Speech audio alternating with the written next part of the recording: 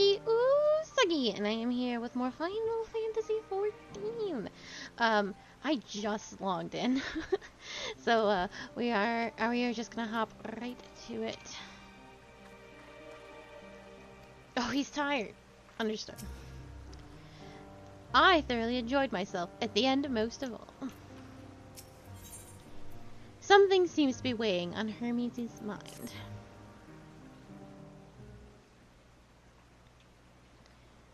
Tell me, Akali, in the course of watching me, have you learned aught of value?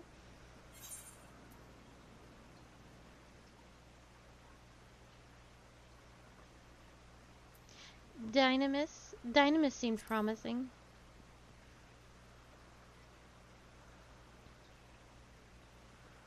Dynamis, you say? Curious that such an obscure phenomenon should be of interest to you. Chief Hermes, what good fortune to find you here?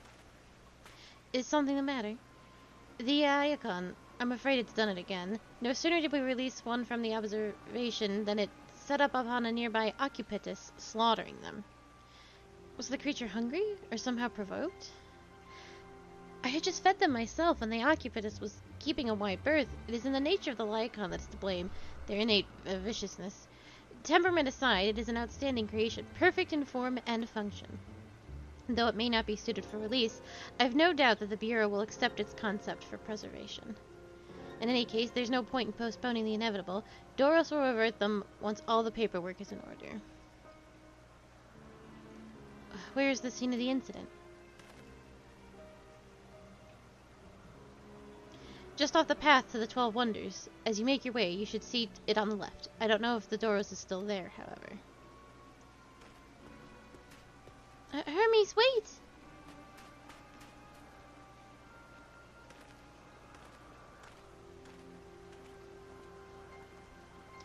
If this is part of his work, then I would observe. We follow.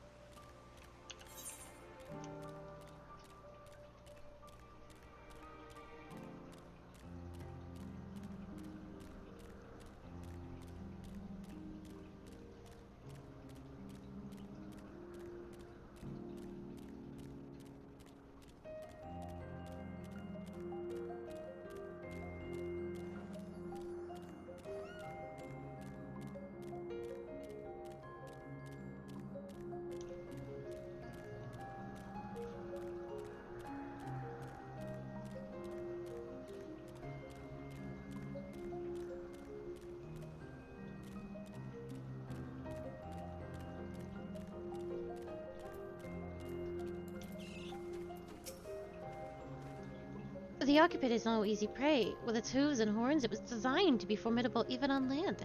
They didn't stand a chance against the Iacon. Fearsome beast, this Iacon, but where is it now? The lacerations and burns are unmistakable. A Iacon was indeed responsible. But the creature is nowhere to be seen. Doros must have taken it away. The man makes his base at the 12 Wonders. I shall go and seek him out there. Emmett Silk and I will search the area for good measure, just to make sure the Iacon did not escape. My thanks. Let us meet at the 12 Wonders when you have finished. I will go on ahead. Please follow with Akali.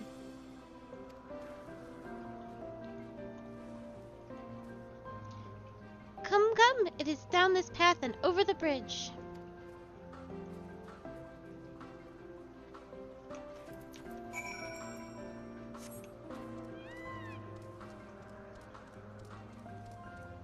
Wait, I wanted to talk to Emmett Silk.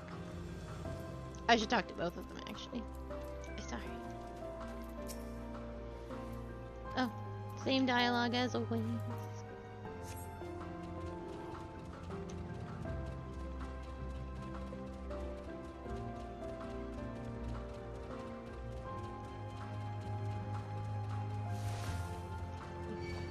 Look at that thing.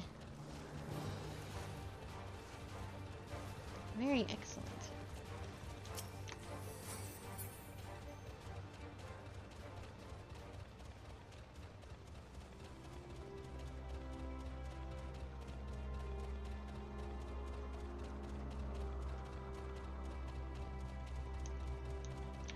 Aether current?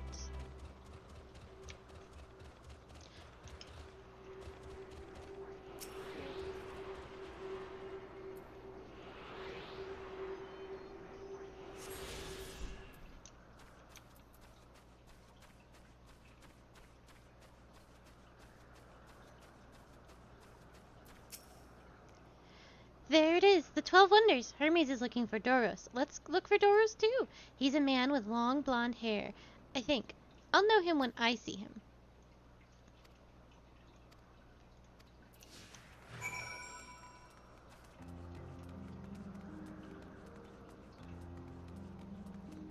Oh, there is a rock that wants for touch. Labria's horses. What an enchanting familiar. I would be delighted to assist your little journey of discovery and personal growth.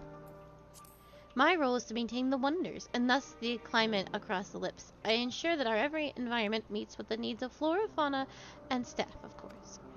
Environs representing each part of Aetherius are recreated here in lips, that we might gain a robust understanding of our concept's potential. As such, maintaining the appropriate balance region by region is tricky work, but more than worth the effort. The 12 Wonders is the wellspring of Ellipse's weather after fashion. Here do we employ the latest spellcraft from Amarat to maintain and adjust the assorted climes through which our creations frolic for test purposes.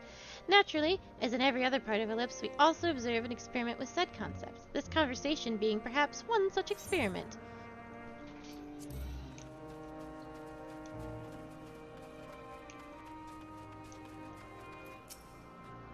Once I get back and record today's results, I should finally be able to put that report to bed. Not Doros. His hair is long. Not Doros, but his hair is long, but the wrong color. I wonder if Doros is... probably not. Surrounded by such wonders, one cannot help but envision new concepts. Not all of them good, mind you. I need to touch this rock.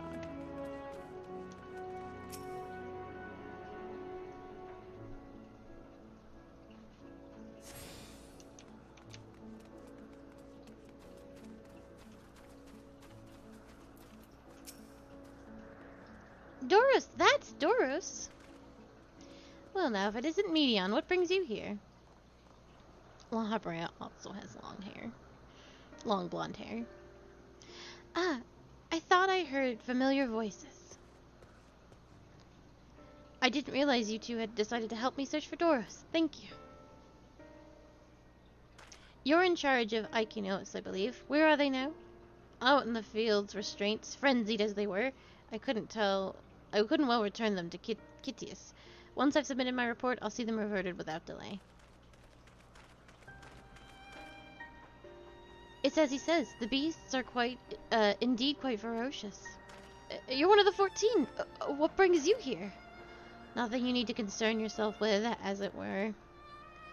You've heard the news that Icon slaughtered occupies. As an observer in charge, you are the opinion that they are not fit to be released? I am. The abnormal aggression, the exceptional strength makes for a highly problematic combination. It matters not where they are released. Lycanos would threaten other species and upset the natural order. Could it be that the specimens observed are an outlier? Highly unlikely. We've created a good many of them, all exhibited the same tendencies. Even when we used Carios to begin with a fresh slate, their behavior was unchanged. Carios? A memory reconfiguration system. The chief himself created it. It allows us to erase or alter memories, that we may observe creations in different environmental conditions without needing to remake them from scratch. Quite impressive, and potentially dangerous, depending on the intensity of the etheric emissions. Pasherat may wish to have words with you. Rest assured, I've kept all values within prescribed limits, and to prevent misuse, its applications are limited to those authorized by the Chief Overseer. Do not misunderstand. To manipulate a subject's memory is an intrusive act I deeply abhor, but it is still preferable to execution. Come now, Chief, let's not be so melodramatic. What was born of Aether is simply being reduced to its original state. I know the distinctions concern you, but we mustn't lose sight of the bigger picture, making rational choices for the sake of a more prosperous star. If a creation cannot be properly studied, even with the aid of Kairos, we remake it. If a creation is deemed detrimental existence, we unmake it. 'Tis all for the greater good, and none question the necessity of such routine processes. I understand these things, I do, and I would never think to unleash a clear and undeniable threat unto the world. Yet insignificant though their individual lives may be next to all creation, it is all Lyconists have. Before we seal their fates, we owe it to these beings to exhaust all options, to ensure that nothing has been overlooked. If you insist, let me provide you with a full report, that we may take it from there.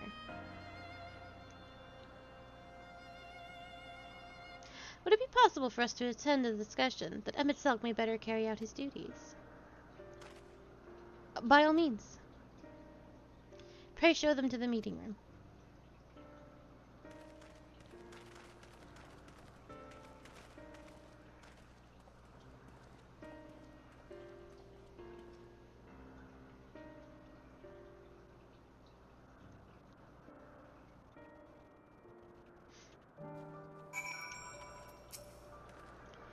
We have a duty to the star, this I know, but it doesn't mean we don't also have a responsibility to the lives we bring in existence here. To man, other beings are just things, to be used and controlled, like magic. That's what Hermes told me once.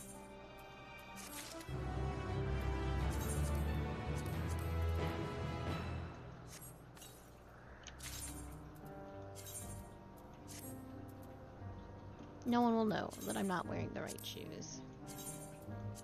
It's definitely fine. You needn't be an Entelechy to feel the weight bearing down on Hermes. I fear this discussion may take a while, during which time... Medion, are you feeling unwell? It's not me, Hermes, it's you. I won't go to the meeting. I'll stay with Akali. Loath though I am to impose, may I leave Medion in your care again? I'm in your debt, if you'll excuse me.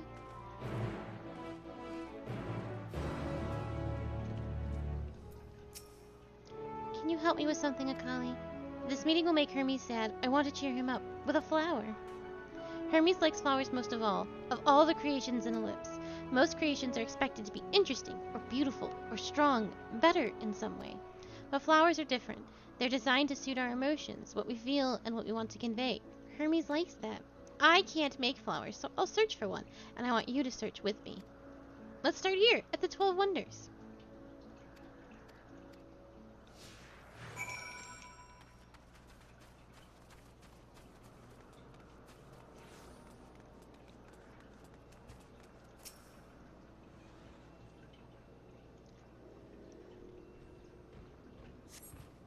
Vibrant purple flowers, bigger than your hands, adorn the tree. Oh, so big and bright! I love them, but they might be too bright. You have to think of the recipient. That's what Hermes said.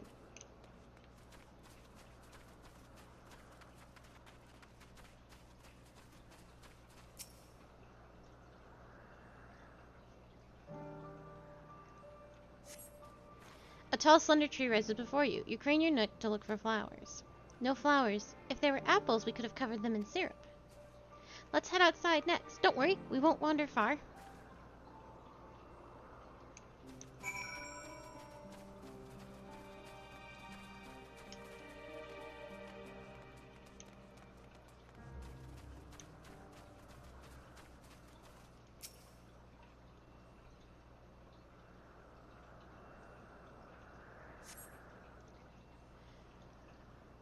An array of beautiful flowers grow in the bed, their mix of colors forming a pattern. These would be better for Hermes, but they're hedged in. That means we shouldn't touch them. They're either under observation or poisonous. Any other place should be fine, though. Let's keep looking.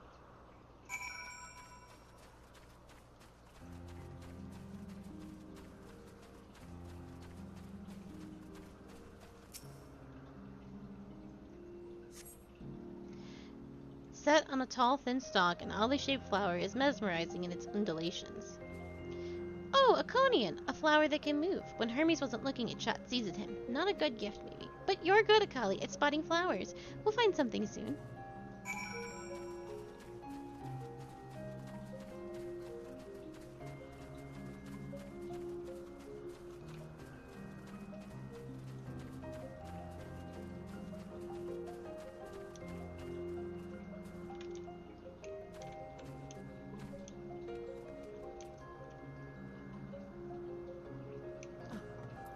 Sometimes I don't think this stuff shows up for me.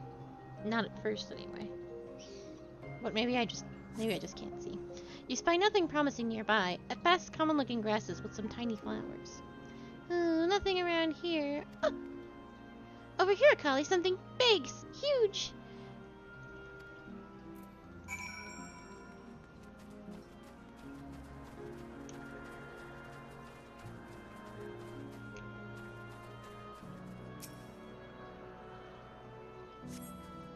A terrible stench reminiscent of sodden old boots pervades the air. Without a doubt, the culprit is the marble-like creature before you. It's an Adornus! These things around its mouth look like petals, but the flowers on are the orbs on its head. When Hermes inspected it, it swallowed him up. He didn't leave room for days.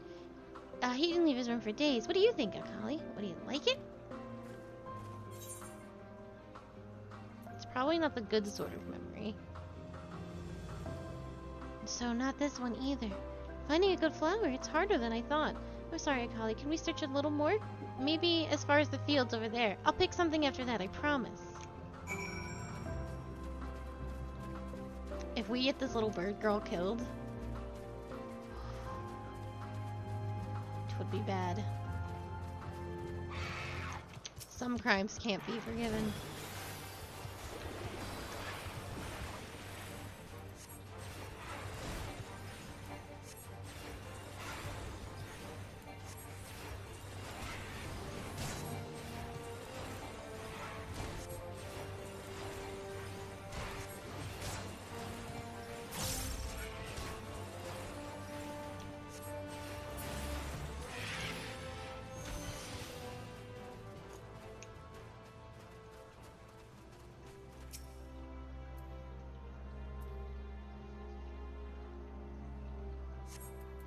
Lush green fields stretch out before you, ending where the sky began.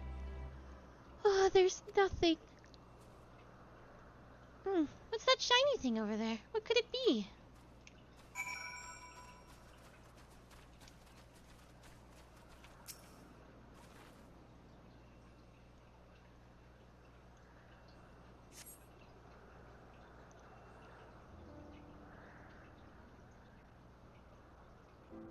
Oh, Elipis flowers. They're here too. Hermes likes and dislikes them at the same time. Like me, they're Entelikes. Like me, they feel his pain and turn dark. That's only for Hermes though. For others, they're always white and bright.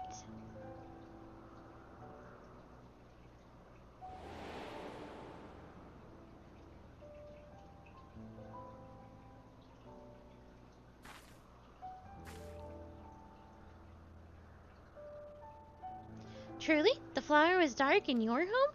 Then do you have it too? A dark emotion?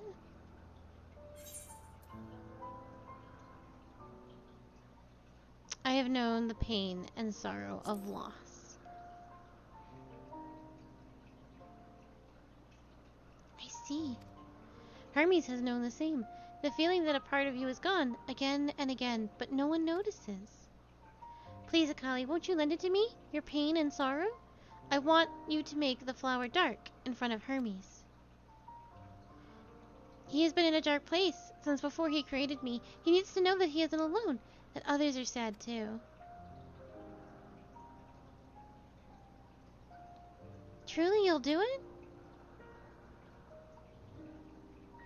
Yeah, you want to be sad? I'll make you sad. Thank you, Akali. Thank you. It means more to me than I can say. I can't wait to see how Hermes reacts. Let's go back and fetch him.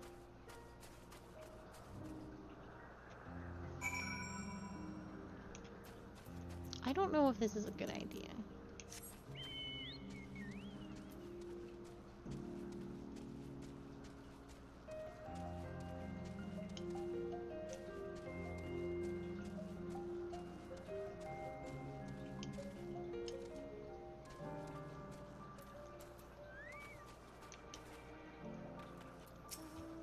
It still seems like they're talking. Let's wait until they've finished.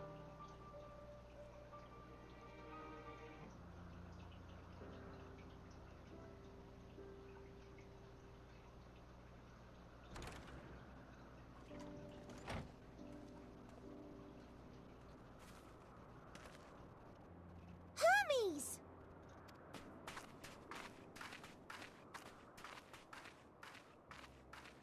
Oh, you were waiting for me. Oops. You've finished talking? Yes, we've come to a decision. My thanks for keeping Meteon company. Emmett Salk and Hythlodaeus have already retired to their rooms. There is room for you too, if you would follow me. Wait! I want to show you something first.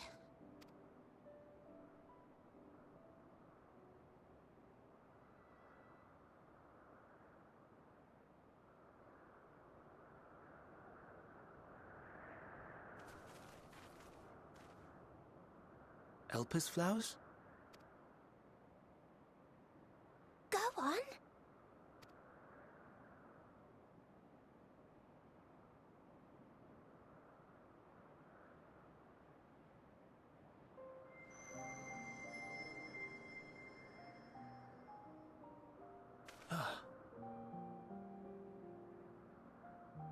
You're not the only one, Hermes.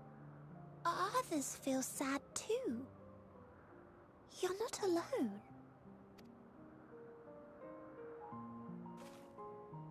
I see Meteon has shared much with you.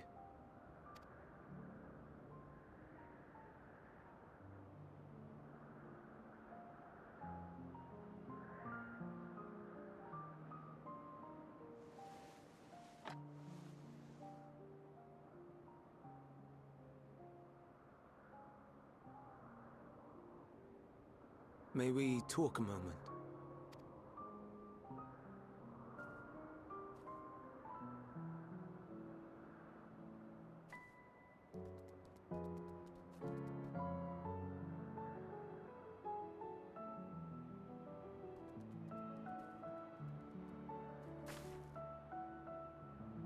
I do not think it wrong that we live for the star, that we strive to make it a better place.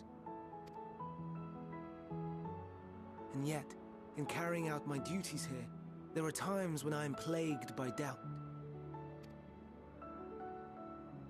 Do you recall what Hythlodaeus said when we first spoke of my nomination? Death is the privilege of those who have fulfilled their purpose, a choice they embrace of their own free will, and when they depart, it is always beautiful. Perhaps it is, but only for man. Creations that he deems useless are discarded with nary a second thought. Some scarcely born into the world, afforded a handful of breaths before life and potential are abruptly extinguished. We make an effort to spare them the pain. They sense what awaits. Rage and anguish and cower and fear. And it is not beautiful. Yet no one cares. No one. So fixated are we upon the duty that we do not pause to question the method. Pain and suffering, confusion and despair, writ plain in the eyes of those poor creatures. Yet no one sees. We turn a blind eye and carry on in blissful ignorance. Not amiss. And always, always the blossoms shine pure and white. A contradiction so blatant I could scream, want to scream. How can you all accept this aberration? Then I wonder, am I the aberration for thinking thus? And I am filled with dread. But now I know I'm not alone.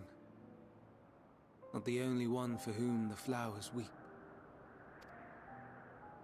I won't ask what you thought as you kneeled beside the Elpis, or if you only did it at Meteon's insistence. Nevertheless, I thank you. To know that you too have experienced suffering is a comfort.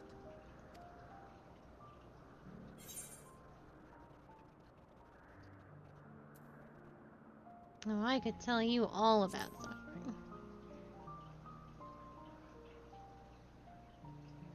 Lest you misunderstand, I derive no pleasure from your pain. It's just... the fact that you are still here in spite of your suffering gives me heart.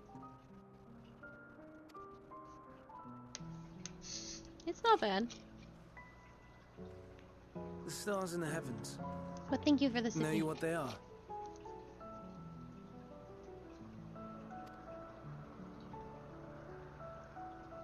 Though it is too far to tell, each glittering light could be a world not unlike Aetheris. A world filled with life. So many stars, so many lives. For us, there may be no higher purpose than to live for our world. But what of the other living beings out there? What is it that gives their lives meaning? That drives them day after day after day? To pose that question to our undiscovered cousins, I created beings of dynamis, who can traverse the vast emptiness between the stars. Meteon and her sisters. Aye, sisters.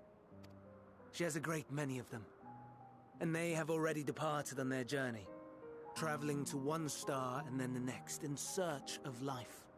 As one might expect, exploration on such a grand scale is rife with difficulties, and thus far I've naught to show for it. But I have faith that we will make some manner of discovery ere long. And when we do, I should be glad to share our findings with you, in gratitude for your kindness.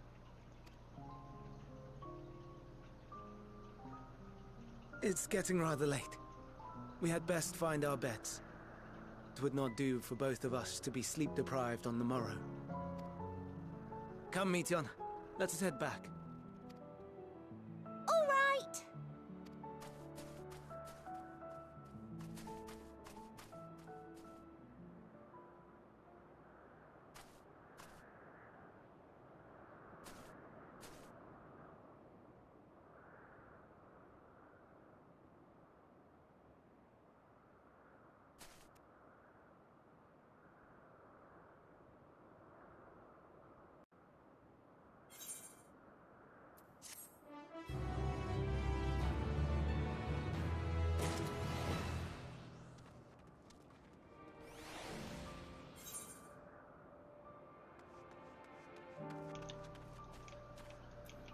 Excuse me, boys. I'm trying to talk to Emmons. Please, Chocobo. The prodigal familiar returns, and after causing all manner of trouble while we are in our meeting, I'm sure. Were you able to get some rest? Please do not hesitate to let us know if you're feeling tired. I worry we might exhaust your scarce reserves of aether. Hermes appears solemn and sorrowful. An all too brief interlude, perhaps, but this time I attend to my task. As Emetselk and Hythlodaeus are aware, we reached a verdict regarding the fate of the Lycanos. 7 were created for observation, and that all 7 must be unmade. Doros has followed the correct protocols, and as chief overseer, I can find no fault in his judgment. The Lycanos would disrupt the natural order, ravaging and consuming the other species until they themselves starve and perish. They cannot be released into the wild, and they cannot be allowed to remain here in Ellipse. I intend to petition the Bureau of the Architect to have the concept preserved as a restricted purpose hazardous life form. Hythlodaeus has pledged to support me in this endeavor. Yet, whatever the Bureau decides, the existing Lycanos have served their purpose. Doros has already isolated the creatures and is preparing to carry out the necessary measures. I will join him forthwith. It is my duty to witness the conclusion to the study. If you are resolved, then we have but to accompany you. Of course, let us be off then. We return to the main isle.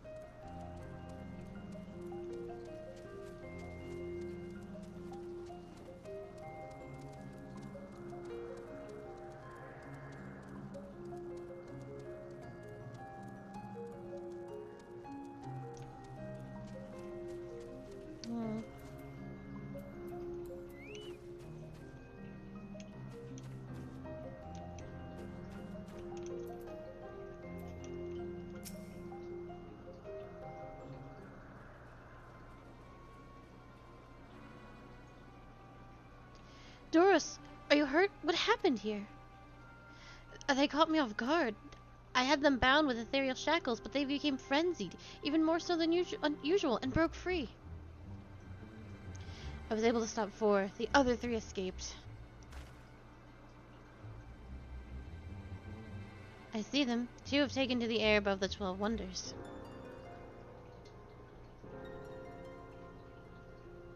The last is up ahead, lurking in the fields. You and Akali handle that one. The pair in the sky you can leave to me. If this is how it must end, then so be it. I will render assistance to Em and Silk, unneeded though it is.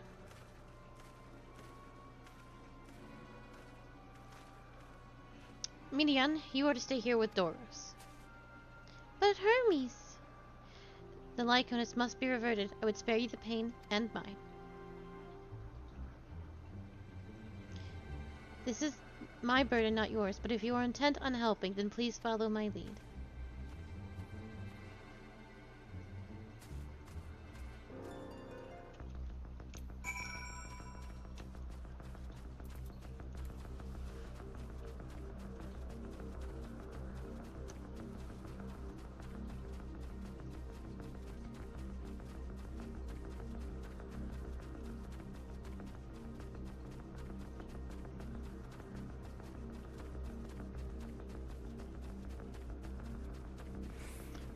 Make everything able to fly. That's part of the problem.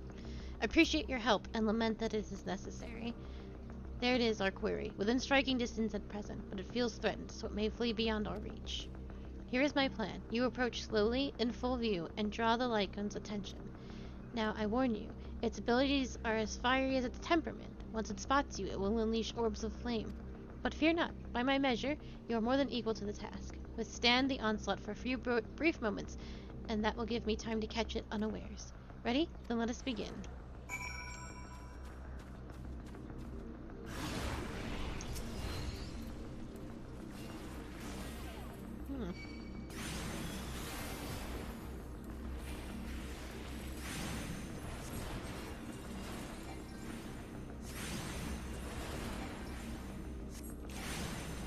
Sorry, boys.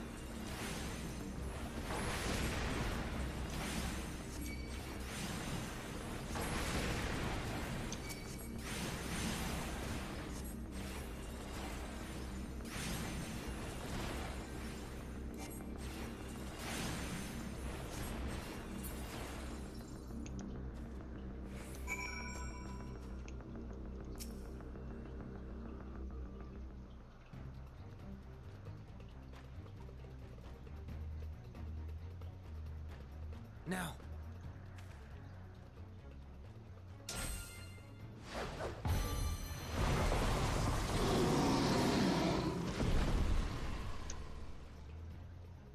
That staff.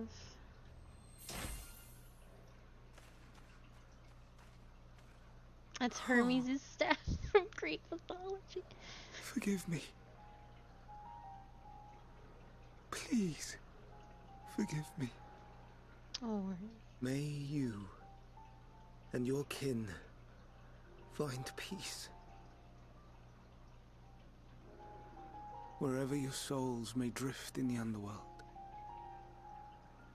may you find tranquil seas.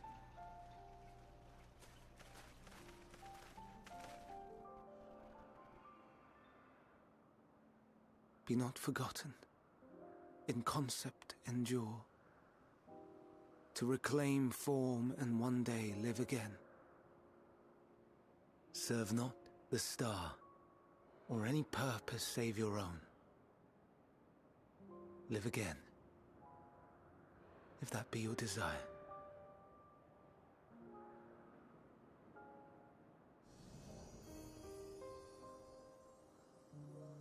Hate, if that be your want. We are worthy. But leave your suffering behind. Lay down your burdens, be born anew. Fly high, fly free.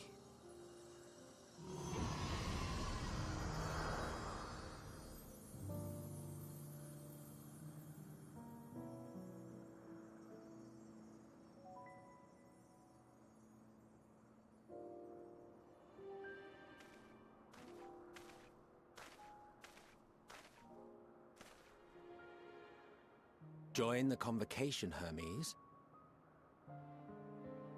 Not a good time, Emmett. You do not belong here. Leave to replace another. To be replaced. It changes nothing. Tell me, do you think it right that we sacrifice all these lives for the sake of the star? And when the star has reached perfection, what then?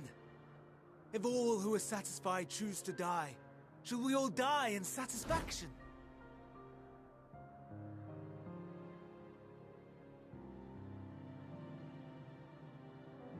I do not know. Were I to take up the seat of Fandaniel, it would be tantamount to approving my predecessor's death. I do not know if it is right. And to be torn by such thoughts. I do not know if I am fit to represent mankind. Hermes! Please don't be angry. It hurts so.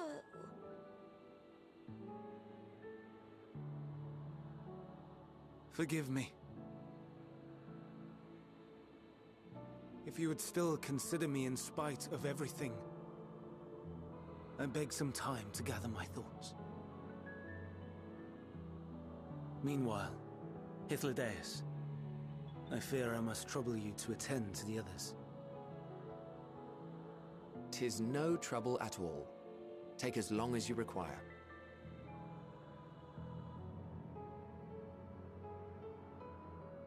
And you, my friend, I pray you find that which you seek.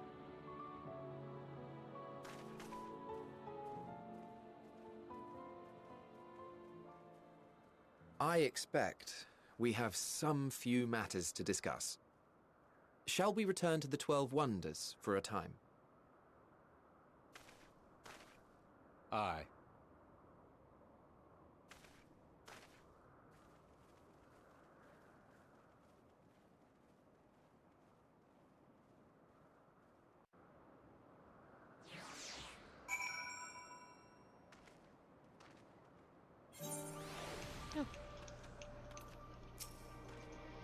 It's been quite an exciting visit for you thus far. Oh, you weren't injured, were you? Good, good. The other Lycones have been taken care of. The incident is resolved, and life on Ilpus continues as normal, or ends, as the case may be.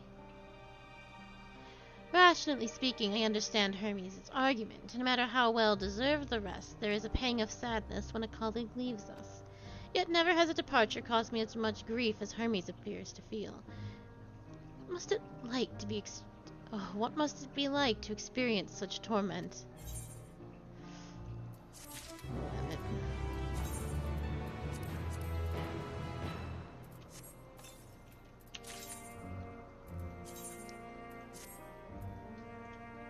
Look at these cute little glovies. They have destroyed my sleeves, but I think that's okay. I don't know what answer he's searching for, or if it is within our power to give it, but I believe he would make a fine Fandaniel, and that if he rejects us out of hand, we will all be lesser for it. Hythlodaeus wishes to discuss plans for the remainder of your visit. Where to now? If there is anywhere you would like to visit before we leave, I should be glad to show you the way. Hermes has not yet outright refused his position with the convocation, merely postponed the decision. As such, I may as well resume my assessment. If we cannot accompany him, then I will content myself with questioning his colleagues. Ever the pragmatist, then allow me to remain your humble guide. And what of you, Macaulay? Will you continue along with us? Wonderful! Our fellowship travels on unbroken. I say we explore another part of Ellipse and see what new encounters there are to be had. If you would follow me, we will first head back towards Engonoris.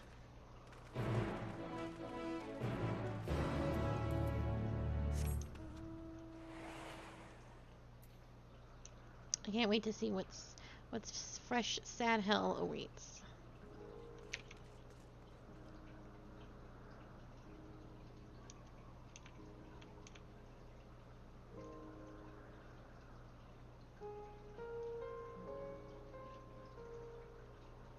I'll need to, before I go back to the real world, I'll have to probably unglamour my chest, so not to run around in spoiler clothing. That would be uncool.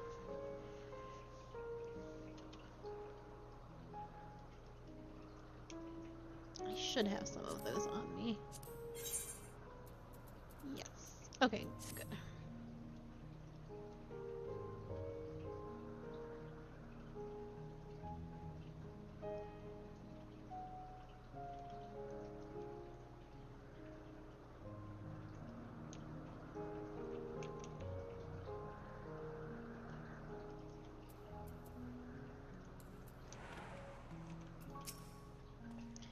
Didn't we part ways with Hermes not far from here? Given the size of Ellipse, I expect our paths will cross again before long.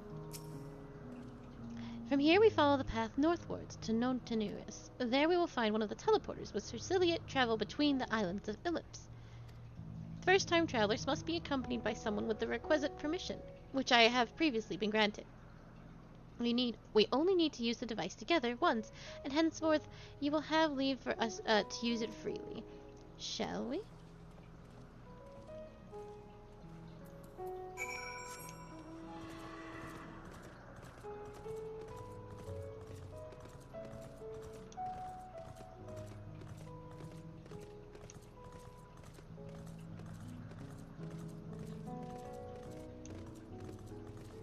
was taking a look at some of the new items for housing. Now I'm going to have to completely redo my yard, which is a stressful concept when you only have 20 slots and everything is important. I think I only have like 10 indoor slots left as well. It is a big problem. Unless the need is pressing, I won't be tracking Hermes with my ethereal sight. 'Tis poor manners to spy on someone comings and goings in such a fashion, so don't ask. Social conventions notwithstanding, perceiving ether requires deliberate and intense concentration, and we otherwise keep our eyes on the corporal world. Here we are. Note the news. The teleporter will take us to Kalimios Zephyros, the western island. That's it right there, looming large over us. Step this way, and we can soon admire the view from above. These words are all exceptionally Greek and hard to say.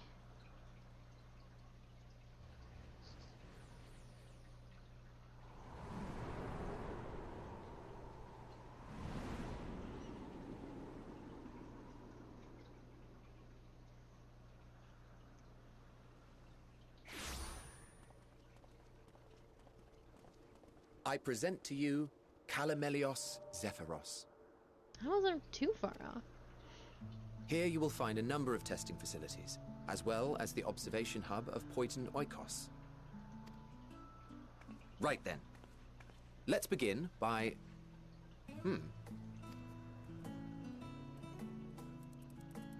Run. Well, an Arrhaeus. How delightful.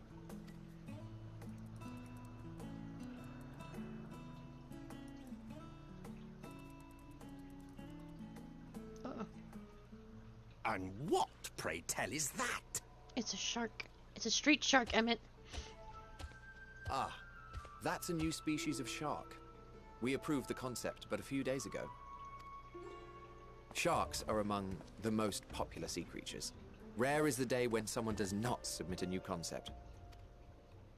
At first, they were largely orthodox, consideration given to such things as size and environmental impact, and then a whimsical someone thought to bestow it with flight, another superior intelligence. And then the floodgates burst, concepts with multiple heads, or arms and legs, and so on and so forth. It was getting absurd. A part of me wanted to tell them to go away and find something else to create, but in the end I couldn't deny their passion. And here we are.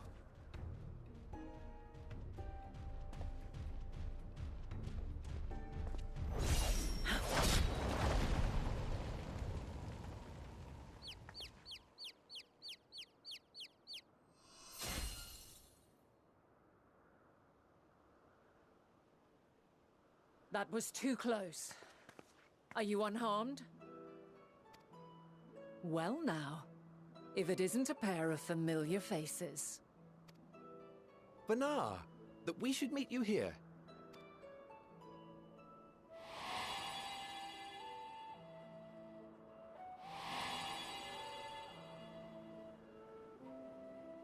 As I mentioned earlier, the better part of the convocation holds that when we retire is when we return to the star.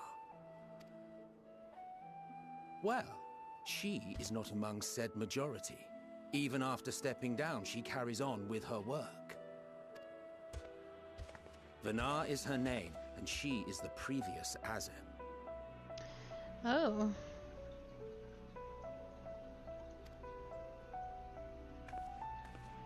It has been a while, Hythlodaeus. You look well. Less so, Emmet Selk. Wow. I dare say the lines upon your brow have both deepened and doubled in number. A shame for one so young. You must make an effort to frown less often.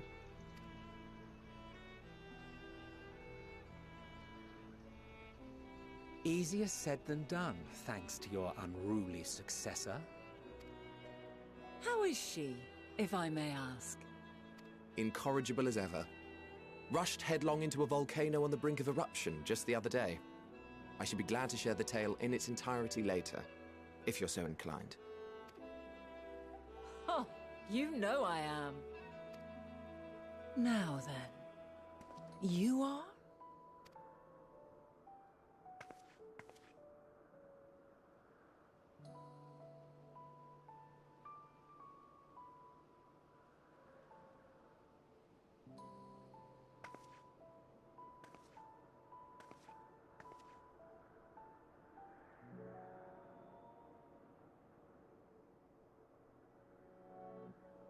I say, have you perchance come from the future?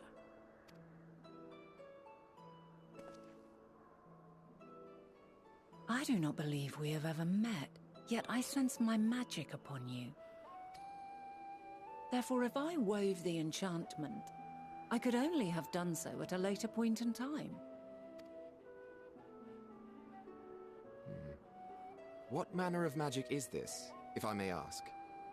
A traveler's ward, of course. It prevents the corruption of one's ether.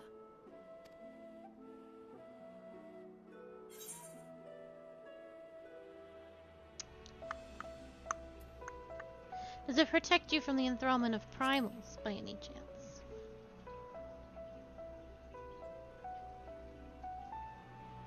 Primals, you say? But I'm not familiar with such beings. But if they enthrall by warping the balance of ether, then yes, the magic would afford you a measure of protection. These are Ascian gloves. They've got the claws.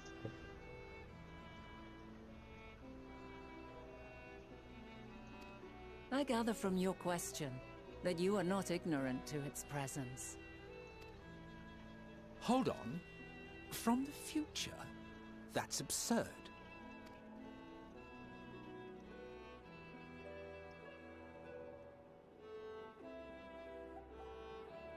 What is it? Are you unable to speak of the matter?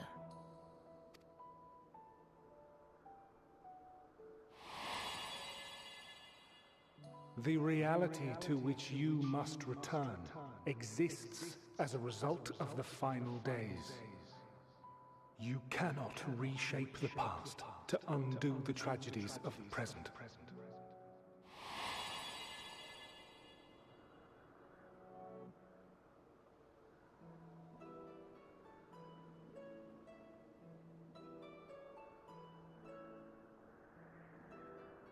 So, your actions here will not change your history, but they may yet affect the course of ours. How very exciting. I'm quite fond of delving into the unknown, and there's naught more unknown than the future. Until a moment finally arrives, we cannot know for certain what will come to pass, regardless of our supposed foreknowledge, so you needn't worry for us. More importantly, that you should go to such great lengths as to travel unto the past bespeaks the gravity of your quest. Will you not reveal it to us? Mayhap we can be of aid to your cause. Sounds very dangerous. I think. Paradox.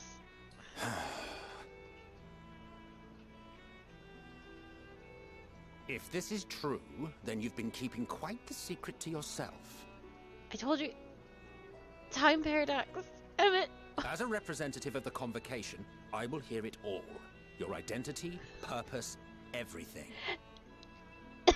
Emmett. I can't.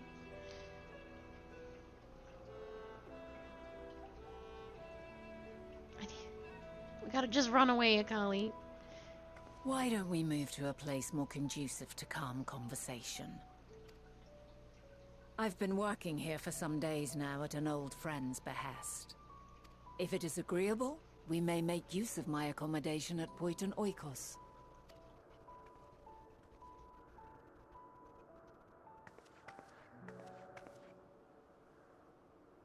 We were meant to meet. I am certain of it. Else I wouldn't have marked you so clearly, and sent you unto myself in the past. Well, it's precisely the sort of mischief I would get up to. And quite inspired, if I do say so myself.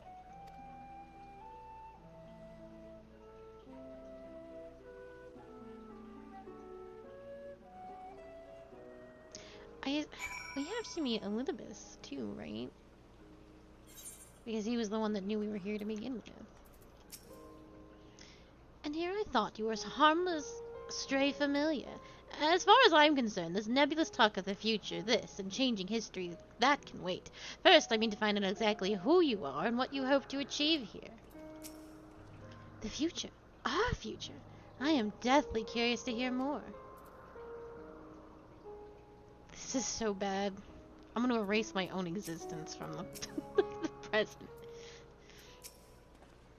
My apologies, but before we move along, Akali has tasked me with a matter which I'd rather not leave unresolved. It involves finding a certain concept-engraved crystal and the quick-fingered Aureus which made off with it. An Aureus, you say? I think I might have seen the culprit before being distracted by that business with the shark. Would you like us to follow its ethereal trail? That would, of course, lead us only to the Aureus. There's no guarantee that it hasn't dropped or stashed away the crystal you seek. Please, even that much would be enormously helpful. While you are hunting down the thief, I can follow behind and scour the forest floor just in case. Can I ask you to join the search? I would appreciate another pair of eyes to cover the land to the west of here. Many thanks. There's a small bridge leading to Poikin Oikos. Let us meet up once we've exhausted our efforts.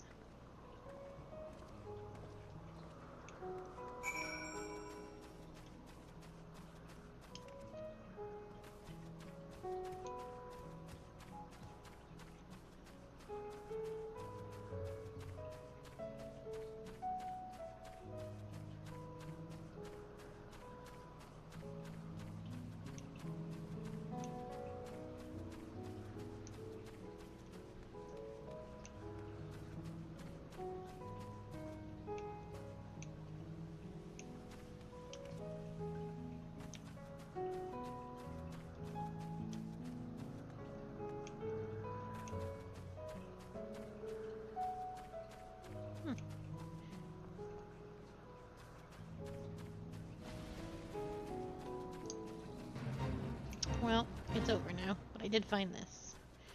I did it.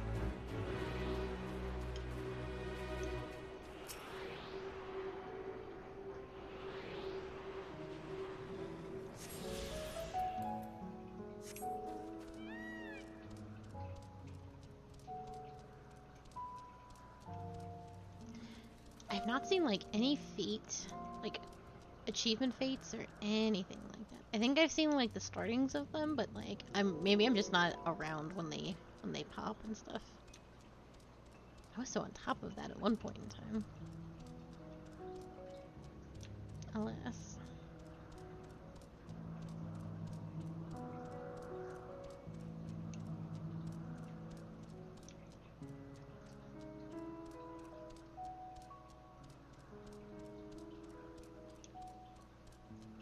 I didn't see anything up there, although in this zone in particular, they don't show up right away, like the little landmarks that I'm supposed to be finding. I've been having a really hard time with those. Like, I'll walk past them and they don't appear.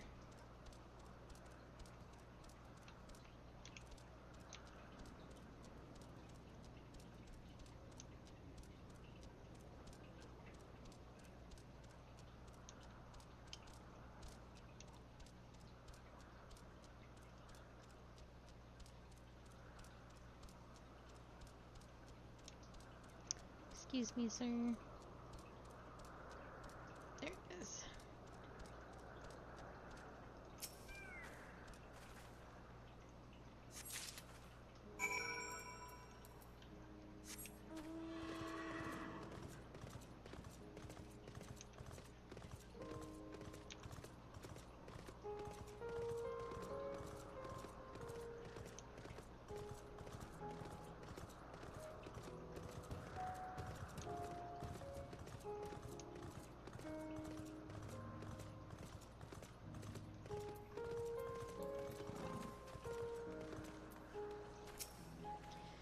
The problem you present is vexing enough without adding the old Azim into the question. And she wonders why the lines upon my brow grow deeper when she herself wields the hammer and chisel. The Azims, both mentor and student, are a force to be reckoned with. I find them a delight personally, but they have a habit of making Emmett Selk look like he's as if he bit down on a sour grape. Our last searcher returns. I'm afraid the Aureus no longer had the crystal, nor was I able to find it as I followed in its wake. I don't suppose you fared any better?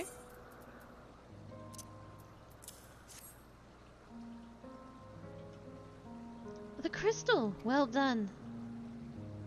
Wonderful. Now I can focus on your tale without the missing concept nagging at my mind. Have you always had a knack for finding things? I've often been asked to do so. Oh, you too? Some of us are destined to always be searching for ourselves and for others. Long ago, when I held the seat of Azim, I was forever trekking back and forth across the star in search of answers to people's problems. Naturally, the need for such journeys has lessened considerably since I entrusted the position to my whimsical successor. Yet I am eager to come running should an old acquaintance or new interest require my personal attention. That is what brings me to Ellipse, in fact. Many times has my presence been requested, my opinion sought concerning the habitat of this or that creation. Agreeing to help locate the missing crystal was a minor distraction, which now promises to become a major revelation. How strange and wonderful it is, the way one thing leads to another. Wouldn't you agree? Vinette is in a cheerful mood. Thank you again for your timely help. Now then, 'tis time I return this stolen property. If you would go on ahead to my accommodation, I will join you as soon as I have attended to that task. Follow the path straight ahead to the building on top of the slope. I have the entire place to myself, so we can speak without fear of being disturbed or overheard. What was that?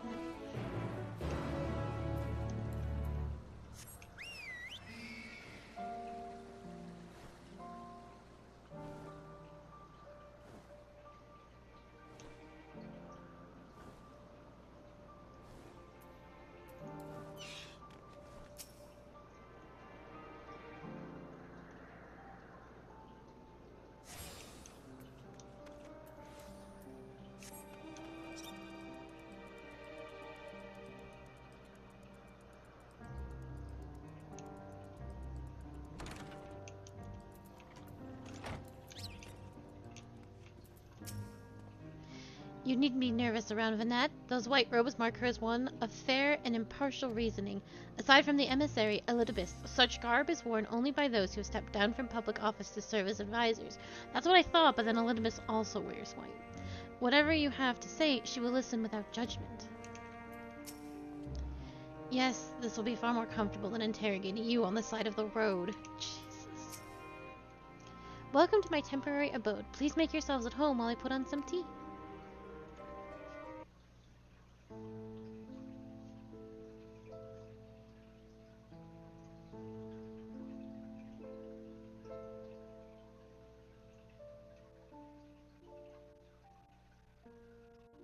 The dragon song motif. A wonderful aroma. I feel more relaxed already. That's a curious motif to have play. Would that I had sweetmeats to offer, but I travel light out of habit. There's plenty of hot water though, so please have as much tea as you like. Now then, will you tell us your tale?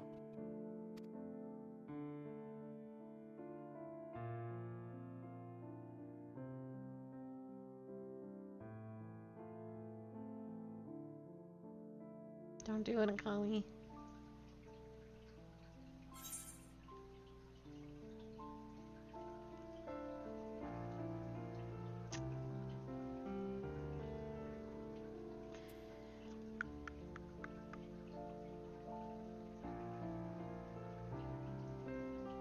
The world has been sundered, broken into shards.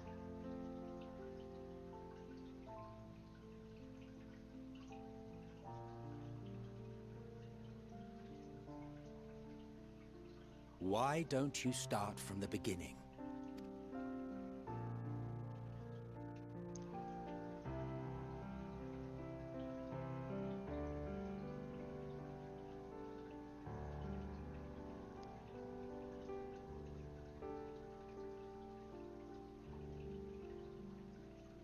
This has to change the past. Or this has to change the future. There's no way it doesn't.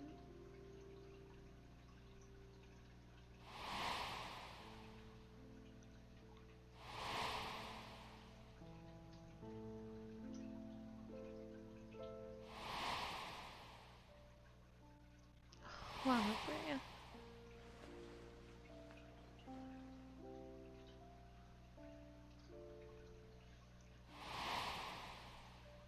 Oh.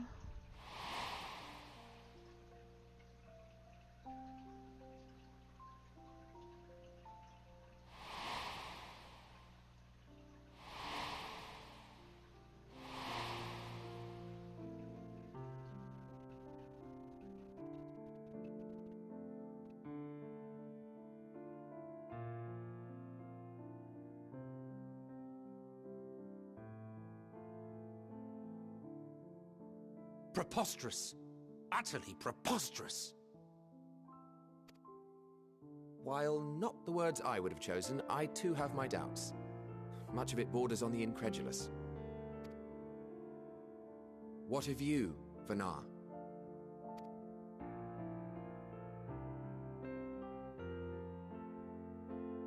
Not knowing the precise details of the first final days, it is difficult to determine the veracity of the tale. Supposing it is all true, I must ask myself why I would do what I did. Why would I feel I had no recourse but to oppose the 14 and create this Hydaelyn? Circumstances change, of course, but it would not have been an easy decision regardless. No, there must have been a reason. One compelling enough to force me to take such drastic measures. Then there is the Elpis flower, which I said would serve as a guide. That it's of import to your mission is plain, but your presence here leads me to believe that this place also holds significance. But what could it be? What are we meant to accomplish? Might it not be simply thus? In the future, whence she came, The final days could not be averted. Mankind has no choice but to flee the star.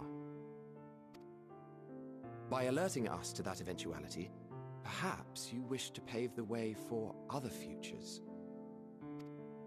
Theoretically speaking, it is a possibility. Yet if that were my primary objective, I see no reason to guide our friend to Elpis specifically. The capital and Amarot, or even my own home would be more logical destinations.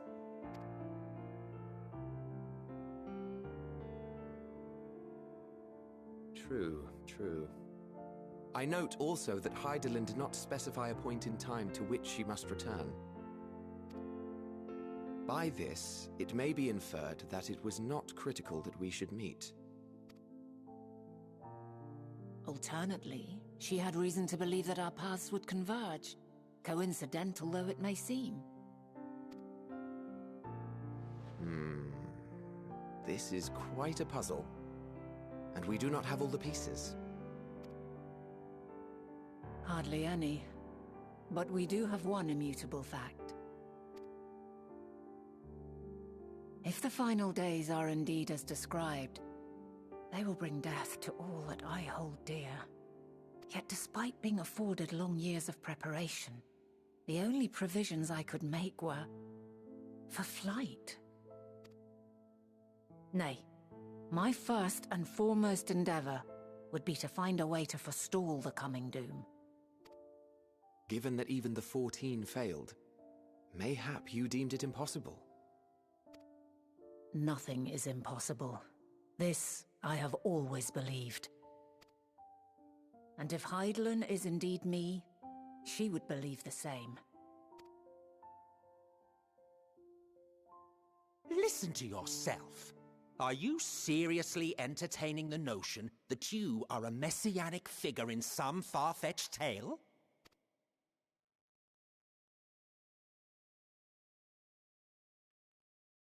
Well, I will not. I refuse to accept that our world could be undone by some unforeseen calamity. I also take offense to my portrayal as a megalomaniacal madman. To sacrifice oneself for the star is a noble act, and I would hold those who gave themselves to this zodiac in the highest esteem. Yet, you claim I recreated Amarot and populated it with phantoms of our people? A bizarre indulgence that would be insulting to their memory. Worse still, I even invited you there. Literally invited my own downfall. Why would I do something so idiotic and inexplicable? That's a good question.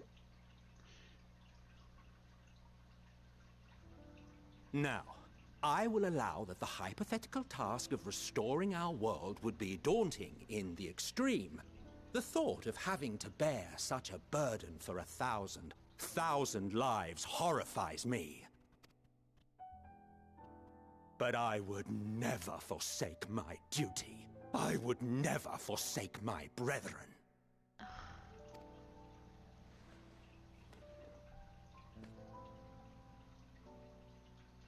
You do not know me. I've had my fill of your fiction.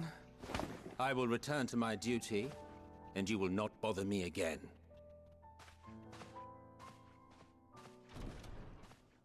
Emmett Selk! Wait!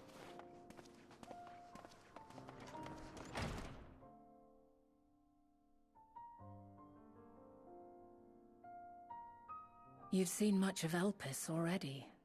If you have any observations to share, I should like to hear them.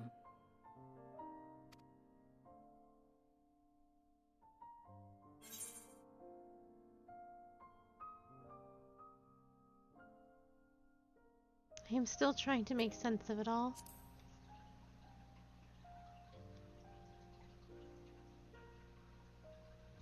I see. Then for now, it might be best that we follow your lead and investigate he who will become Vandaniel. And if Dynamis is the selfsame energy as Akasha, as it likely seems, we would do well to learn more about it. With that settled, it is time for action. The missing pieces of the puzzle are here, I'm certain of it.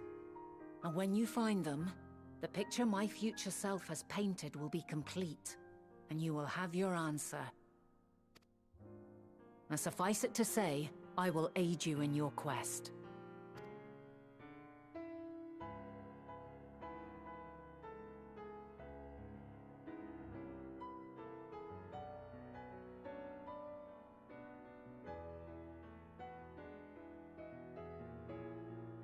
Have faith.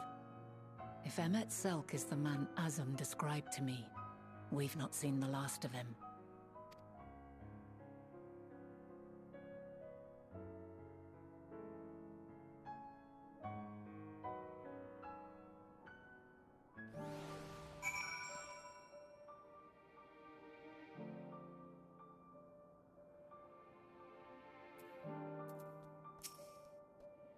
Shall we begin our investigations, then? I'm acquainted with Hermes, of course, but only as a visitor received by the Chief Overseer of Ellipse. Of the man himself, I know only that which is common knowledge. Thus I suggest we fall back on the tried and true method of conversing with the locals. The observers who live here can surely tell us more of Hermes and Medion, and I have a good idea of where we might begin.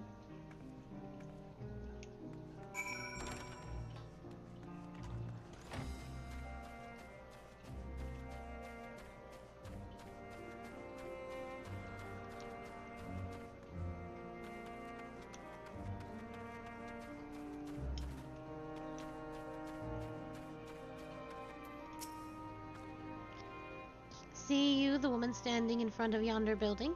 Her name is Ismene. She is the one who made arrangements for my stay in Ellipse, and from what I recall, she has held her position here for quite some time. Chances are she can provide us with some insights.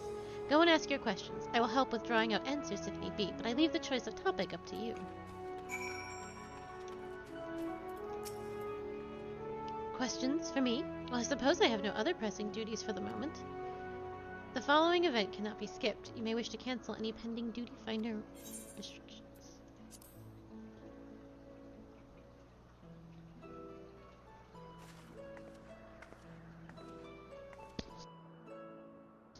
Greetings, Ismail.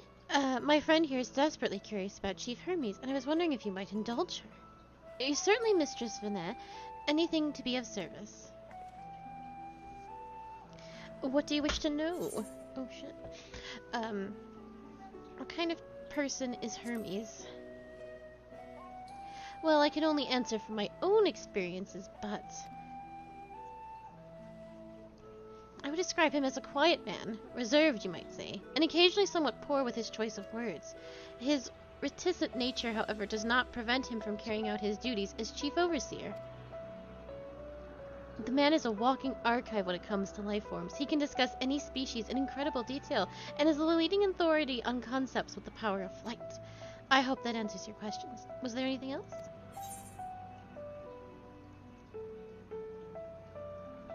How long... do you know of Medion's abilities? It's no secret that she is highly unusual familiar. Of late, the chief often makes his rounds with her, like a mother hen raising her chick. I understand that she is able to read emotions and communicate directly with one's mind. Exactly how she was created with that talent, however, is a mystery to me.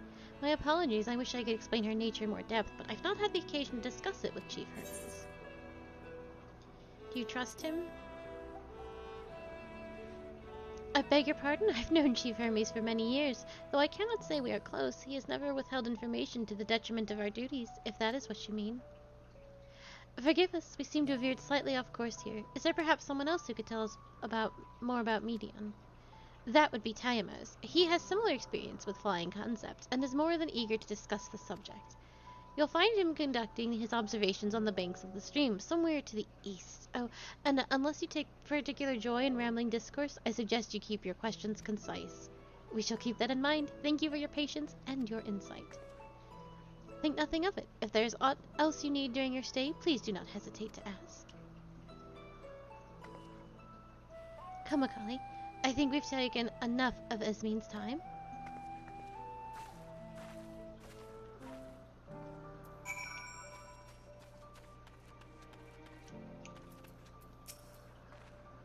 Our investigation is off to a fine start, wouldn't you agree? From here, I propose we split up. I shall continue making inquiries with the resident observers. If you could track down the colleague Ismene mentioned, while I did feel compelled to interject once or twice during this previous conversation, you seem more than capable of drawing forth the answers you seek. All I ask is that you watch your footing around the stream, and we can meet back here once we finish speaking with Tiamos.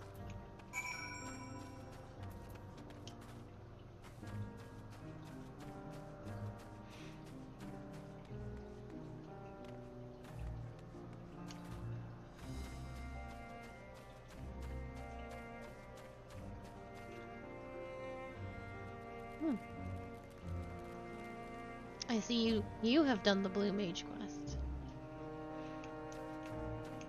I want that mount so bad. One day.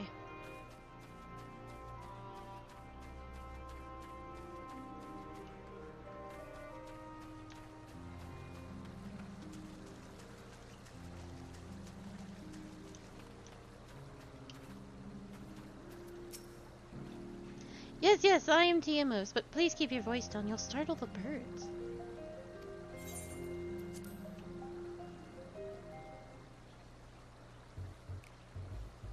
So what is it you wish to speak about?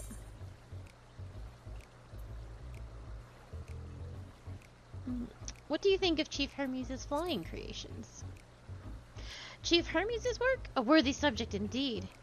Those beings which soar through the clouds, majestic and graceful, are ever a favorite of creators. Even now, with so many varieties in existence, the flood of newly imagined concepts continues unabated. What sets the Chief of Creations apart, however, is that they benefit from his boundless knowledge of the celestial realm. Birds that climb so high that they disappear from view, others which traverse the boundless sky in moments, and all without riding the currents. I know of none save he who can conceive of such marvels. Even we who prize elegance of form above all else are dumbfounded by his genius. Medion too is a marvel, then? My opinion on the matter would be superficial at best. Despite my admiration for Medion as a concept, I have never delved too deeply into the inner workings of her nature. I know she has a gift for communicating via emotions, but otherwise her abilities are a mystery to me. If Chief Hermes would choose to submit Medion's concept to the Bureau of the Architect, then will the design be registered for public scrutiny? Analyzing a colleague's creation before that step is frowned upon, to say the least. Of course, if he came to me, a fellow artisan looking for advice, that would be an entirely different story. Do you know of Dynamis and Entelekes? Dynamis and Entelekes? Those terms sound vaguely familiar. Was there not a flower made here in Ellipse that which exhibited properties of one or the other? It must have been centuries since I last heard of anyone speak of such things. Has there been a resurgence in interest? Then why bring up the subject?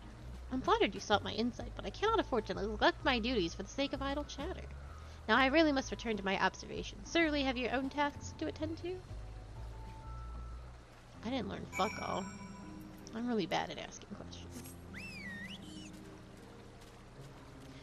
Well, I guess that we learned that Medion is, like, been kept close to the vest.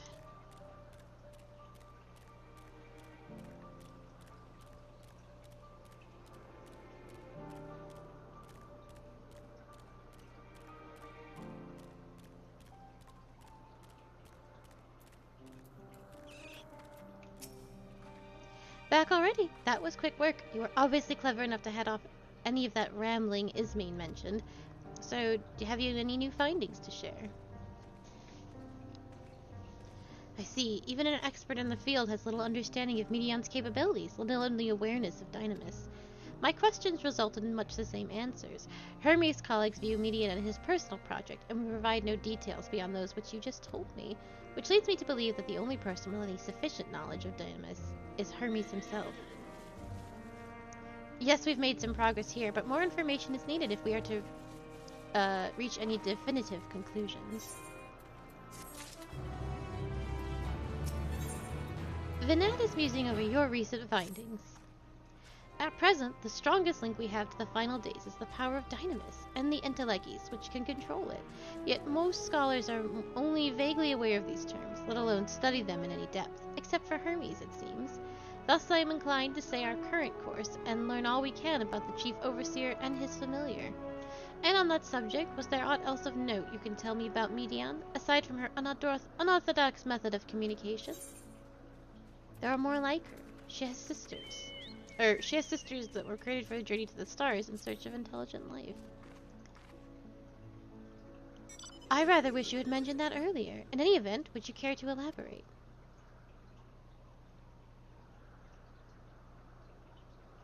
So these siblings of hers now travel the great expanse in search of deeper meaning. Thank you. Though the mystery at hand remains unresolved, I feel you've touched upon a vital clue. One should we keep in mind as we continue. Next, I propose we take ourselves to Precipita Crystalline, not far from here. Just follow the path to the west.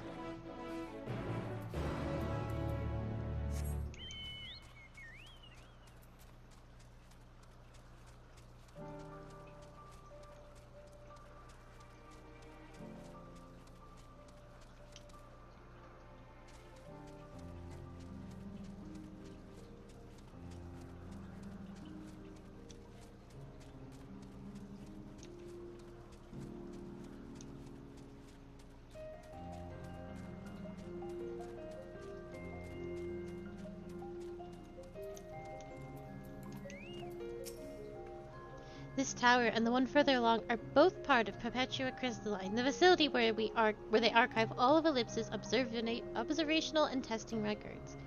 Despite how they appear from the outside, the interior is actually a vast area of magically interconnected spaces, which, while fascinating, is not the reason we are here, is it?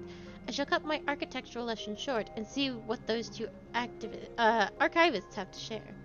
If you could find someone to speak with over at the other tower, I shall join you there anon.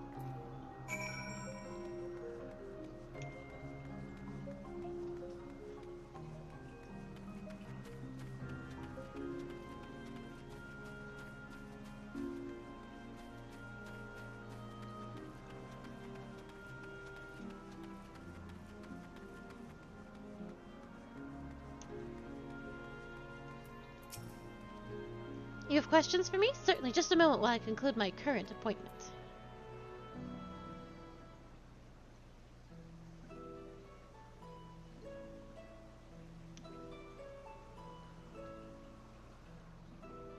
Indeed, so if you could provide a comprehensive log of those behaviors, we should have lent sufficient data for our official records.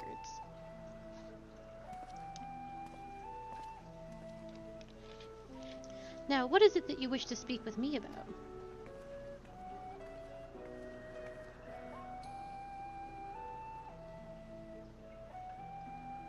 The Chief Overseer's personal research project, and by that I assume you mean Medion? Such undocumented studies are difficult to track. After all, hardly a day goes by without seeing a researcher trailed by one creation or another. I'm afraid I cannot tell you exactly when Medion appeared, only that she now spends much of her time at Chief Hermes' side. Although I do recall an interesting tale my dearest Galeen shared with me. Galeen is my partner, and a fellow researcher here in Ellipse. She was returning late one night when she caught sight of Chief Hermes sending Medion heavensward, a host of them. For several days she would speak of that scene with wonder, describing it as one of the most beautiful spectacles that she had ever witnessed. That sounds like a story I should like to hear. Mistress Vana, I thought you had already returned to the surface. Permit me to thank you again for your invaluable contribution to our concept placement proposal. Pray do not mention it. As you say, my original plan was to leave after that task, but I have since become engrossed with Chief Hermes' research. Would you favor me with a retelling of this sight, which so delighted your Galeen? Of course, or would you rather hear it from her lips directly, if you prefer? At present, she should be observing a subject in Metabesos Thalassae. She does enjoy her time there, watching the sea creatures hunt and play, gazing upon the salty waters of the world's oceans, recreated in such sublime detail.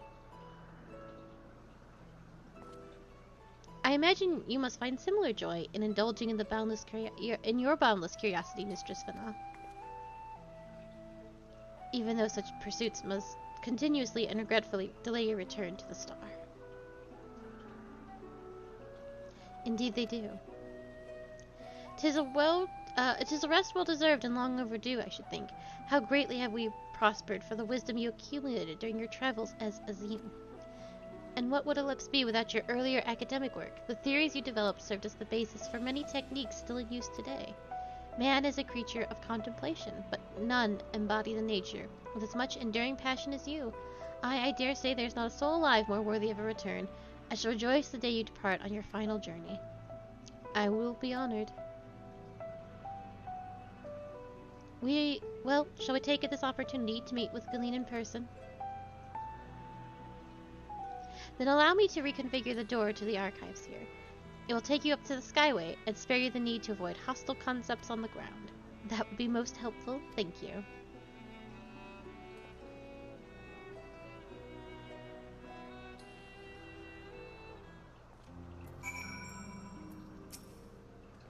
The other archivist said naught we hadn't already heard, but this story of Galeen sounds promising.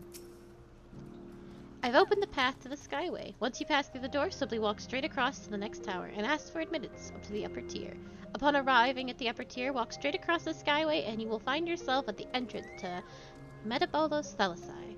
Galeen will be eager to share her tale with you, I'm sure.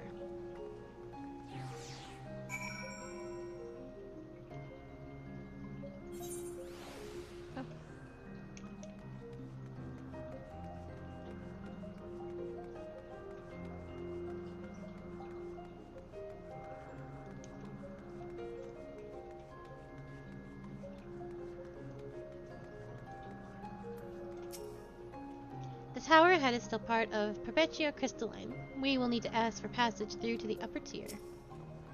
Mistress Vanna, just passing through? Then allow me to prepare the path. If you need further assistance, there is always an observer or two on the upper Skyway.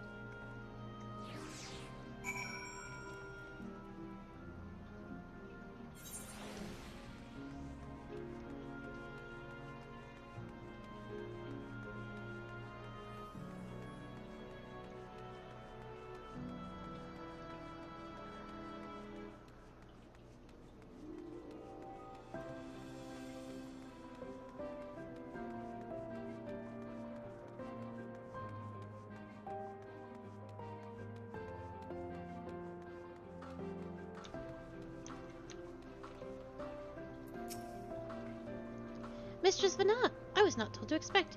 We would have prepared an official welcome. Please, there's no need for fanfare. I only wish to speak with Galeen, if that might be arranged. Yes, Galeen, of course. I will inform her immediately. But she may be engaged in a testing phase. You could be in for something of a wait. Should I let her know your business is urgent? That will be necessary. The lovely view will keep us occupied until she is ready to receive us.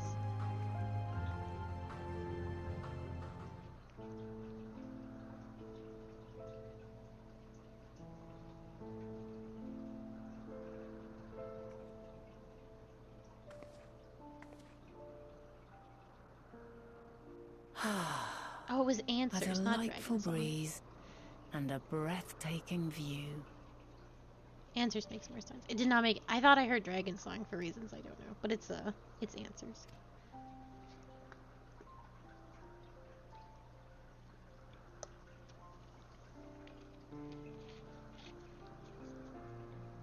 What is it like in the future? Is the world still a beautiful place?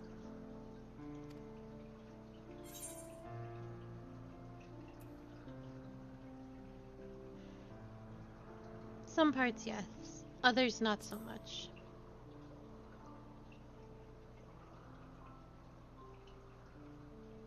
Dark, hidden places, rife with danger. Those have an altogether different, but no less powerful sort of appeal. While we wait, will you not tell me about your adventures?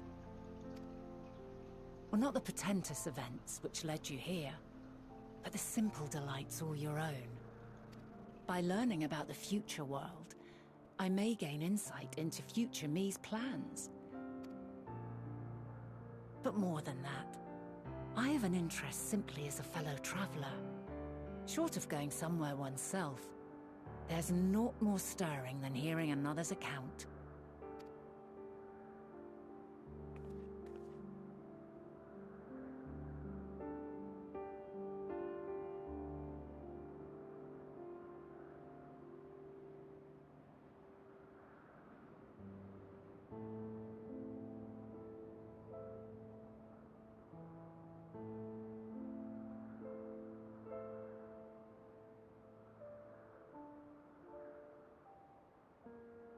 Oh, Siobhan.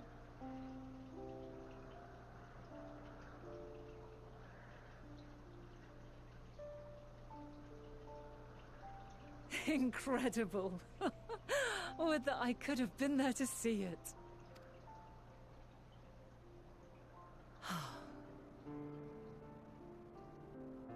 Yours is a harsh and unforgiving world. Yet in spite of this, your brethren hold fast to their virtue. To know that the light of mankind's potential still shines, even in that faraway place, it gives me heart.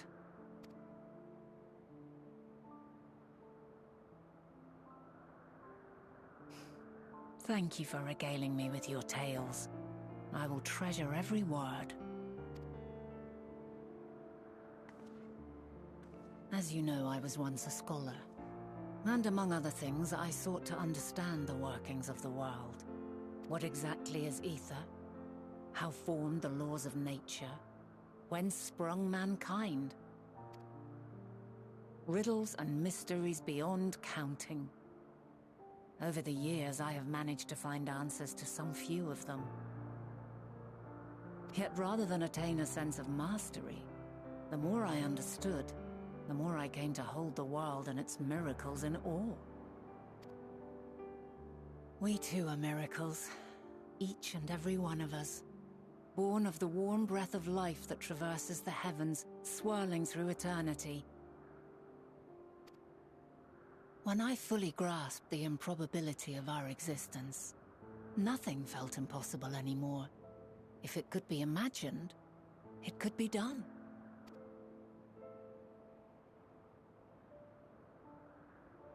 A passion swelled within me, an epiphany dispelling all preconceptions of what was natural and true.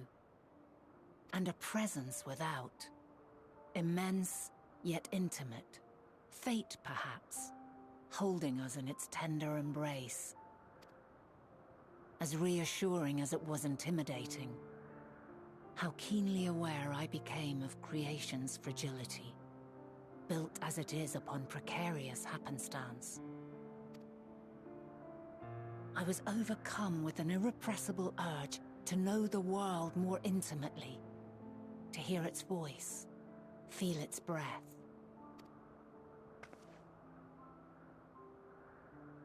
I ventured forth on a journey that very day, so very long ago now. Freed from presumption and prejudice, I saw the world through a newborn's eyes. Everything fresh and new, and so beautiful. Lands that stretched on forever. Skies one could drown in. The heartbeat of nature, silent yet strong. And amidst it all a people, beacons of light and life. Laughter that warmed my heart like naught else before. They are my meaning, and my purpose, my love. And so long as they need help, I cannot return to the star. Perhaps my future self is still waiting for it.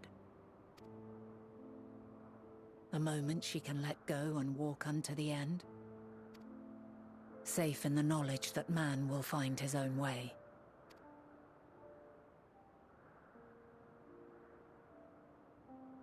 You, who are our future, tell me this, and tell me true. Has your journey been good? Has it been worthwhile?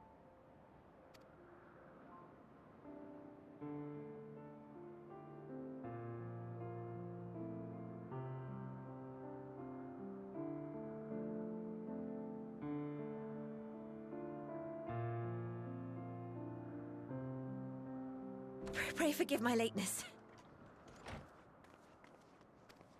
My observation subject was rather irritable, and it took a while to settle it down. No need to apologize. Your work takes precedence. Besides, we had a pleasant conversation in the meantime. You're too kind. Now then, I'm told you wished to ask me some questions. Indeed. I've an interest in one of Hermes' creations. Meteon. You witnessed a host of them take flight, yes? Oh, that! Yes, I did. 'Twas in the dark of the morn. I'd left the Thalassai after nocturnal observation. As I walked along, I spied a bright light climbing high into the southeastern skies. Then, in an instant, it was gone, like a shooting star, only rising rather than falling. But then another shot up, then another, and another. Intrigued, I made my way to the edge to investigate. And who should I spy on an isle to the south but Hermes and Meteon, the Matea, rather. There were lots of them, and I realized they must be the shooting stars that I'd seen. A dazzling spectacle indeed. Have you spoken with Hermes about this? Oh, yes. The sight left such an impression on me that I approached him about his mystery project the very next day. Alas, he said that he couldn't reveal anything just yet, that he needed to conduct further tests. It shouldn't be long now, though. He often returns to that isle, and I have a feeling he's nearing a breakthrough.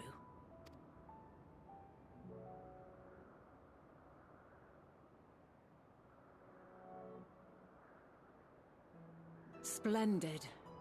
We are likewise eager for the details. Well, that is all we wish to ask.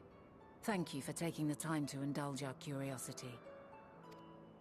You're very welcome. It's always a pleasure to speak with other inquisitive souls. Oh, and will you be descending now? If so, I shall link the doors for you.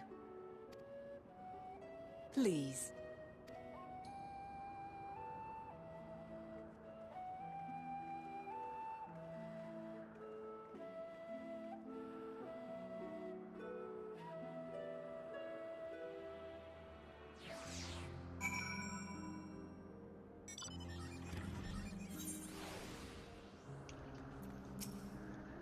So another piece of the puzzle falls into place. From what we've learned thus far, I think we can safely conclude that Hermes hasn't been revealing the details of his research to others, which suggests that either someone will appropriate his discoveries and make use of them, or that Hermes himself will have a hand in causing the final days.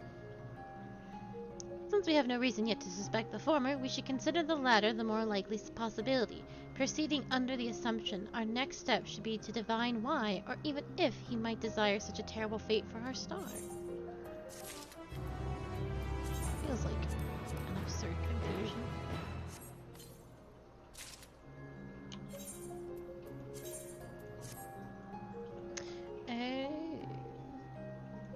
Let me go.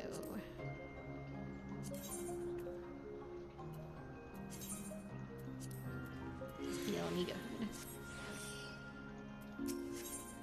Vanat has a new course of investigation in mind. I should like to visit the site with which Hermes sent forth the media. If we are fortunate, we might find some hint of what drives this research of his. Ghislaine said she spotted him to the southeast, rising from an isle she could see from the edge. If we stand at that same vantage point, it should not prove too difficult to locate the isle in question. Let's take a look, shall we?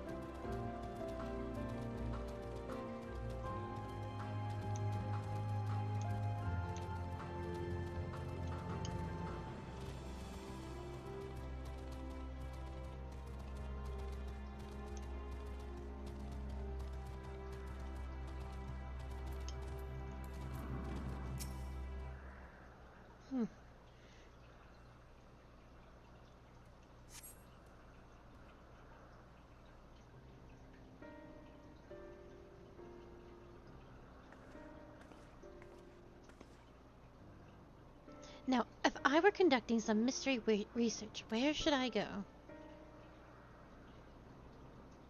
What about that one? Have you the means to fly? 'Tis quite a distance away. She's gonna use her dog. How inconvenient, but hardly an insurmountable problem. To me, Argos.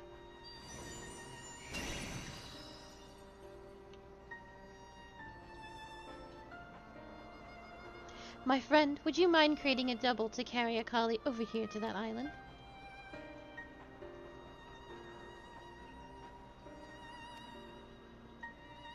Stubborn creature.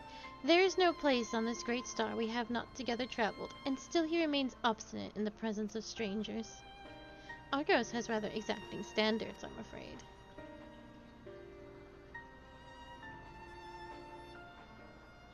Huh, you've ridden him before. Ah, you mean before, meaning my after. Not at all confusing, that. Interesting. 'Tis certainly not unthinkable. But speaking of the here and now, the quick question is for us to face off in a sparring match. Demonstrate to him that you are capable of holding your own against me in battle, and you should convince Argos that you are worthy of his back. Besides, I might even teach you a thing or two in the bargain. You seem doubtful, but useful lesson or not, it will certainly be a moment to remember, a memory of the distant past to cherish. What say you, traveler out of time? I will do what I must. I had a feeling you might say something like that. Know that you must give a good showing, however. Clear your mind and prepare your weapons. I will await you at the clearing over yonder.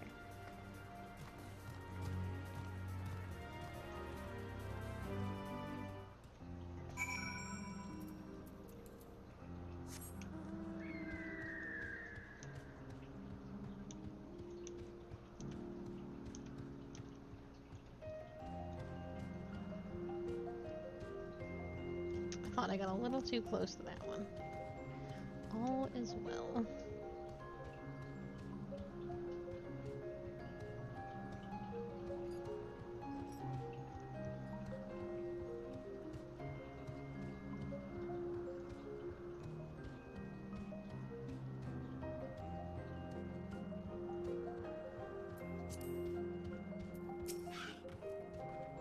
Shall we begin? Be warned, I will not go easy on you.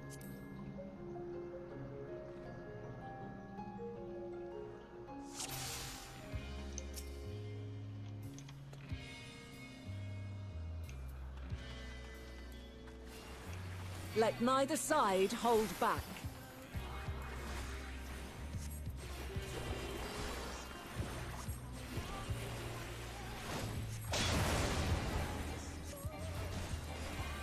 She's a paladin. My blade sings! She's got a death wall.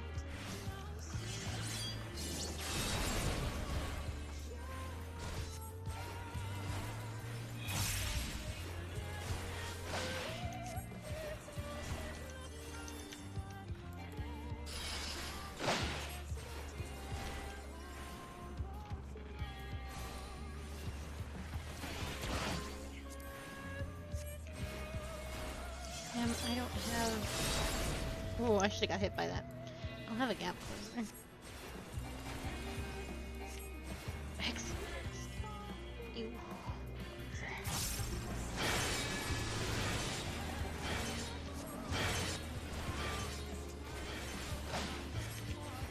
My blade sings!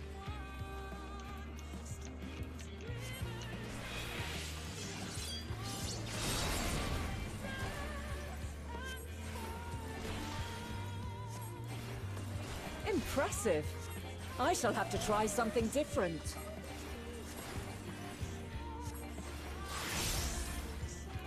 Answer.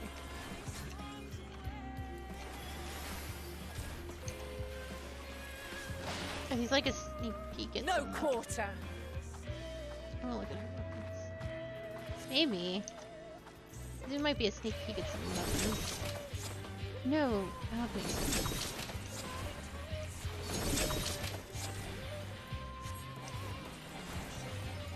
Unless Have a she's... taste.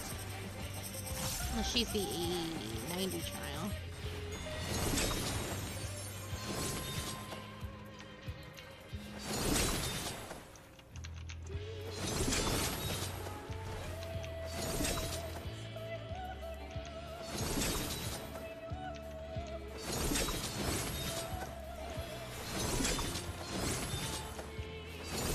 Man, this is incredibly annoying.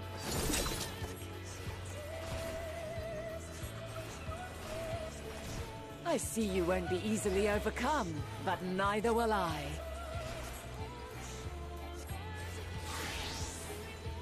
White mage?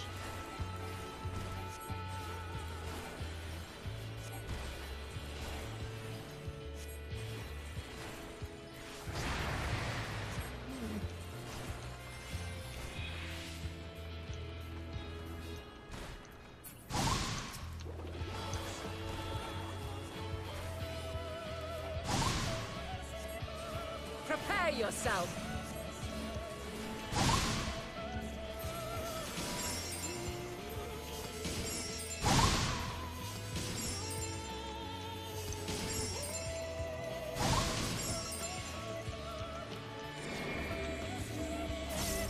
Oh no, I've lost my mouse.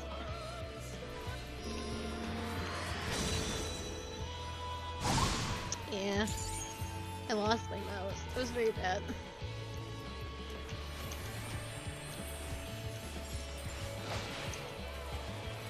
I'm very sad about that. Your mouse just goes missing on screen.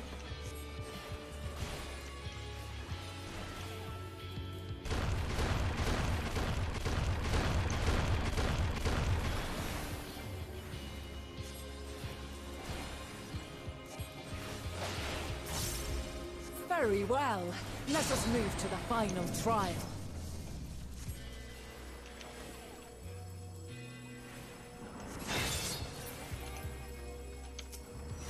I didn't realize there were so many of them.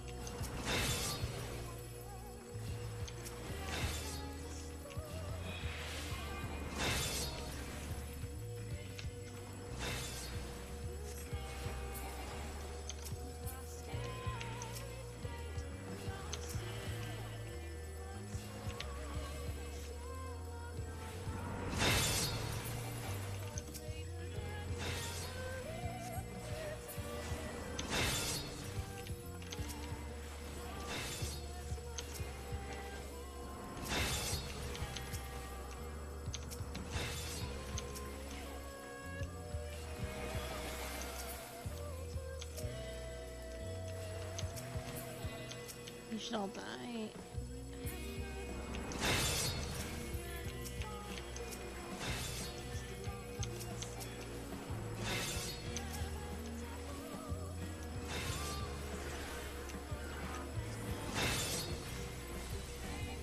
Didn't kill it.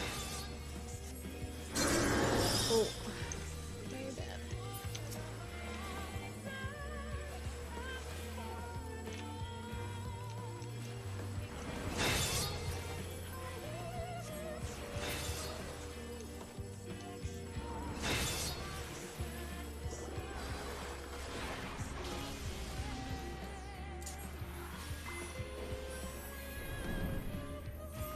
Break your chains, shed your burdens, and show me your strength of will!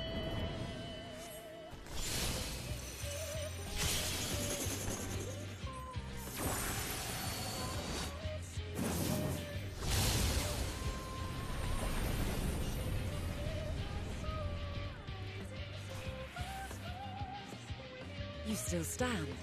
The people of your time are more resilient than I had dared hope. I have seen enough.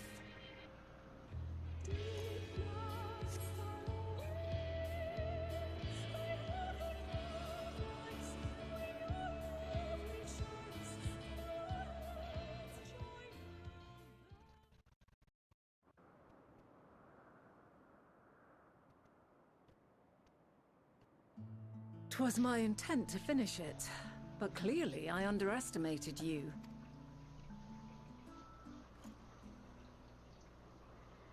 One would think I never learn. I made the same mistake with Azam when we first sparred. Despite being less than half my age, her strength was astounding. As is yours. 'Tis plain you have weathered considerable hardship.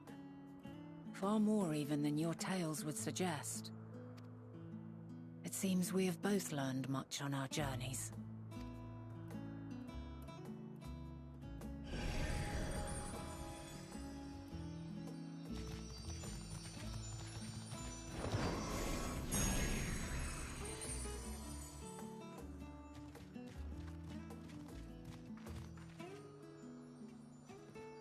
Well now, I dare say he has warmed to you. A boon to be sure. He never forgets his favorites, and is ever eager to come to their aid.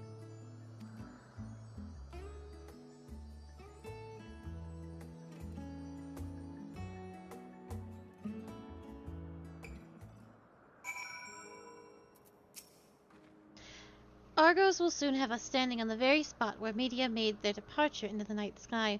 With luck, we will learn something of Hermes' intentions, and hope is that we will find. My hope is that we find no connection, no festering wish for oblivion. Then we might have Hermes and his considerable expertise working for us rather than against us.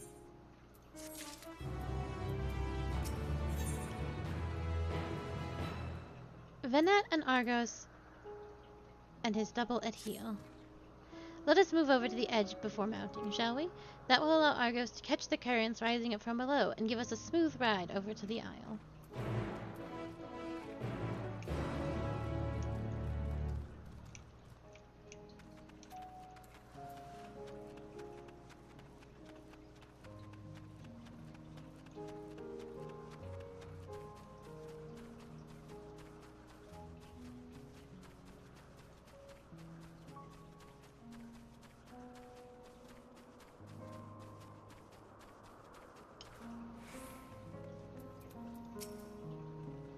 Climb onto Argo's back and we can be off. You know, I honestly can't remember the last time he carried anyone but me.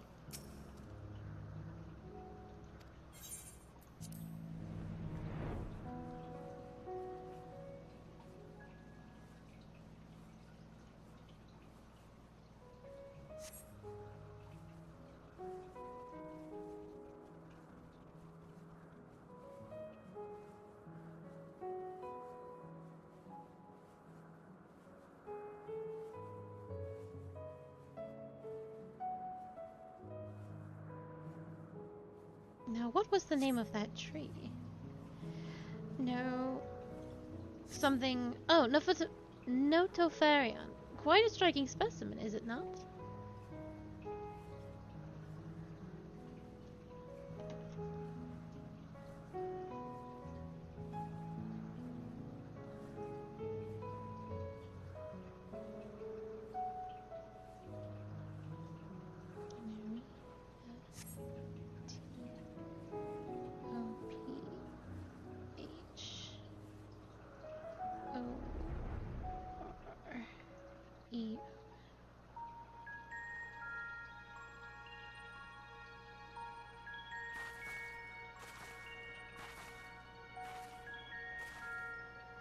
Quite a small place, lacking even the most basic equipment.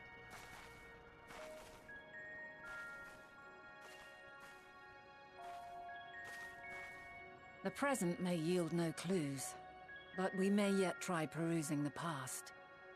Have you done this before?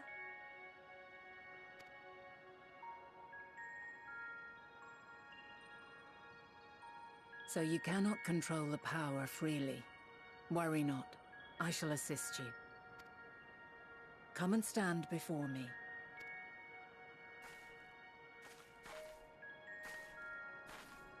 There are two ways to see the past. The first entails peering through the walls of the soul in the moment a subject is recalling a memory. The second requires no subject, and is instead a process of piecing together an event from ripples left in the ambient ether. As memories are etched upon the ether of the soul, so too are they etched upon the ether of the world. In this way can history be preserved. Such memories are given to fading, however, and can prove challenging to visit. But come, let us try. Close your eyes.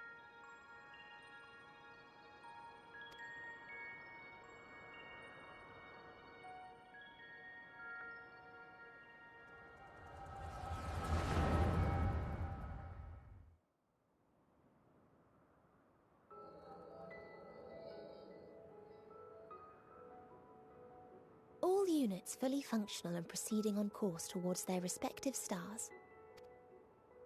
Estimated time to completion of survey is 108 cycles. End of status report.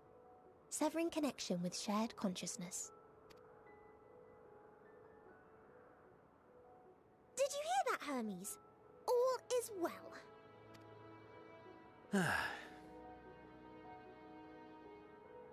Yes. Good tidings at long last. Every step of the way, I've been reminded how little we understand creation. How the universe defies imagination. But soon we won't need to speculate.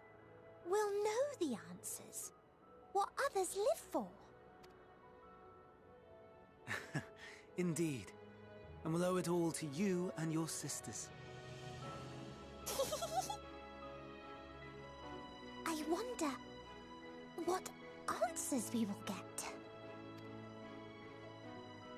Whatever intelligent beings that exist out there are bound to be vastly different from us. Diverse in form and culture, possessed of unique ways of thinking. Their conception of life and its purpose will be no exception. Completely and utterly unlike ours. Utterly unlike... how? I have no idea. Yet whatever answers we receive, I will not dismiss them out of hand. No, I will think earnestly on them all. And I will share them with our people, that together we may contemplate our own existence. Perhaps then our star will become a better place. Not only for man, but for all life. Meteon, though I gave you wings to soar the heavens, I did not teach you how to walk the earth. So loath was I to bind another living being. In the course of your long journey, you will learn from those you meet, learn to walk and run and so much more. And when you return, older and wiser, we will have a celebration to mark your homecoming and coming of age both. Will there be apples? Covered in syrup? And how are you supposed to eat them? Rather than food, perhaps... a flower. Yes. Upon your return, I will gift you a beautiful flower.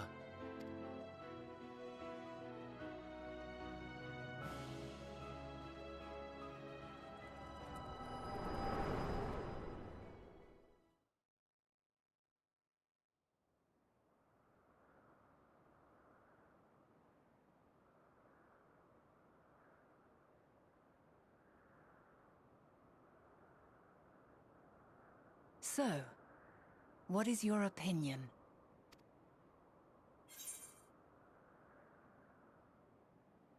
Hermes wouldn't wish for the final days.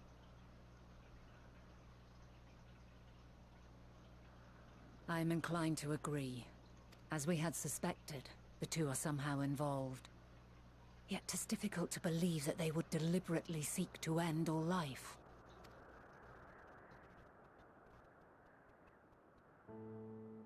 In light of this, I propose that we reveal your tale to Hermes himself. If he does not wish for the final days, as we believe, he may well join us in pursuing a solution.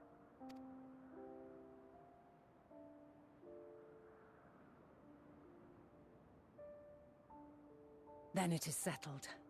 Let us seek out our friend with all swiftness.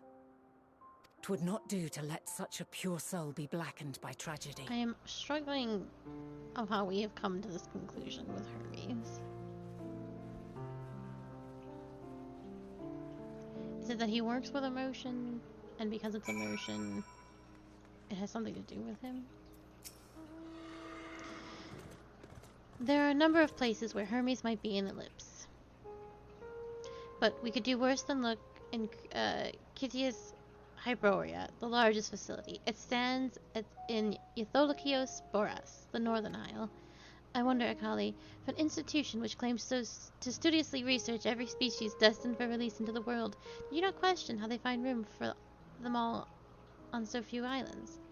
The answer lies with Kittis itself. I touched upon the practice before back at the archives, where the vast area is stitched together out of multiple conceptual spaces. The same holds true for the interior of the facility and its magically constructed environs. 'Tis there, within those sprawling habitats, that the chief overseer and most of Ellipsis observes conduct to the bulk of their work. Come, the simplest route via the transporter north of Poitin Oikios.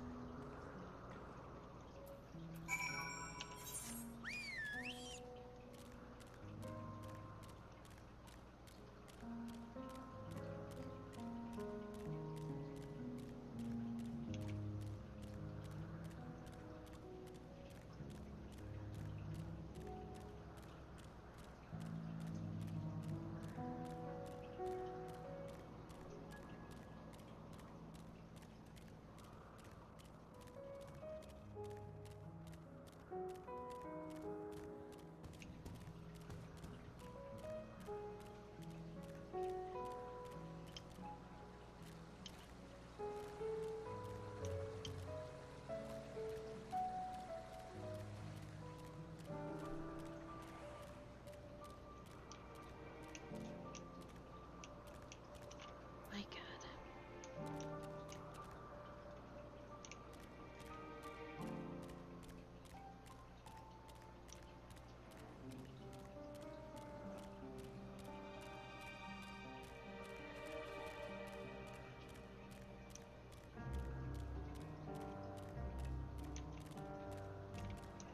Oh, sprites. There's all sorts of fun side quests here.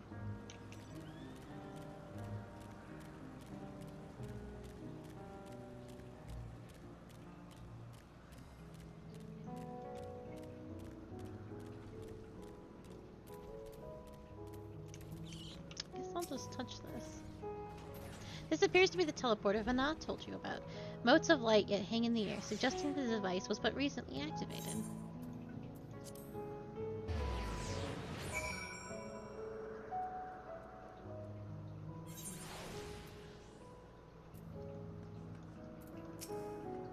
Oh, good. The teleporter acknowledged you as my guest. You should now have the authority to use it as you wish.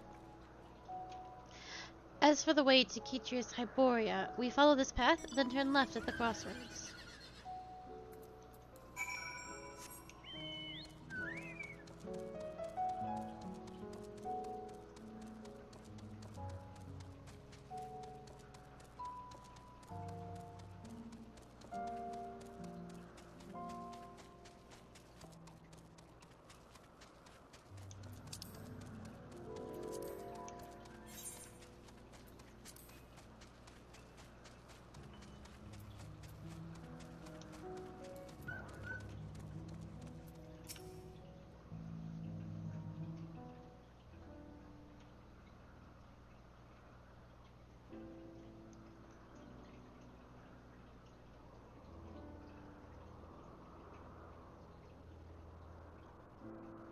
Here we are, the grandest research facility in Ellipse. We should head inside and ask for Hermes' whereabouts. Hermes is another facility, as we have just discovered.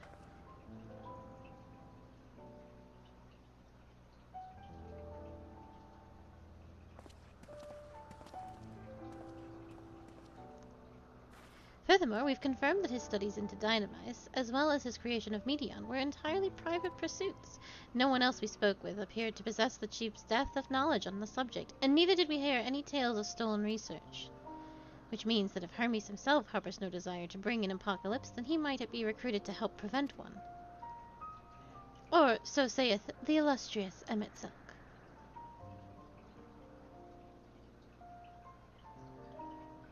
According to your story, the 14 divined the connection between the celestial currents and the final days, but were never able to pinpoint the root of cause of the calamity.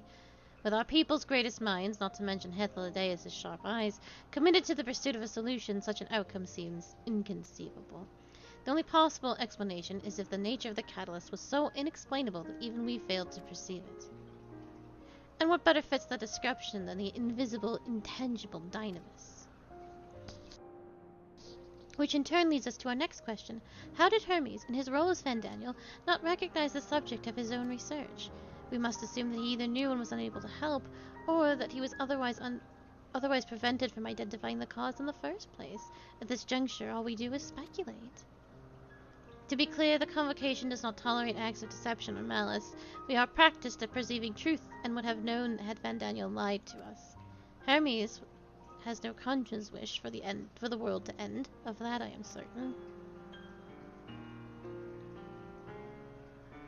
It seems there is more to the tale after all.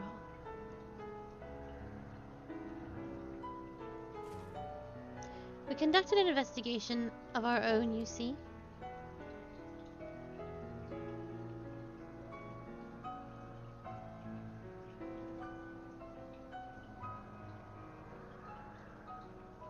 How comforting. We seem to have reached the exact same conclusion.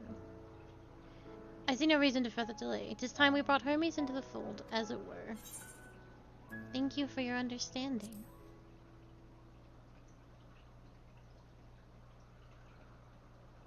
Save your thanks. I did not say I believed your ridiculous story, but as Emetzelk, I have a duty to examine any potential threat to our existence, no matter how ludicrous or personally offensive I may find it.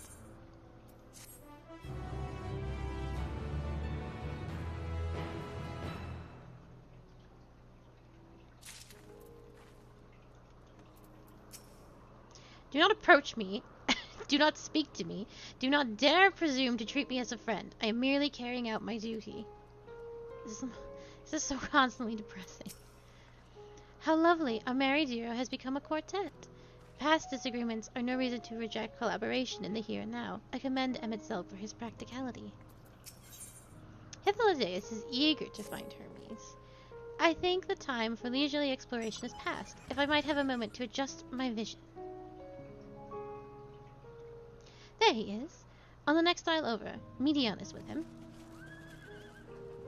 Hermes appears to be in the midst of an observational study, but I suggest we hurry over before they venture elsewhere. Head straight down the path. We can teleport to Misopus Euros from the device at the bottom of the slope.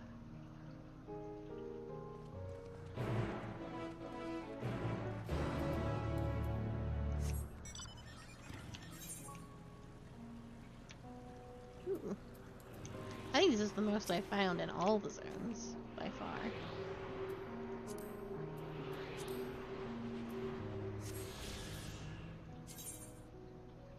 Yeah, 3 of them.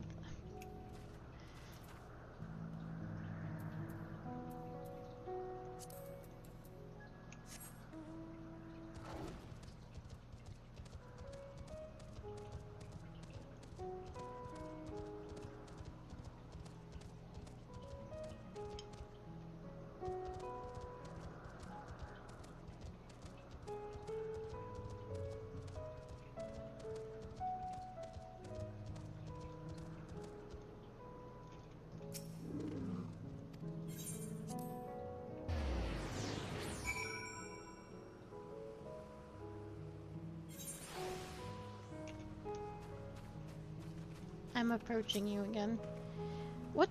You expect me to praise you and your progress? On the contrary, I'm simply surprised you made it this far. Then again, even with you slowing her down, there is no denying that Vana is an accomplished researcher. Her wealth of wisdom and experience is unmatched, and her achievements in creation magic, in any field frankly, are nothing short of extraordinary. Through the similar brilliance which sets her apart, can you make her motive somewhat impenetrable at times? And as her student and successor puts it, she's a force of nature, at once so close, and at the same time so very distant. Misopros Euros is interesting in that it is the only region in Ellipse which lacks a researcher hub. This is largely due to the nature of the observation sites, within which they let loose creatures anticipated to be unruly and dangerous. I have also heard tell that the area is kept deliberately sparse in the event that, well, let us say that no one should live near the teleporter which provides access to a certain facility. They are close within the Hungering Gardens. That would be the circular enclosure you see just up ahead. Well then, Akali, make yourself useful and bring Hermes out here to us. Oh, if I were to go, he would assume I was only there to press him on the Fandaniel matter. Of all of us present, you stand the best chance of convincing him to put aside his work for the moment. But the creations in there are not exactly... Then again, perhaps Akali can handle them. She did survive a bout with Vanette, after all. Off you go to find Hermes, but do be prepared to come to blows with the garden's denizens. Oh, well this will be my dungeon then, I assume.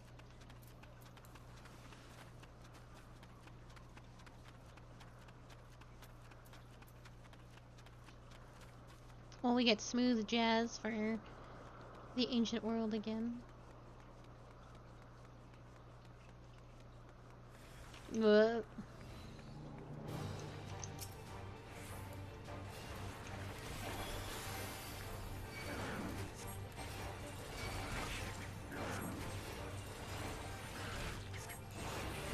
Oh, perhaps not, we did.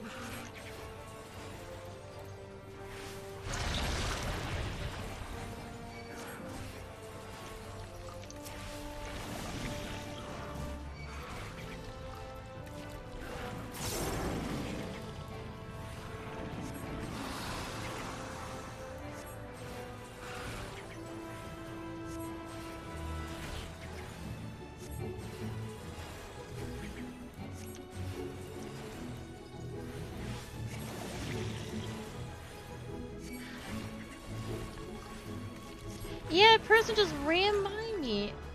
I am not fighting your nastiness.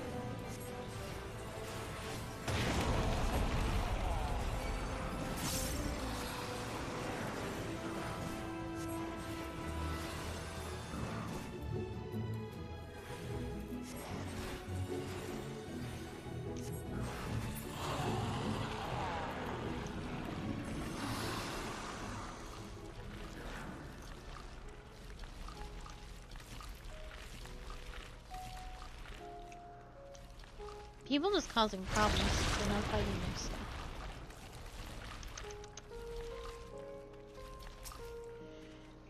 Akali, what are you doing here? I thought you were keeping Hythlodaeus and Emet-Sel company. Well, Emet-Sel hates me. An important matter, and unrelated to my decision on Fandaniel, you say? Then yes, I will come, as soon as my work here is finished. It will not be long, I promise, but you really should wait outside the garden with the others. This is no place for idle exploration.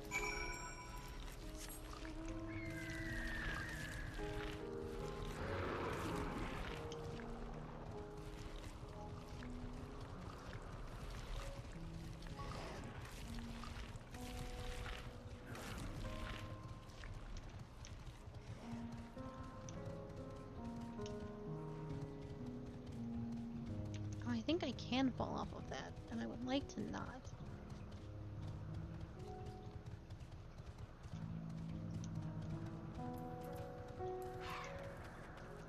You gonna yell at me again? What is that ghastly odor? Oh. I was prepared to swoop in if need be, but 'tis clear you have faced your fair share of monstrous opponents. You spoke with Hermes then? And were briefly entangled with the denizens of the Hungering Gardens as well, I see. Or should I say smell. I cannot speak for Convocation members, but I for one am impressed with your fortitude. Well done indeed. Now that you've convinced Hermes to confer with us, let us pray things will soon take a turn for the better.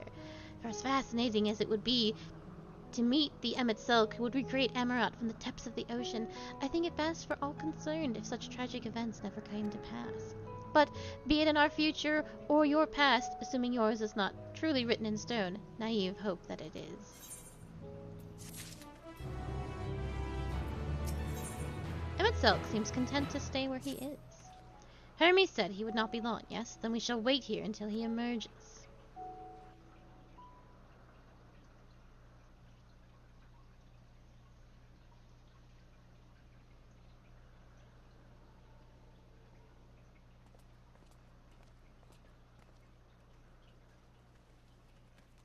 My apologies for keeping you waiting. I understand there is a matter you wish to discuss. Aye. A matter of the utmost gravity, if one can suspend disbelief. Go on then. Tell him what you told us. Who you are, and why you came.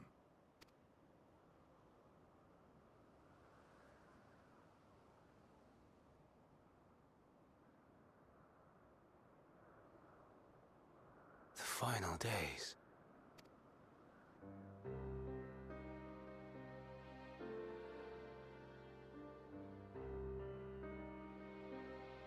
The phenomena observed during these star-encompassing calamities is likely the product of a dynamis reaction, and none is more versed in the applications of this energy than you, Hermes. I must stress that we do not believe you would desire such destruction. We come not to lodge accusations, but to beg your wisdom. And so, distressing though the exercise may be, I ask that you share with us your opinion on the matter, on the assumption that our visitor's tale is true. Even you, Vana.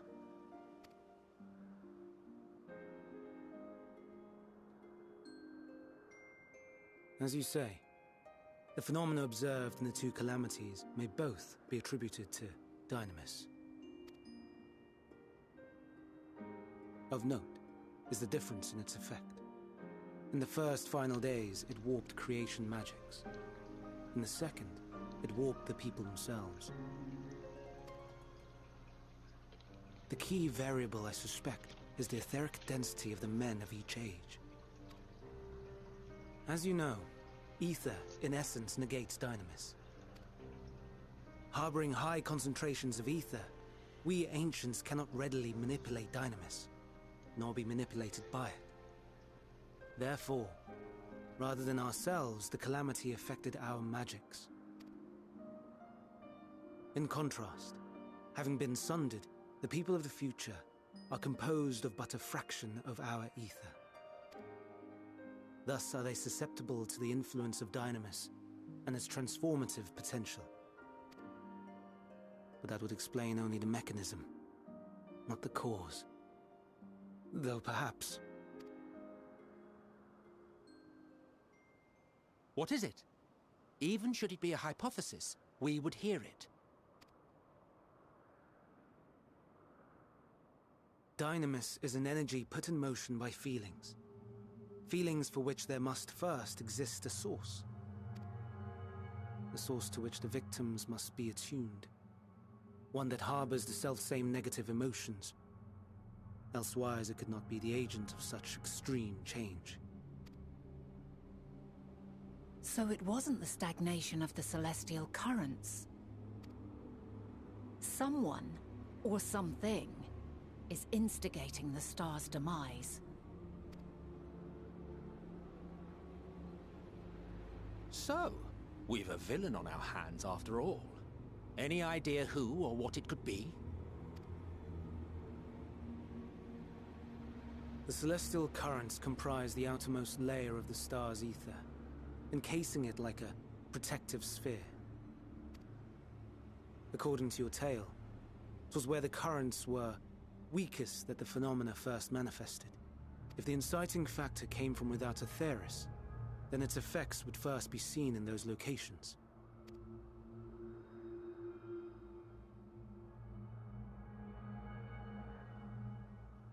Greetings. Can you hear me?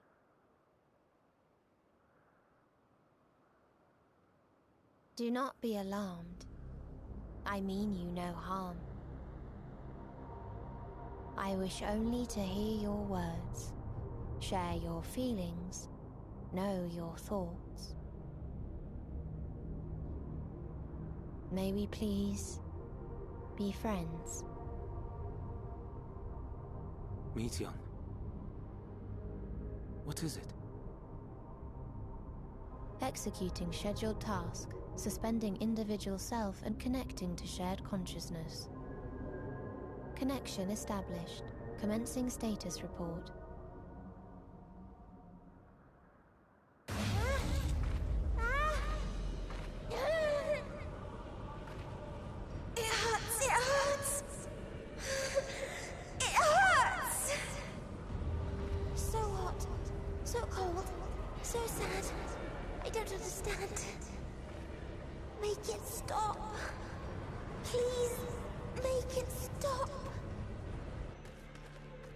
Steady, Meteion.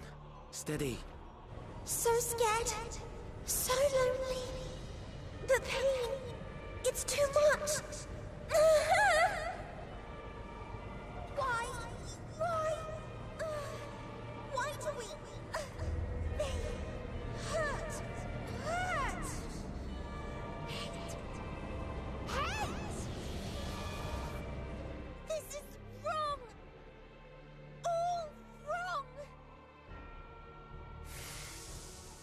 She's gone? But how? She has altered her etheric density in order to blend in with her surroundings, an ability for avoiding confrontation. Most effective. Frustratingly so. I can't see her either. Not even a trace. Stay away. Please. This is wrong. My mistake. So please.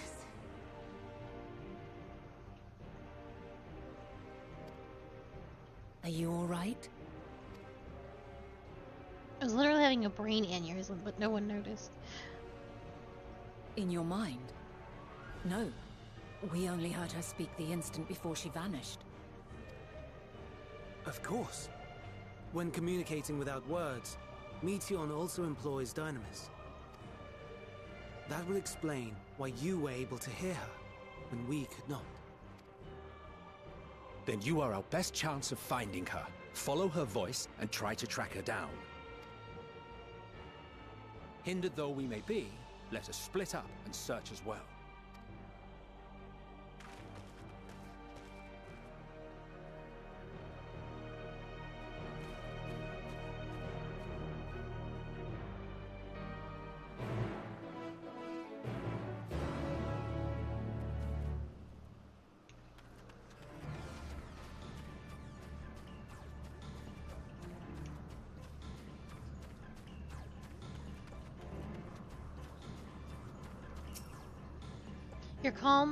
You calm your mind, your senses questing for any hint of Meteion's presence.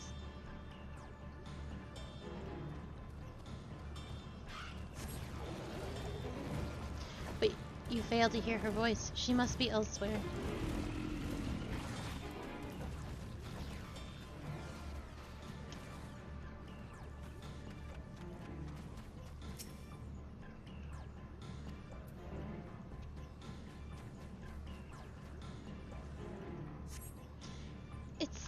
Into my mind. Our voices reporting. No, Hermes mustn't hear them. I have to run, to hide. Meteion's anguished voice grows distant as the source seems to flee down the slope.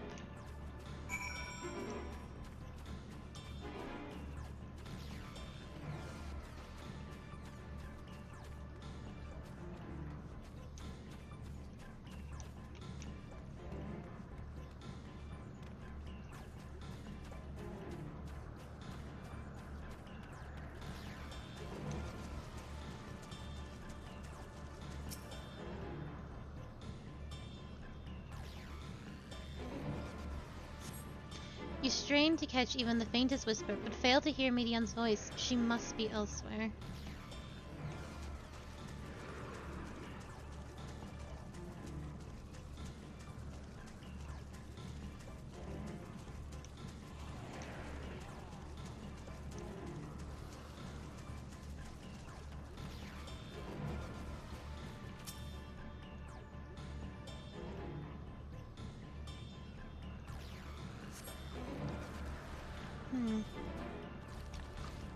Did we not? She went down the slope. Jesus, Jesus.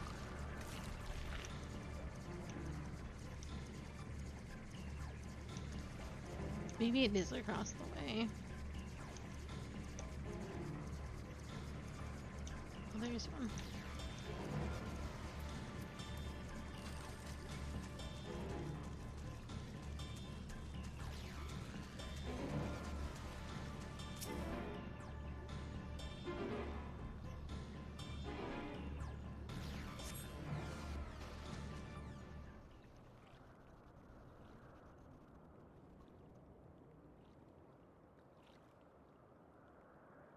Greetings and salutations.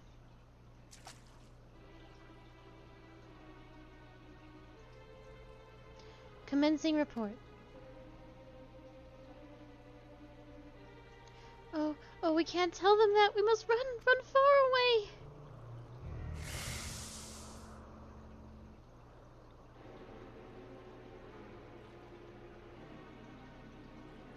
Please don't follow me. Median's anguished voice fades as you sense her climbing to the top of the ridge.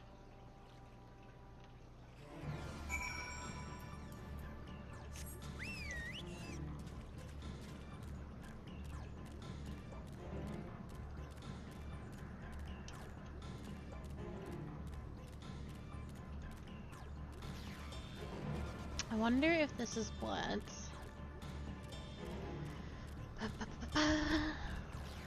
So Midgar Somer came from a star that was also destroyed.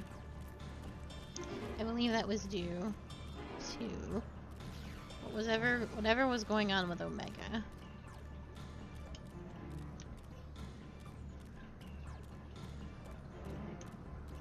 And whatever one of these Medians has found has something to do with that.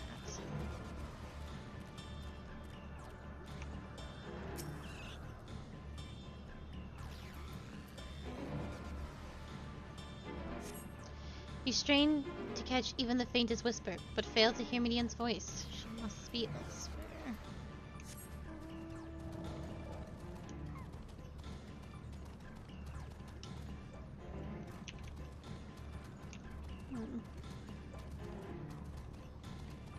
Oh, there's a Mitzog. Hello. Ugh! This isn't an exercise in futility. You have to be the one to find her, Kali. Follow her voice. Bruh, I'm trying.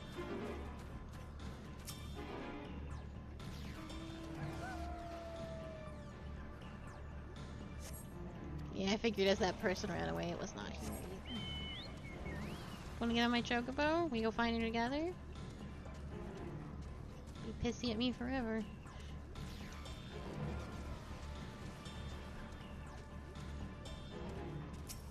He can, and he will.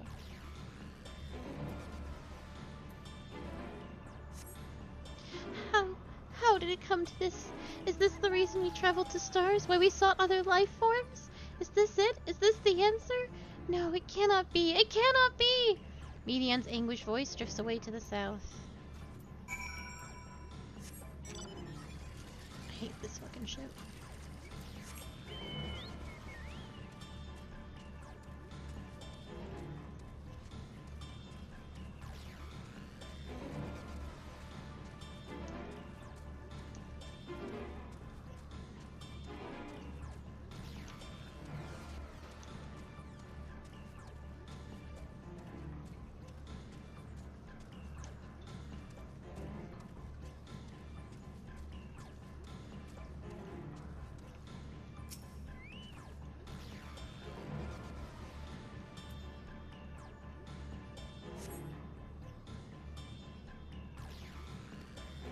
took the game a second.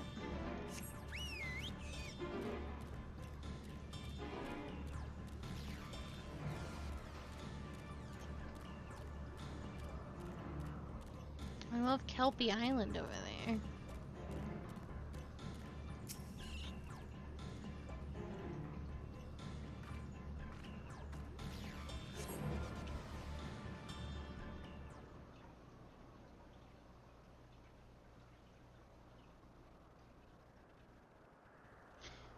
Compiling report for decimation to Hermes and all peoples of Aetherius.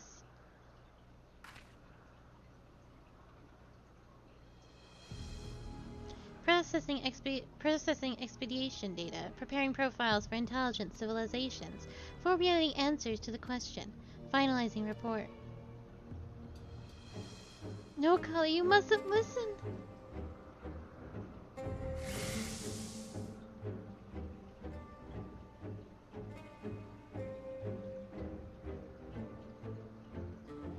It's wrong, it's all wrong! Medion's anguished voice flees towards the lake. Any sign of Medion? Panicked and confused, which will make it all the more difficult to predict her movements. Hermes, what do you make of this situation? The media are linked to a single mind, a shared consciousness which connects them across any distance. I suspect something has happened which disrupted its usual harmony. How might we assess the shared consciousness of theirs? Much as you would approach any sentient being, directly. In the media's case, that means speaking to any incarnation within physical reach. So unless we can track down the medium we just lost, we have no means to communicate with them. No way of knowing what befell her sisters, no way to provide directions or guidance. Then we best start setting our musings aside and concentrate on how we might find her.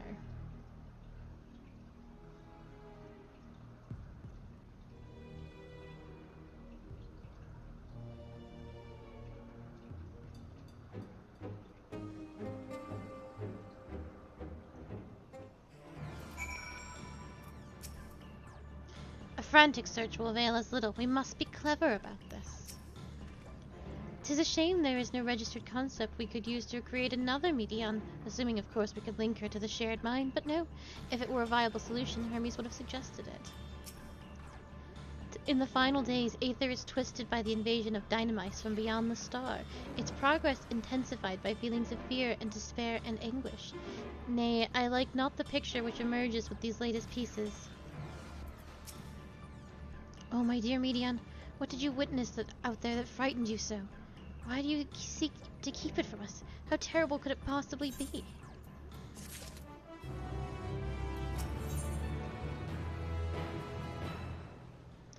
Hythlodaeus has a suggestion. Correct me if I'm wrong, but Medion renders herself invisible by matching her etheric density to that of her surroundings, does she not? If so, could we not disrupt her concealment with surfeit of Aether? Much how Emmett Selk solidified your presence when we first met you. Don't be absurd, I can hardly channel Aether to a recipient whose whereabouts are hidden from me.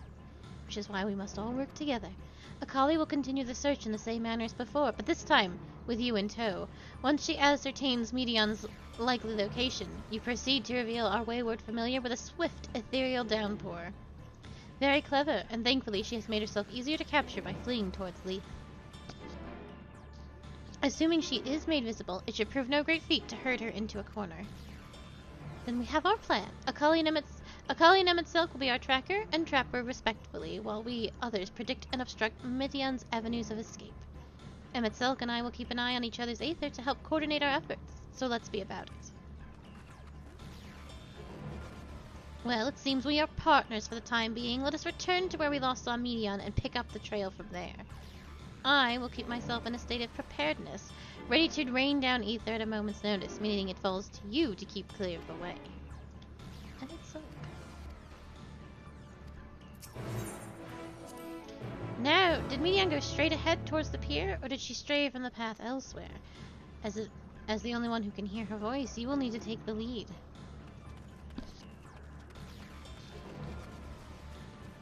I got me a boy. And I will never abandon this boy.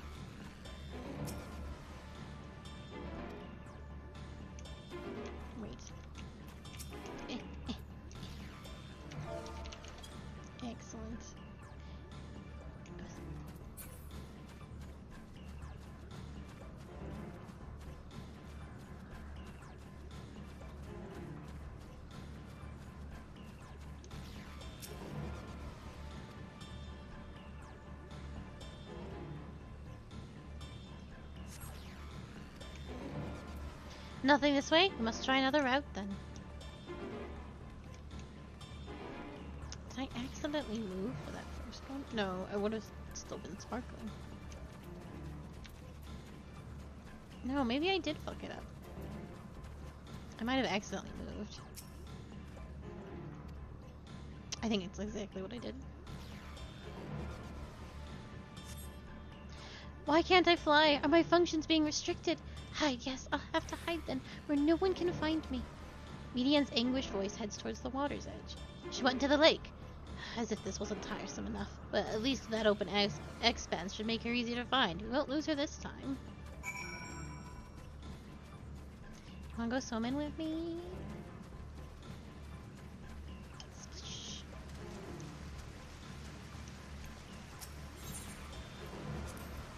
We should be able to reach the bottom of this drop by climbing down the rocks at the water's edge.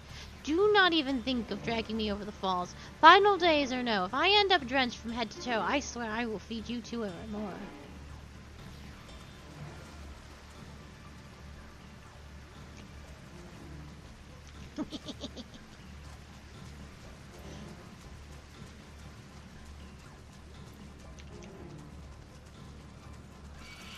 Oh no.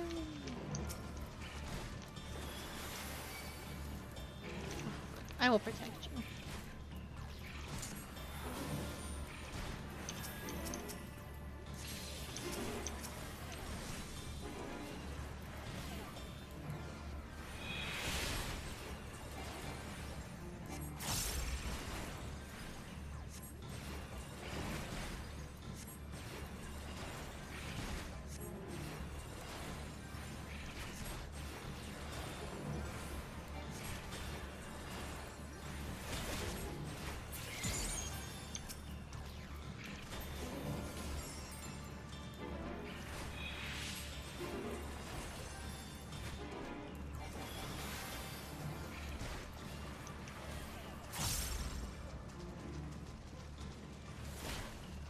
Oh, come on. Die. Thank you.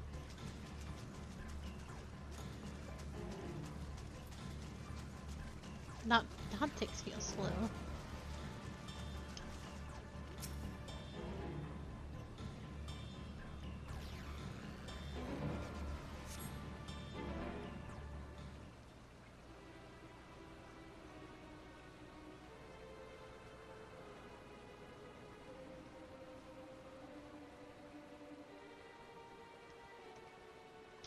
Not here. I'm not here. Please.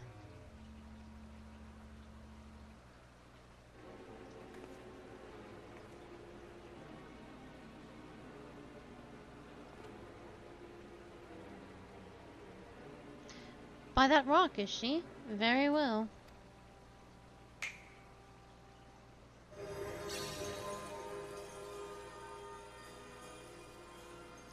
What? Why can't I hide?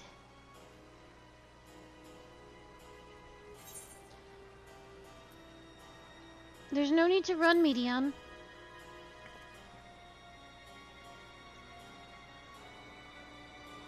Holly, what are you saying? Everything is so faint. I'm sorry, I'm not strong enough. Stay away, I'm begging you. Don't make me say it. It will break him, his poor fragile heart.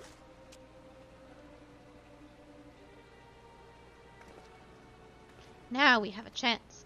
Once the others are in position, the two of us can herd her into the midst.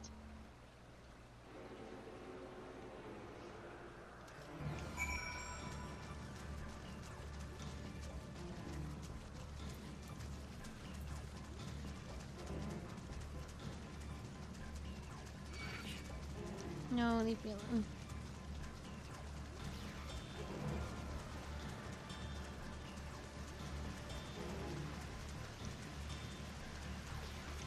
Do we need to go up? I guess so.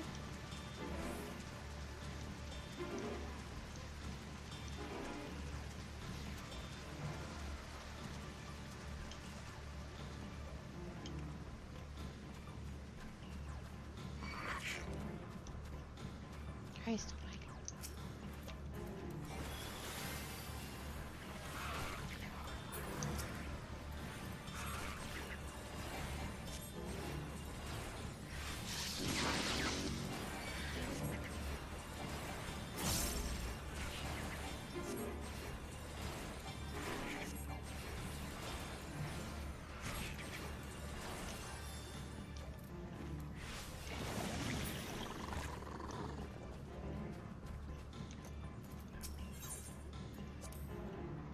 Is this teleporter not in use? It seems to have been left at the mercy of the elements. Either way, it bears no trace of Medion's essence. We move on.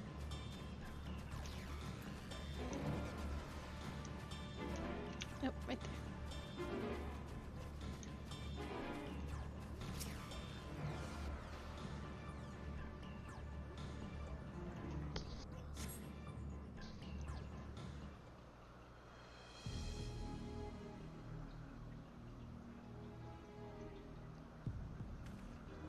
There, I see her.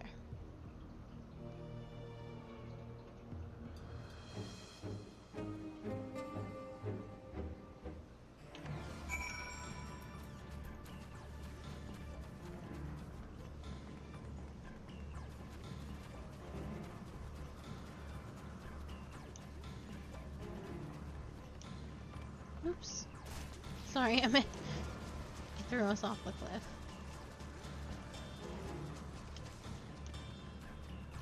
That do be my bad.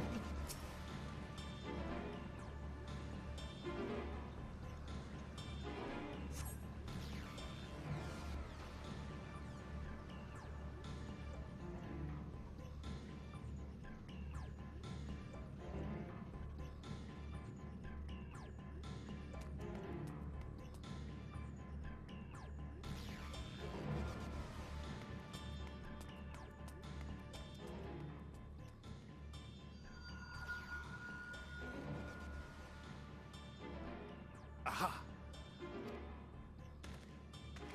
Give chase. We shall herd her into the shelter.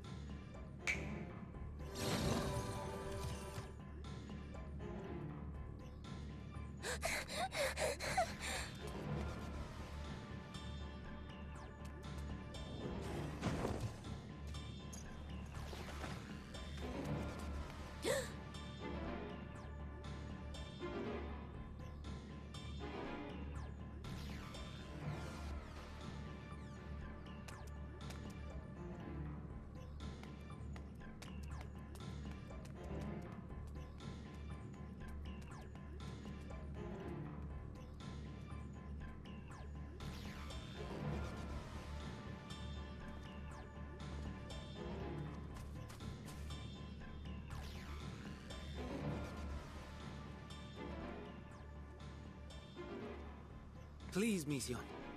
We must speak.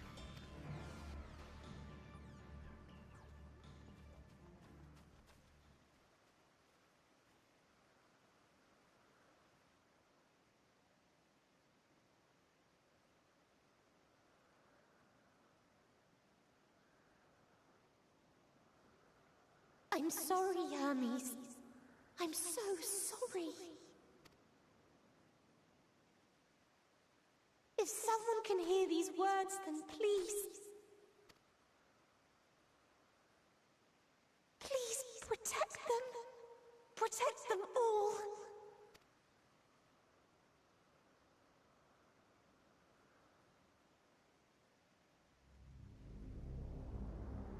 Individual self-suspended. Connection with shared consciousness stable. Our survey is complete. We shall now report our findings.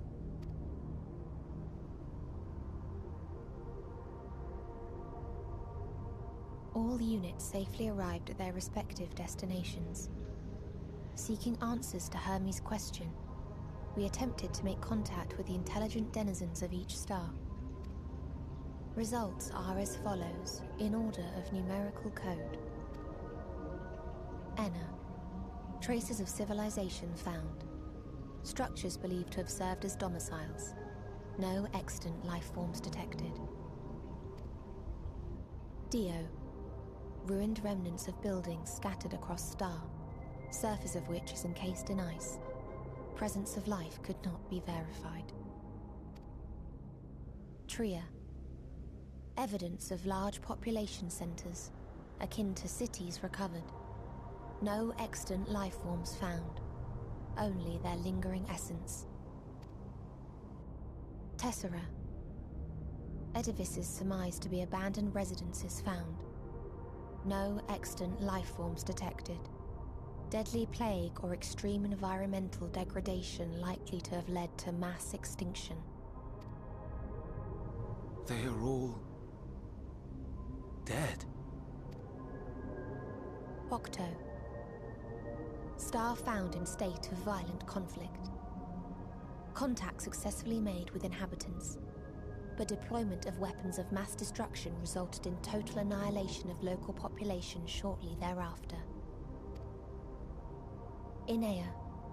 Star is a barren desert. No identifiable flora found. Bones of living beings resembling men discovered beneath sands, but determination regarding their intelligence inconclusive. Remind me, Hermes, what exactly was the question you entrusted to Meteion? I tasked her with asking what others live for. What gives their lives meaning. Did you consider what may happen if the premise of the question is flawed? To be able to answer it, one must be living and desire to continue doing so. But if Meteion finds no living beings in the course of her journey, or none who desire to live, what then? What answers would she derive from their silence?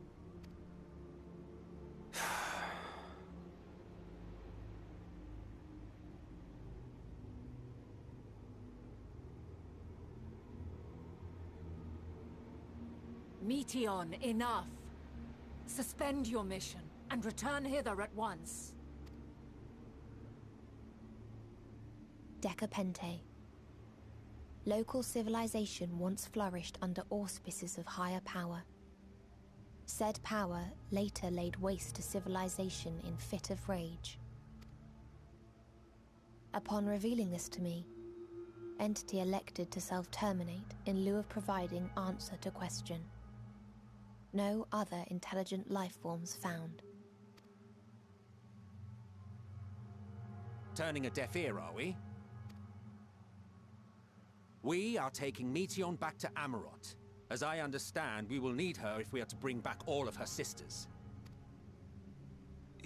Yes.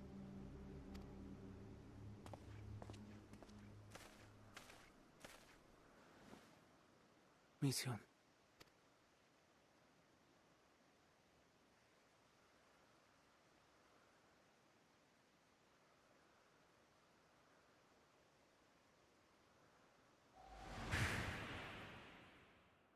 It isn't right, is it? It isn't right to turn away from the answer. Even if the answer is pain. Even if we aberrations must scream ourselves hoarse to be heard.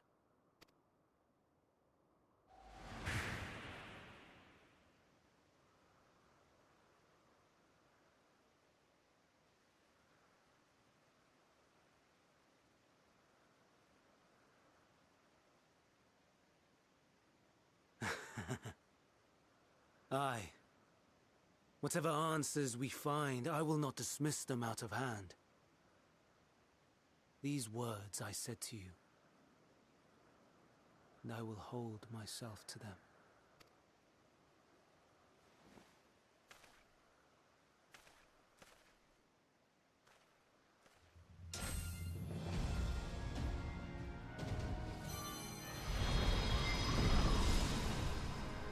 Oh.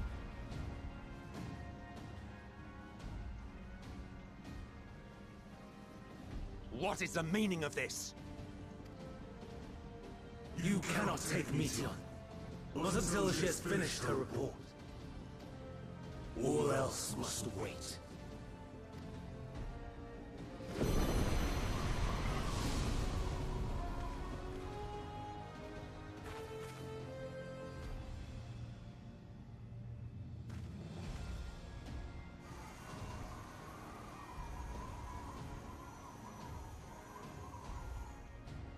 You fool!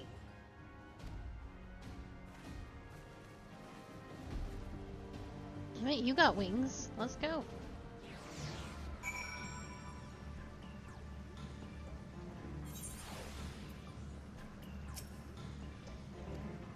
Oh my god, please let me ride on Hades. Hades. Hades. Please. Please. If that's the future. If all Hermes means to do is listen to Medion's report, then it is his right to do so. But once he receives the answers to his questions, what then? The fate of the world may very well hinge upon the choice he makes in that moment, and we must be there when he makes it. Why, Hermes? Why could you leave? Why could you not leave well enough alone? Will these answers assuage the pain you feel when a creation's returned to Aether? Had you not cast your accursed question to the distant stars, you may have yet one day learned to be at peace upon this one.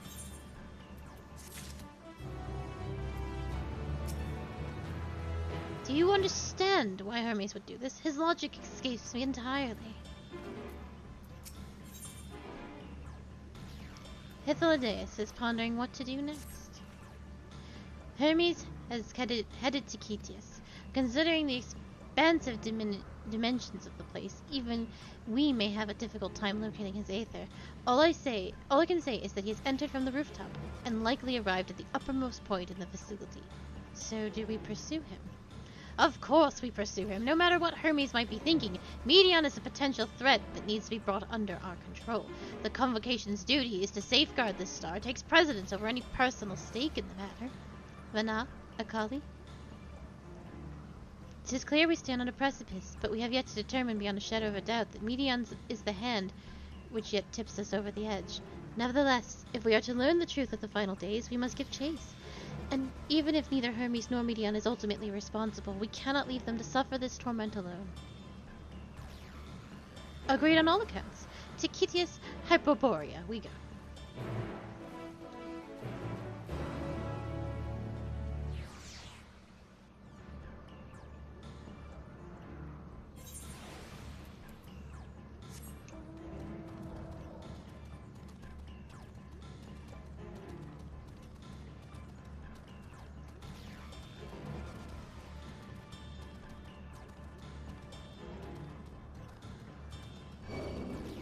Come on. Please let me live my life.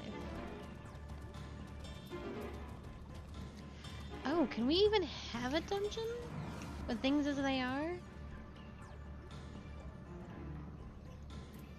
Because I don't have my usual comrades.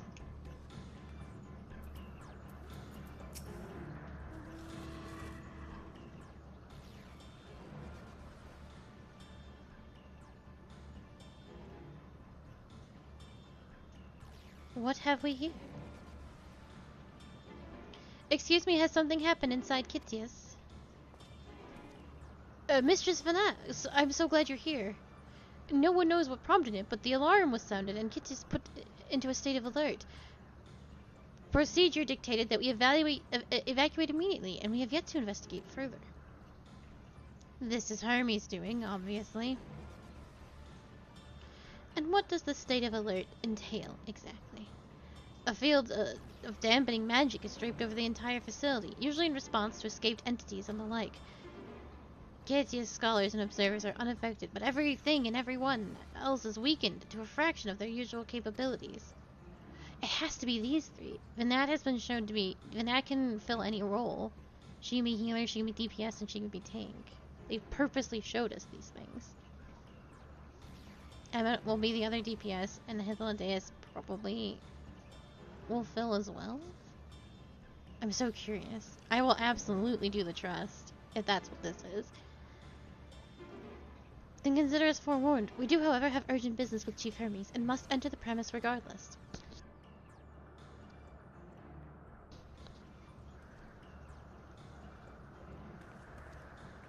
That said, if Hermes is willing to enact such measures, I wonder what other obstacles he has seen fit to drop into our path.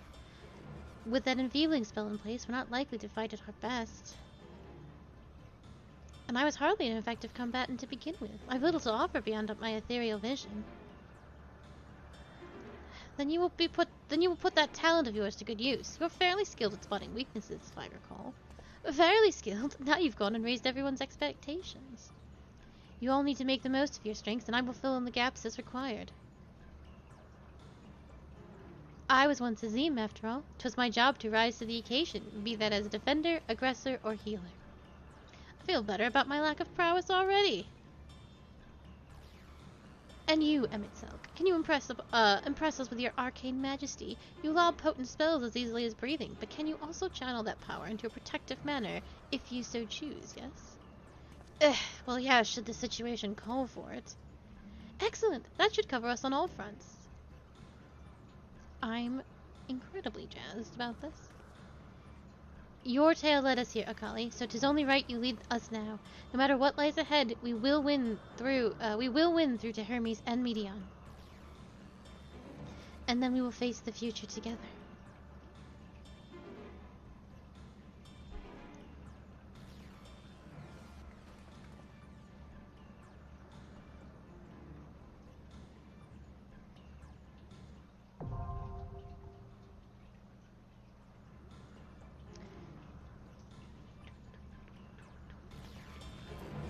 How very exciting. How can I not take the three of them? It's probably my only chance to do so.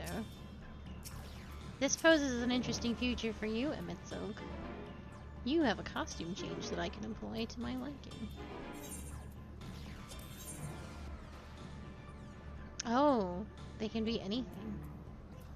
He's stuck as DPS. A soul seer? Emmett Silk, you want to be my tank? Come, let us be off. Let's get this over with. Can scarcely contain my excitement. Come, let us be off. Can scarcely contain my excitement.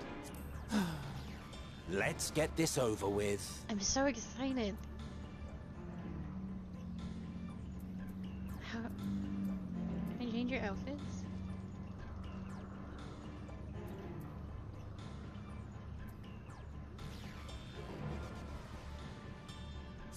You have to take them. You have to.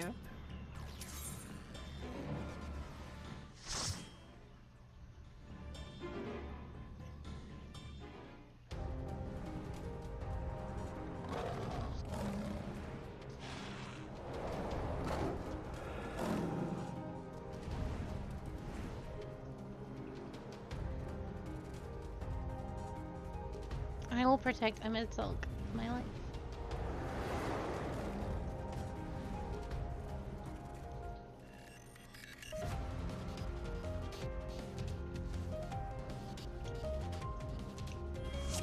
You're a Dark Knight? Oh, yes. Ah, Dancer, we knew. What are you? And Bard, right? Okay. It makes me curious what, like, his healing and well, he'll probably be a black mage. Turn back, else I might be forced to.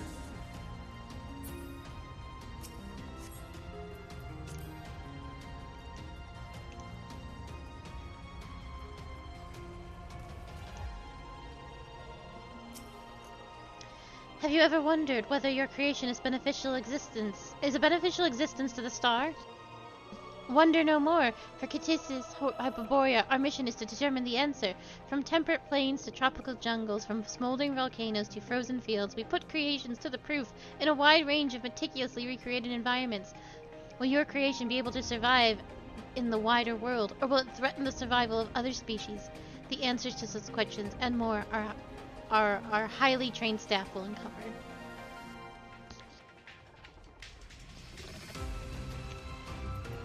Miss right here? Wait, no, I'm busy. True bravery? Who's casting that? Oh, the actual bard. That makes sense.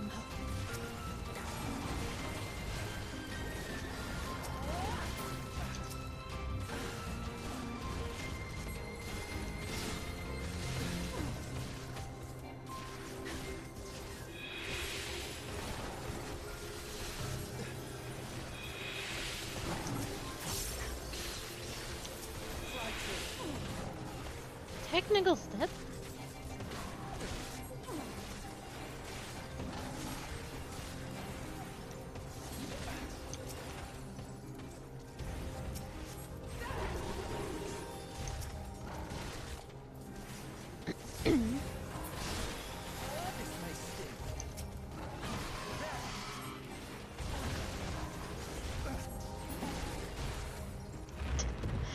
Philadelphia is having a hard time with that bow. It's just like, Let's go, my man.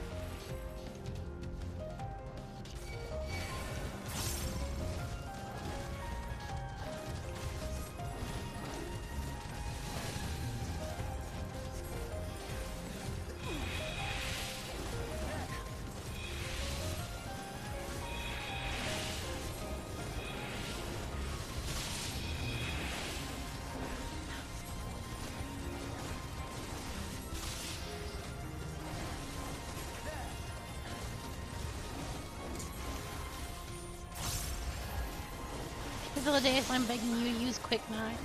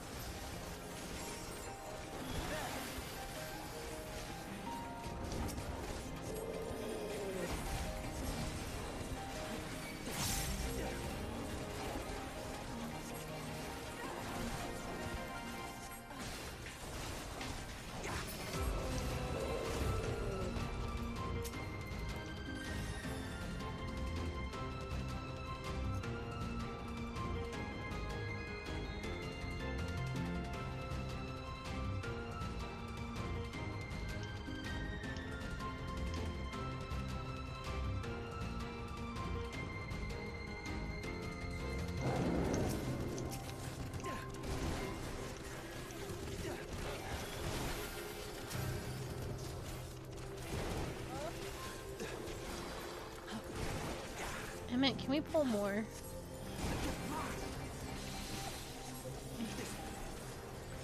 I want to pull a little bit more. I'm a little bored by this. Come on. It's not coming. Actually, there might not be more to pull. Have at you!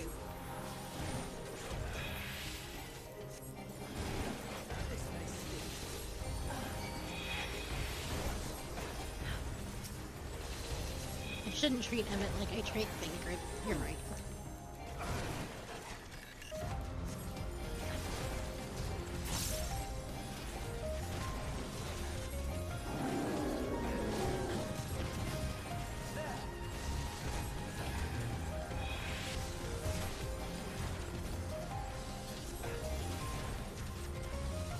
Out of my way!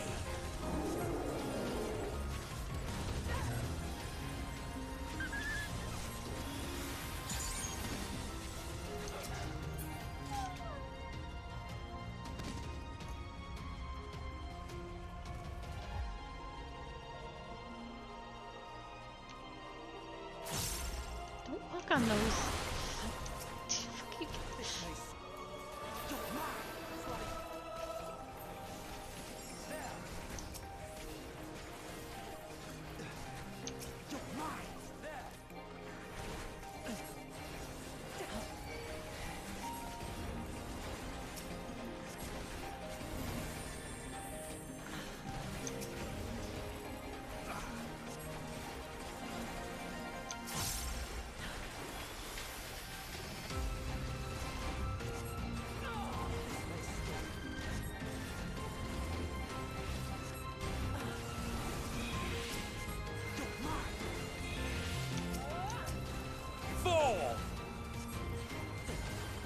Can you withstand this?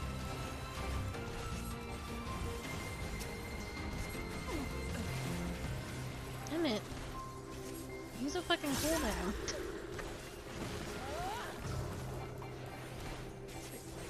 I know you're not. I can see.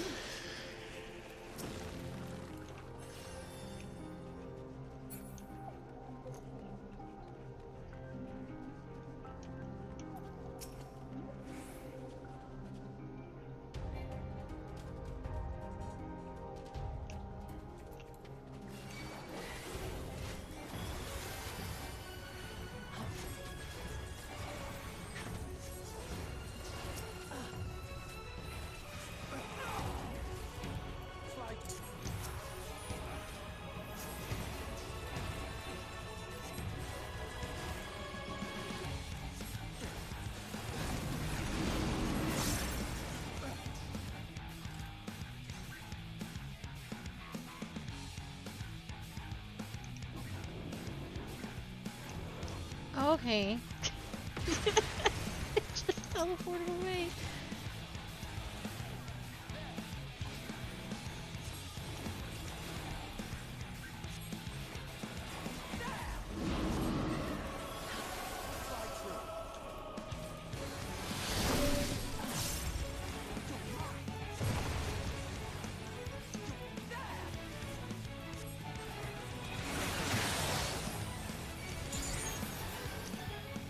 I'm gonna wait for her technical stuff. Yeah, 'cause I missed the bravery. I'm not entirely useless. His bard bravery or whatever. It's the monk ability. Brotherhood, there we go.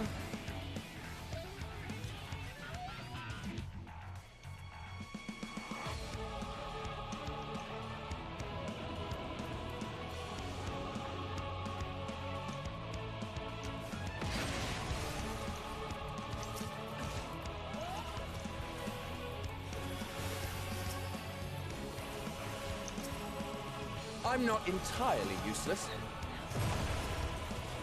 Oh, it's not called.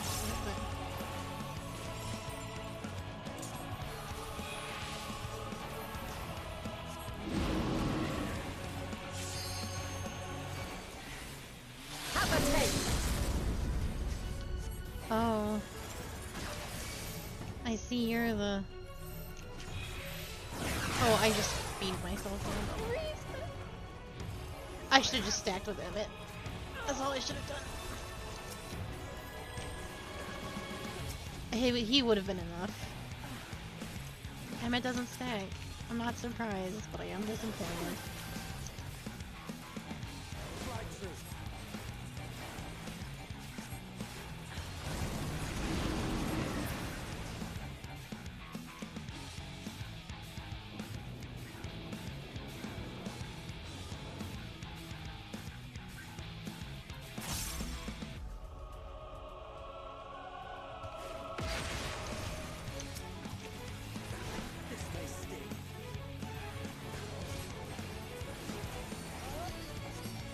I'm not entirely useless.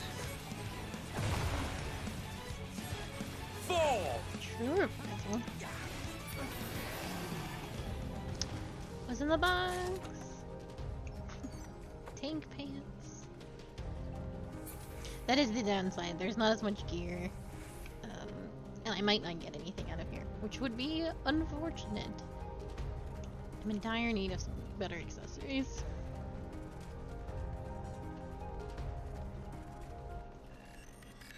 How does this man get the seat of Van Daniel after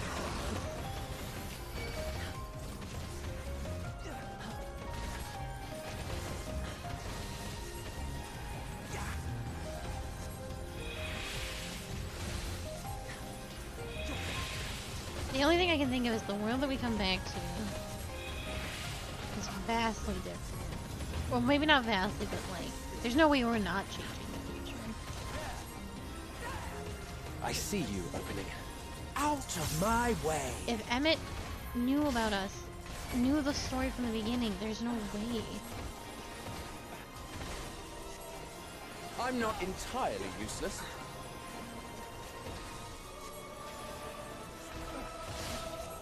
I don't know, I'm...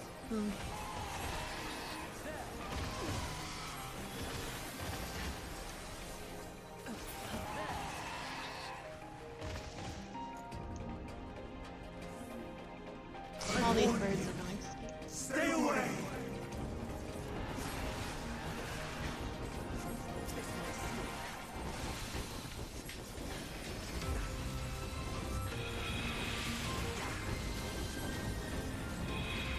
Have at you.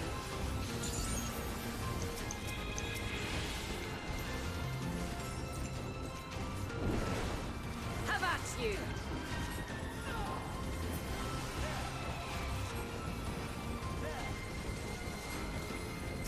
Have at you. Out of my way!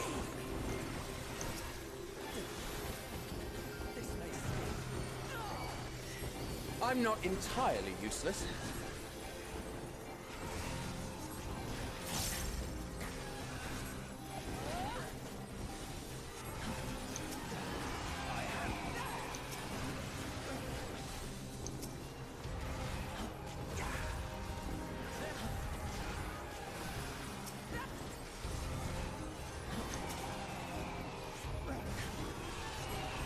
of my way.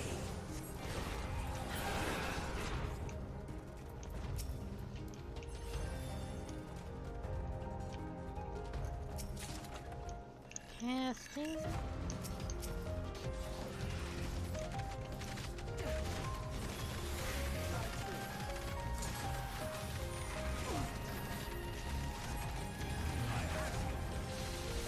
I see you opening.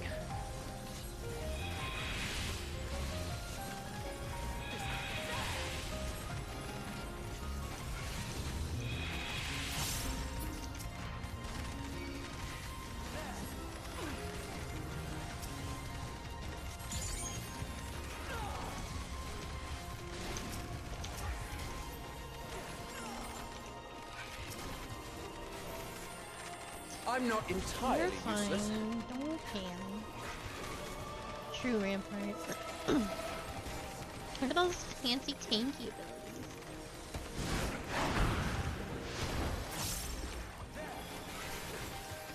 I see you opening.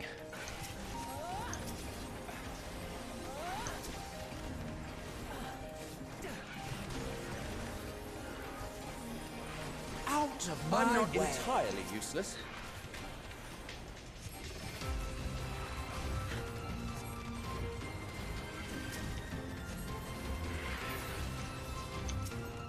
Prepare yourself.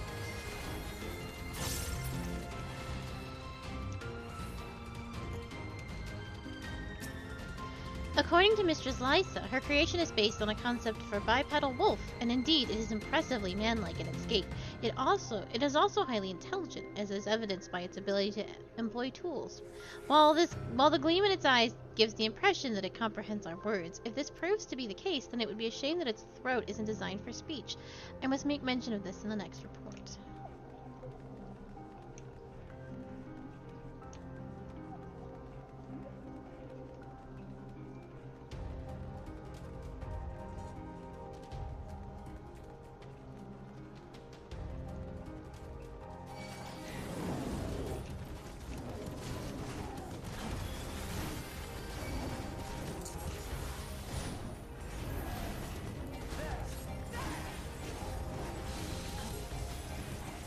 I do enjoy that there's a lot of questionable science happening in Amarat. That every ancient is essentially a god that can create and do what they like, but then they uncreate as swiftly as they create and give no thought process to how much intelligence and stuff that they are giving these creatures. And it's kind of done out of a bit of ignorance, I think. I don't necessarily. They're obviously wrong. But it's an interesting moral conundrum. It's like. There's no responsibility really for the things that they sort of put out into the world. And they genuinely don't know any better. And those that do think it's wrong, like Hermes, are considered an outlier.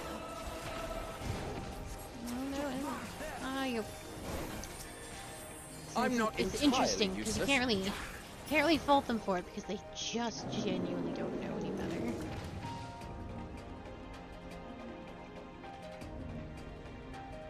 And it's debatable what they're doing is, well, it's wrong, but oh, another necklace.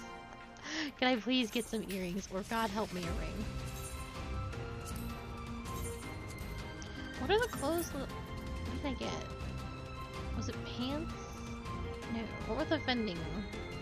Was fending? Oh, was a helmet. Hold on. I'm just curious what the. Oh, it's the...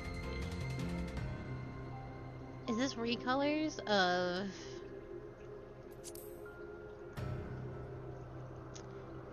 Is this recolors of the Hero's Gauntlet stuff?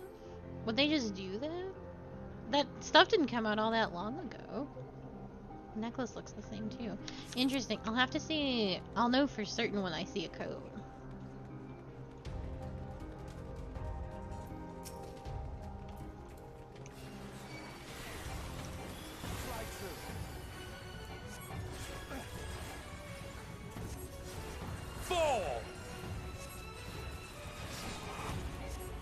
I see you opening.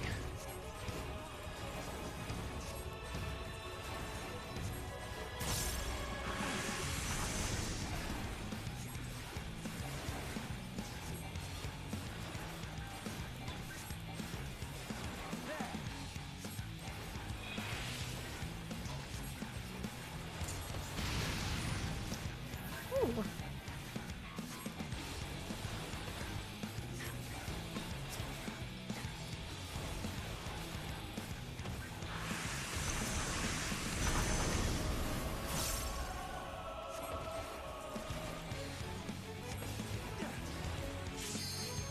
Hope this works.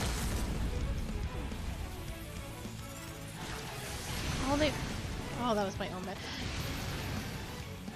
They're each taking a turn with the limit break. Out of my way! I'm gonna go this way.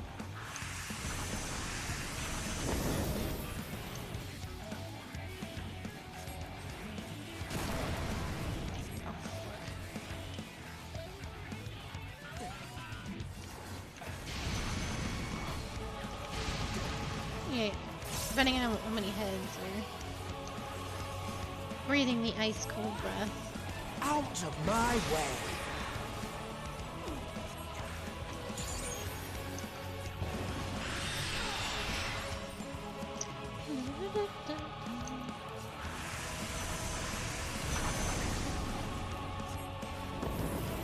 Ooh.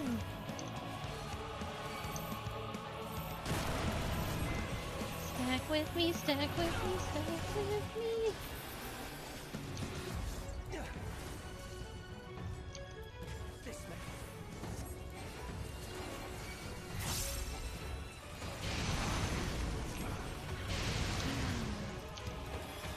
I just lost that damage down.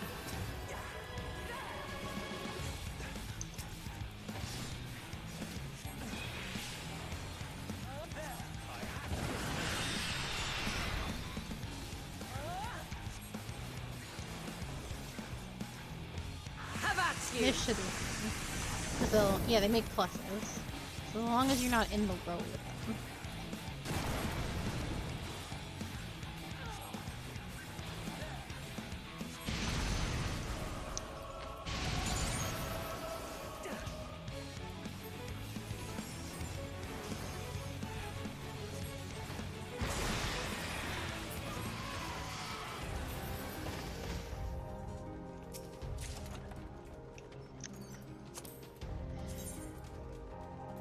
Let me see. Yeah, this is the same. This is the exact same outfit from Heroes Gauntlet. At least, I would be shocked if the top wasn't the same.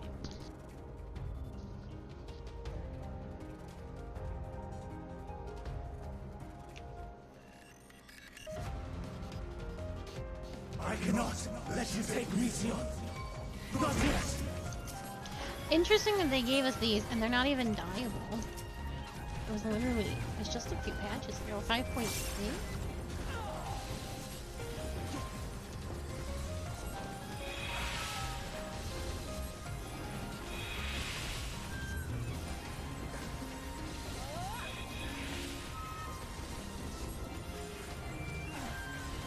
Don't show your back to the monsters. That's how you get crit.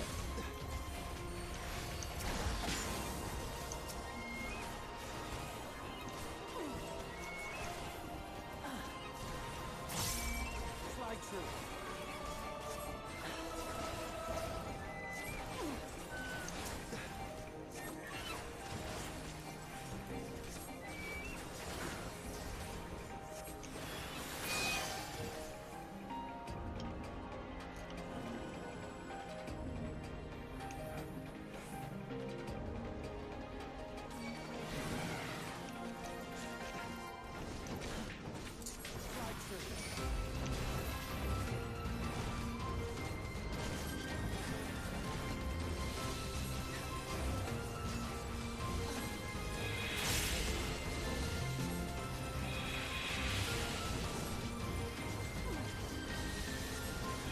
Have at you!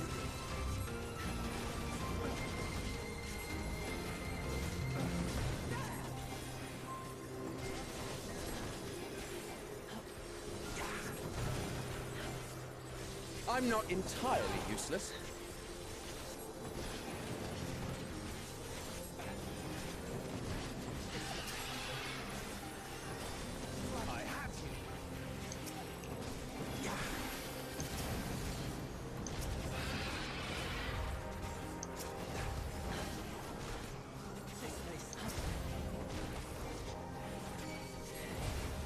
Out of my way! I'm not entirely useless.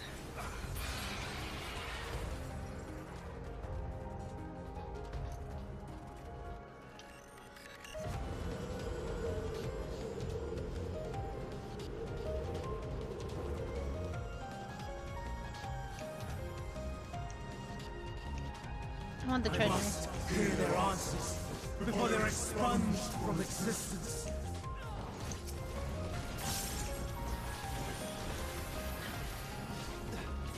Hey, I'm gonna let these guys take care of it. Just like read this thing. You're gonna be fine.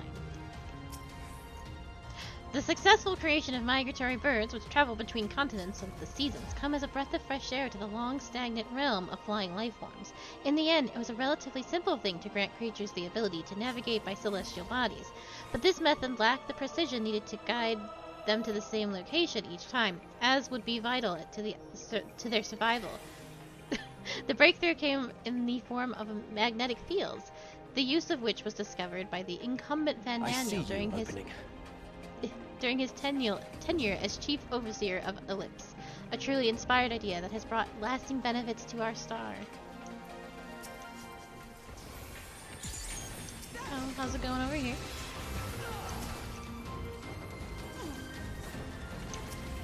That was one word. It takes forever for them to burn down this stuff.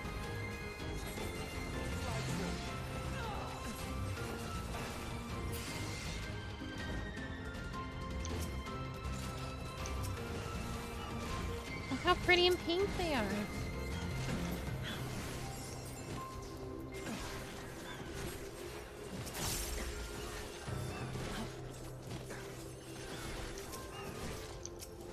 Four! I see you opening. Have at you!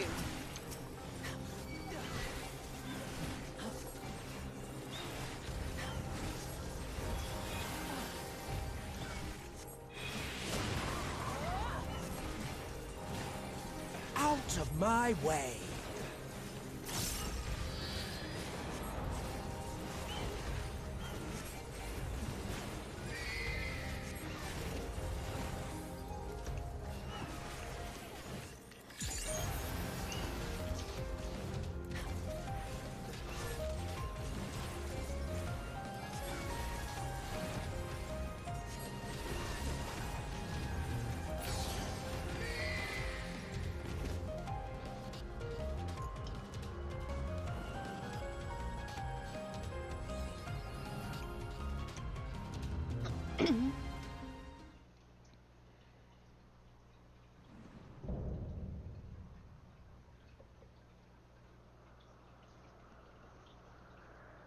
So, it comes to this.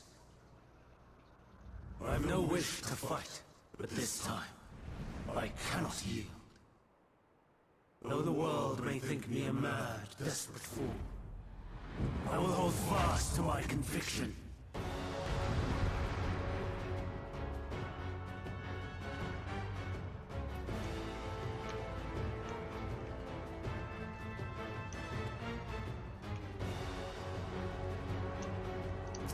Begone! I will have the time and tranquility I require. Fall! Gust and gale, gather to me!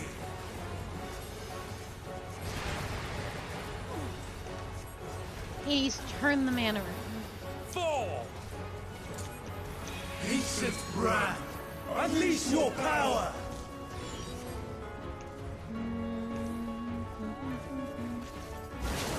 Out of my way! Prepare Dancing yourself! winds, pierce my foe!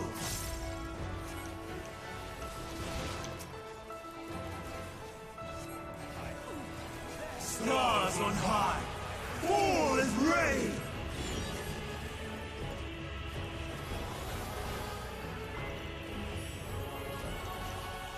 Have at you!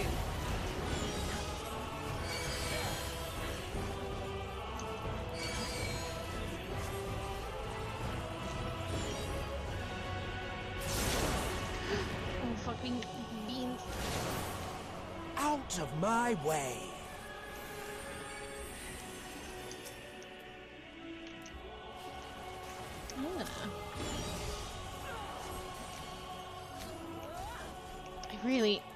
I'm not entirely useless. Yeah.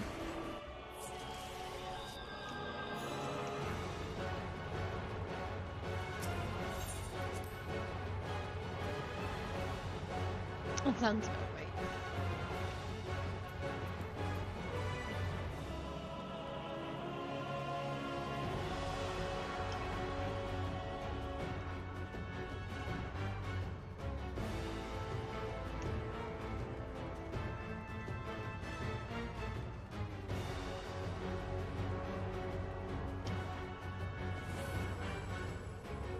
I should have stuck to my guns. I bet I was safe behind any rock, but I saw them all in one spot. And I was like, am I the wrong one?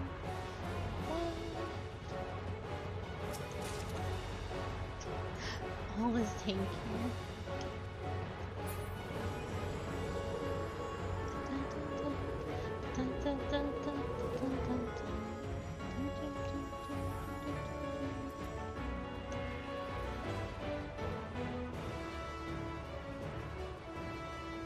These big lands over there.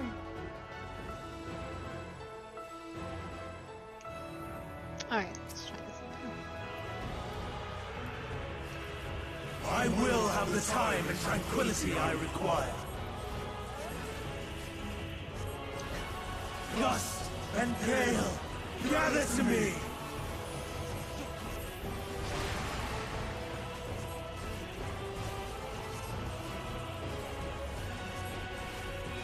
Ancient brand, unleash your power!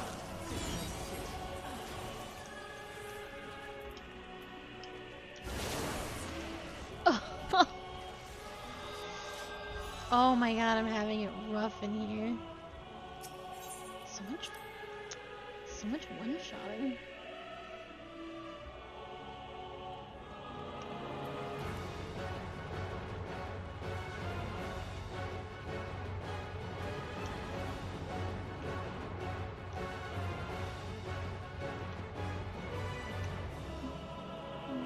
Alright, let's give it another go.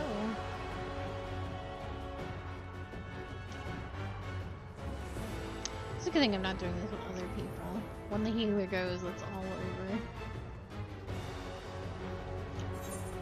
There might be something to be said for my abysmal gear.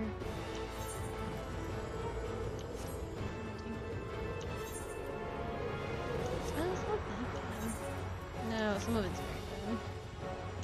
I can get away with one of these rings still. The earrings and the other ring are not good.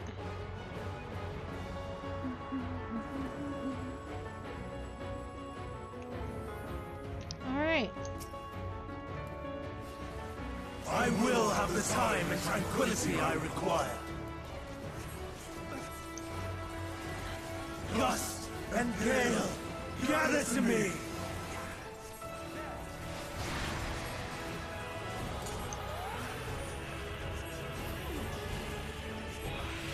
Ancient brand, unleash your power!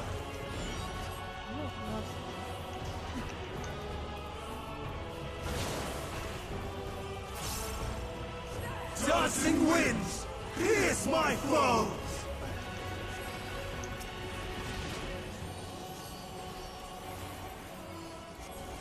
Stars on high, fall as rain!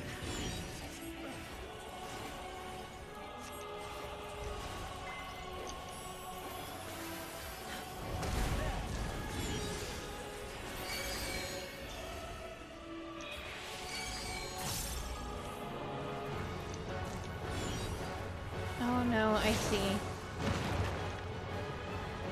I'm gonna get hit by this one, but some of them were broken.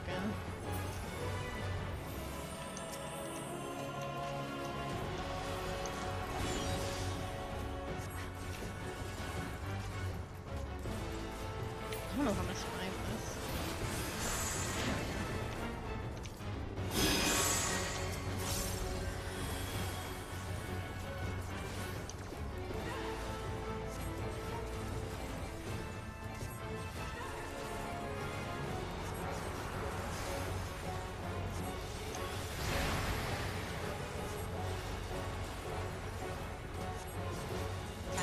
stand this! Streams of ether! Surge as one! No, please don't.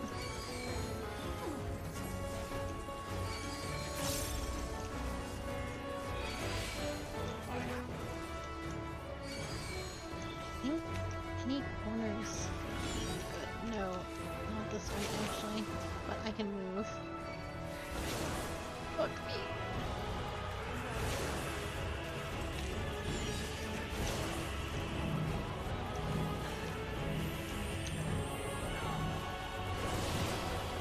Oh my god.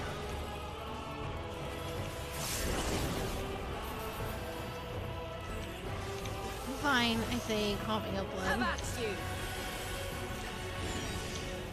Dancing winds! Pierce my foes!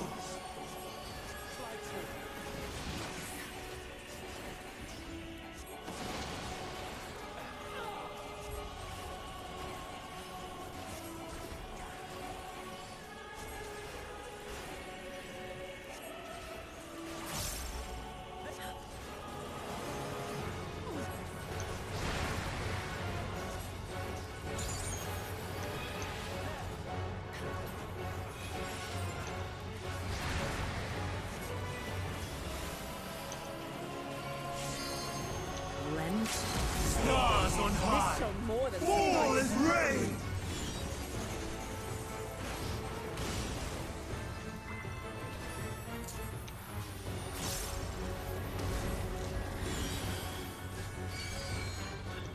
I'm not entirely useless.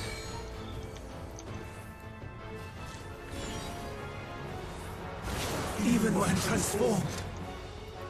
But I am not finished yet.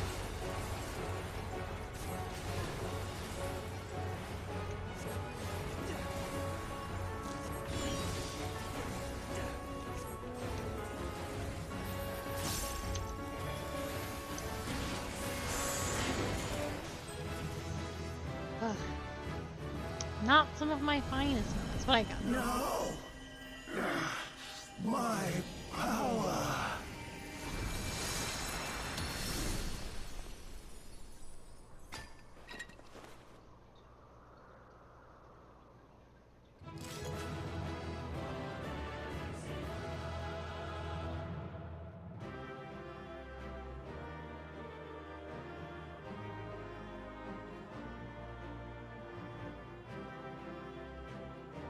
I think I got a hat? No, I got gloves. Yes, but they are silver. The ones from Hero's Gauntlet are gold. Which makes them... This'll make them go with stuff a little bit better.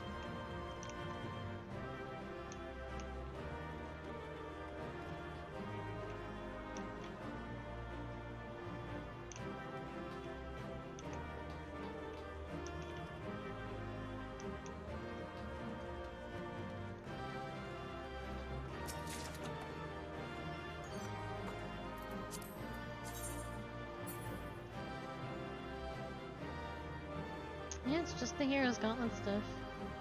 And a much, like a dark blue. They're not like the silvers and blues. Then I got... Oh, these weapons are nice though.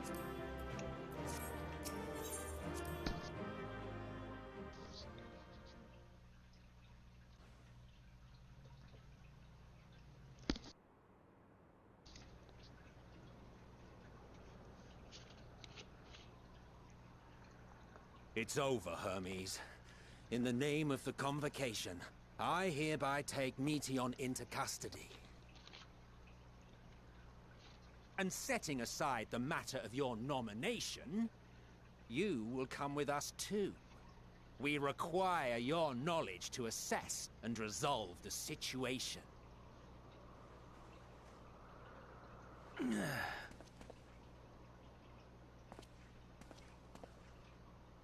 Meteon, I am so sorry.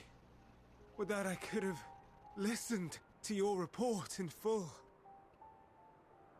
Reflected upon its meaning and conveyed it to others. That they might reconsider their chosen course. But I have failed. And that wish will never be realized. However, ere our fates become the province of others, I bid you tell me just one thing. Was there happiness in those distant stars? Was there a reason for living?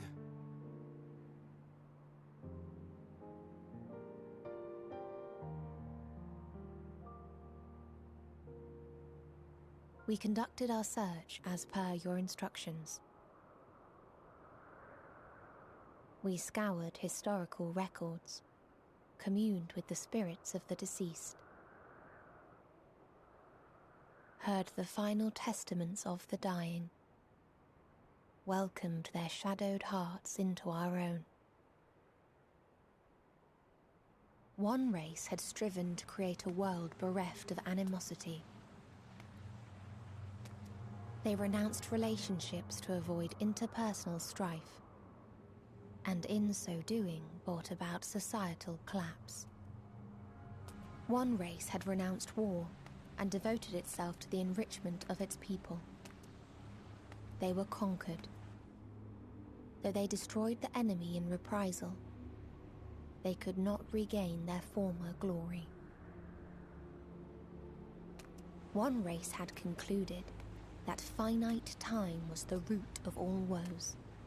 Aspiring to shatter its shackles, they went in search of infinity. They discovered nothing is infinite, and that neither time or death can be cheated. Disillusioned, they gave up on the future and themselves. One race had discarded all things that gave rise to sorrow, hoping to have only joy. They found joy lost its savour in the absence of sorrow, and lost their will to live. Though worlds apart, these peoples shared a belief. The belief that they had tried their best. That they had tried to fulfill their potential with every step and success. In the course of which, they learned the truth. That they would never be free of fear and sorrow, anger and despair, of loneliness, so long as they yet lived. Even now their souls cry out for oblivion. And to this song of anguish, I lend my voice. We lend our voice. Oh, beloved mankind, shimmering jewels of beautiful Etheris, rejoice, for we will free you from the cruel yoke of existence. There is no need to struggle in vain, for in nihility awaits salvation. You will know peace and serenity, and it will be beautiful. We will make our nest at the edge of the universe, and there in the dark of dead worlds hoard sorrow and suffering. There we will sing, our chorus ever louder and ever clearer, that our song may reach even this ether-shrouded star. Such is the answer we have found in the stars. Such is the gift we now offer to Etheris.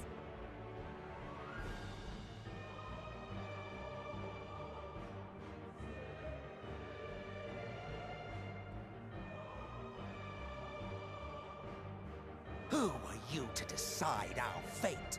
To decree we live or die?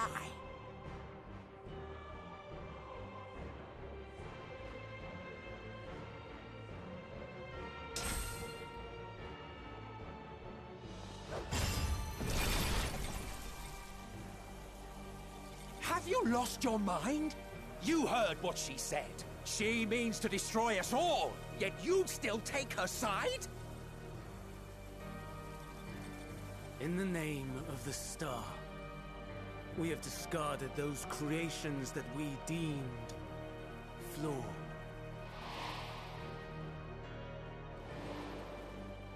If we ourselves are flawed, does it not stand to reason that we too should be discarded? That is sophistry, and you know it!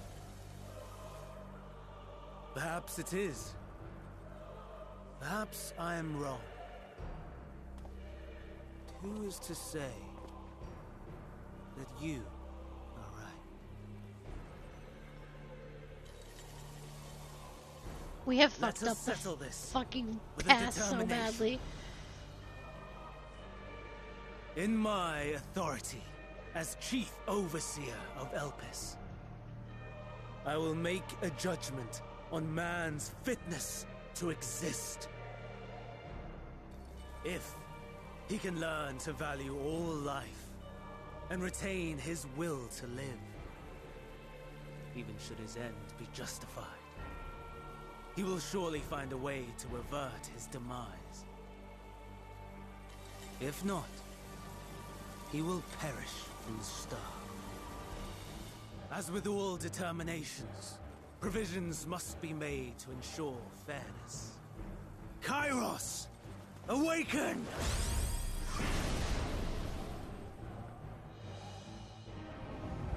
Memory reconfiguration system Kairos activated. Awaiting instruction. Command, universal memory alteration. Target area, Catesis Hyperborea. Starting point. Arrival of Emmett Selk of the Convocation at Propylion. Endpoint. The present. Erase the memories of all events and replace with a vague recollection of the following. I was here, preparing to demonstrate the functionality of Kairos to Emmett Selk and Hitherdays. Meteon's shared consciousness became unstable. She and her sisters could not sustain their existence, and all dissipated with a burst. The resultant shockwave accidentally triggered Kairos, which erased several days of memories from all present. Execute. Command acknowledged. Initializing. 3 processes remaining to execution. Bravo. I dare say one would be hard-pressed to make it fairer. Everything that you told us, everything that has happened, the fact we've even met, it will all be gone.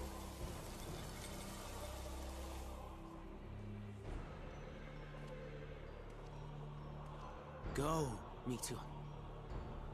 To the edge of the universe, where none can reach you. Hermes, won't you come with me?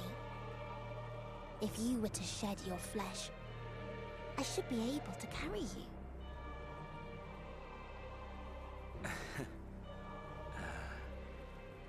I will remain.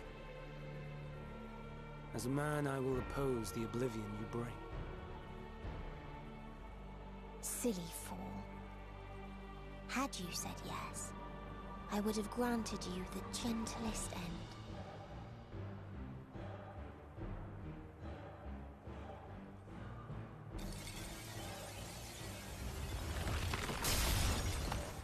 This ends here!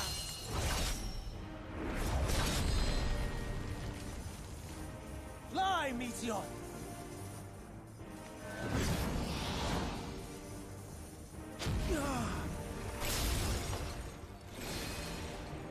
That is far enough, Hermes! Argos, to me!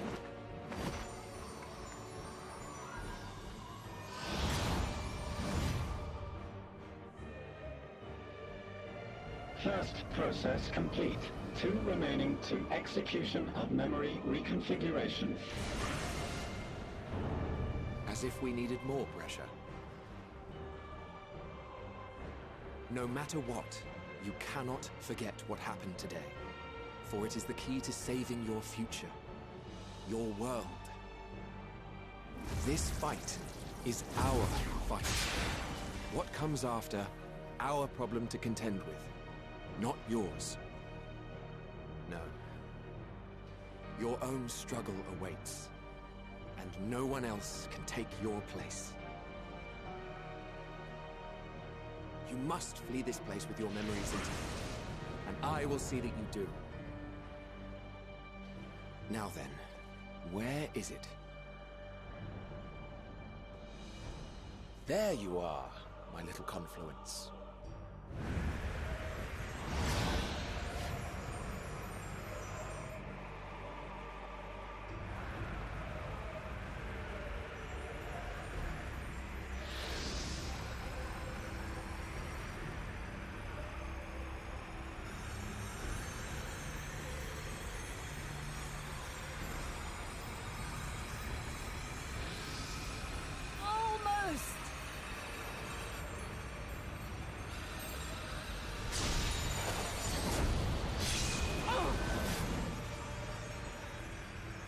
Very well, then. You may elude us this day, but not forever.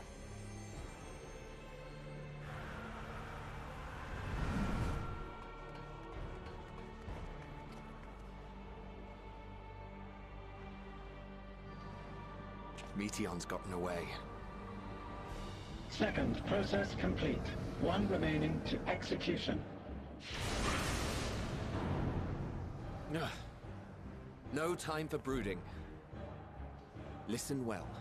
Beyond lies a spatial confluence that connects the interior sections of this building. I will destroy the confluence and force open a way outside. When I do, you must jump through.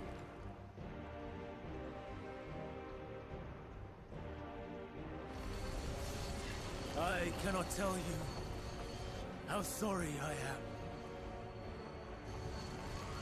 But neither can I let you escape!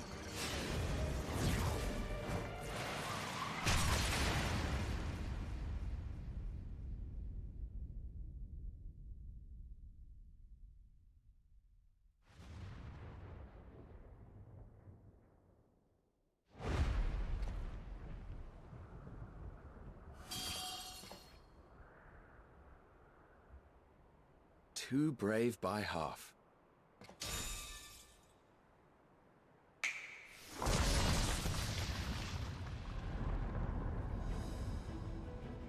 Exemplary work, as always, Emmett Selk.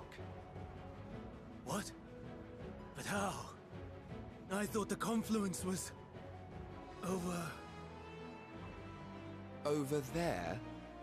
Yes. We were rather hoping you would. It was never anywhere but where it is now. The instant those two began making their way towards nothing, 'twas clear the plan was a diversion.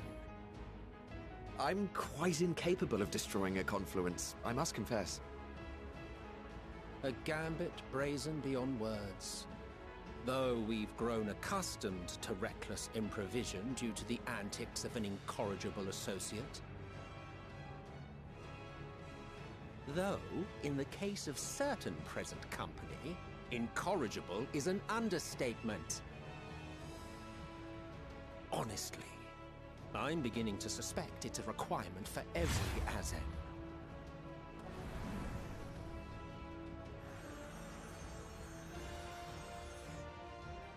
There's no time! Quickly! Even now, I do not believe your tale.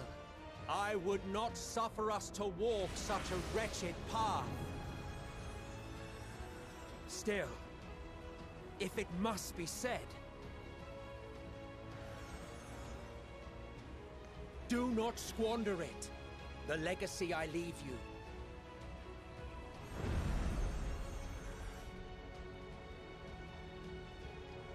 Final process complete. Executing universal memory alteration.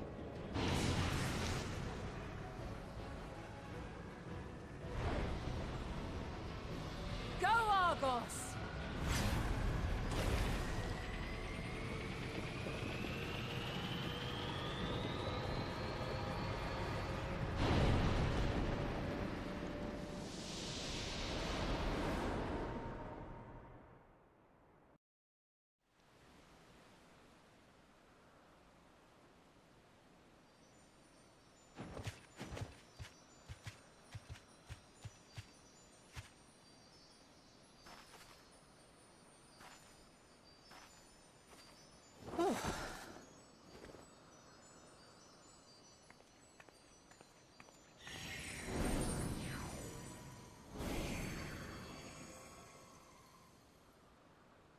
I'm fine.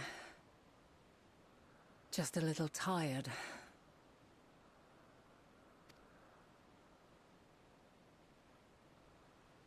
Can it be true? Are we the only ones left who see beauty in the world? In life? Are the stars above no more than husks of fallen civilizations?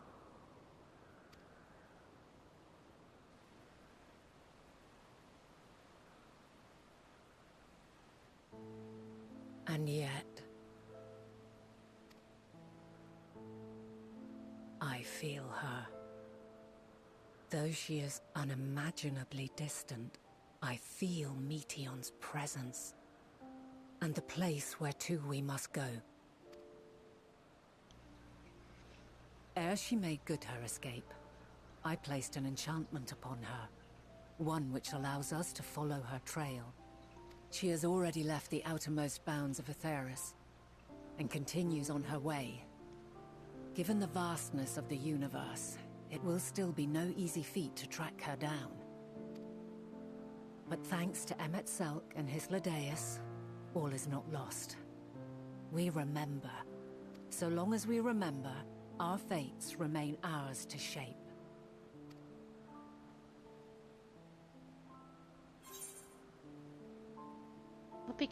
What became of others, I wonder?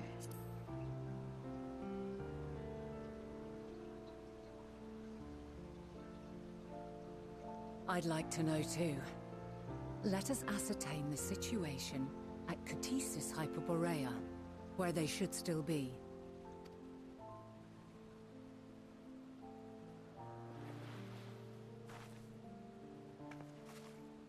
Given the likely state of their memories, however, it would be imprudent for us to approach them directly. In which case...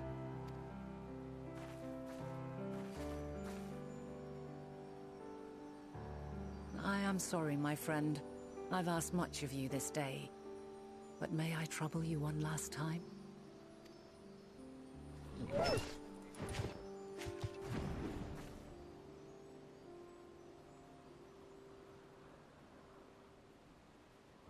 Argos will investigate in our stead. We will share in his consciousness and see and hear as if we were with him. Now, close your eyes and open your mind.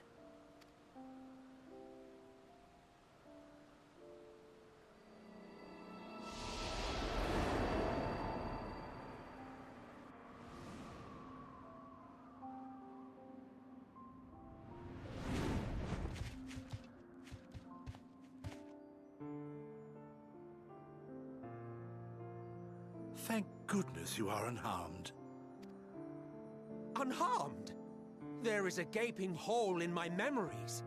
I can scarcely remember arriving here in Elpis. Forgive me. I was preparing to demonstrate the functionality of Kairos to our guests. But Meteion, her shared consciousness became unstable. And she... So, that's what prompted the state of alert. And when you went to investigate, you were caught in Kairos's accidental operation. So it would seem. It's all a blur to me. Such an unfortunate accident. Oh, and what of Vinar and your other companion? You went inside together, as I recall. We did? If Vinar was with us, I have no recollection of it. But that there is her familiar, is it not? The fellow seems happy enough, so I think it's safe to assume his mistress is well.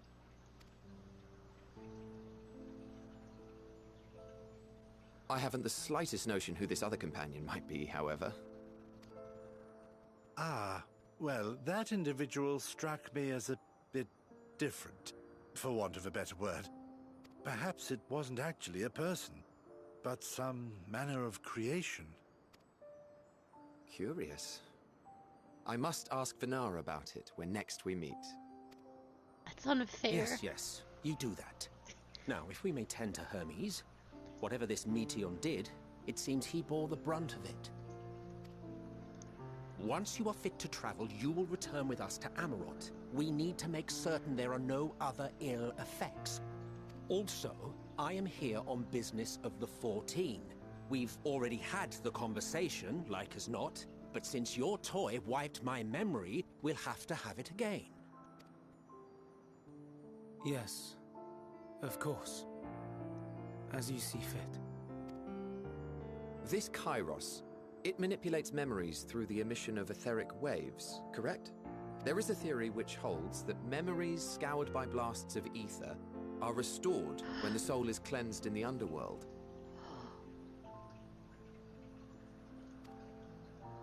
If true, then perhaps when our time comes to return to the star, we shall remember these few days we have lost.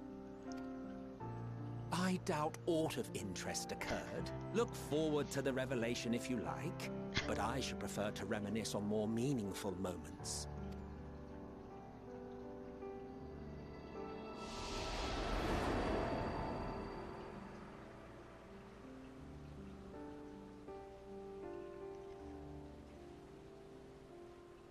Let us rest, if only for a while. After all, you and I... Oh, we still have a long, long way to go.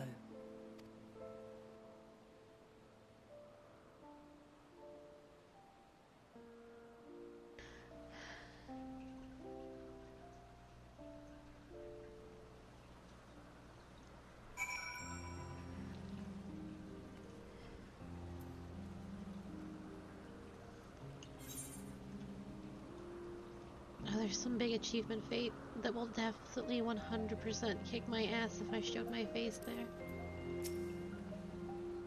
Are you feeling at all recovered? I understand that your exertions were more than purely physical, but resting one's body, if only for a moment, is never without merit. As for Hermes, I think it unlikely he will create more Entikeles. He poured much of himself into Meteion, and now that she and her sisters are gone, dissipated in his mind, his grief must be unbearable. He will blame himself. He will believe that, had he never acknowledged his dissatisfaction with the world, that Media would have never been born to suffer and die. The offer to join the 14 will be a welcome distraction, and one day, hence, he will face the advent of the final days in the role of Van Daniel.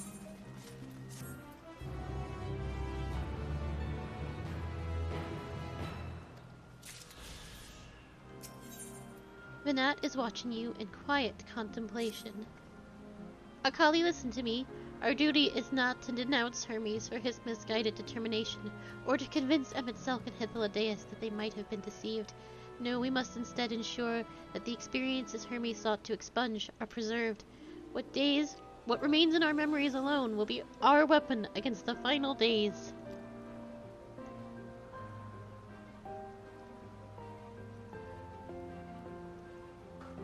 You must fight this battle in your age, and I in mine.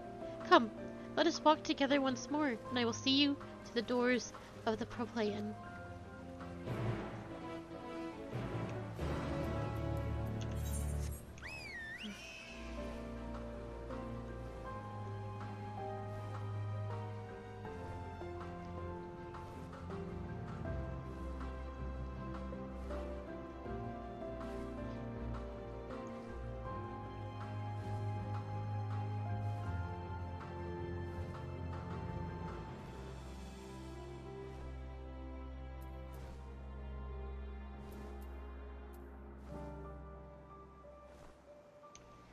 Touch all the rocks.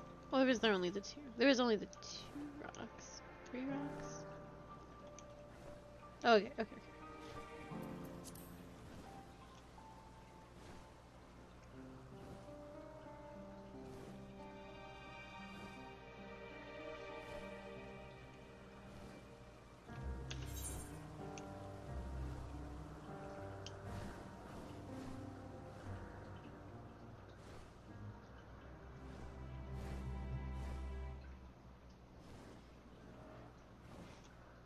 Elizabeth saw us, though. Are we not even gonna see a little peek of the little guy? That's how he knew we were here.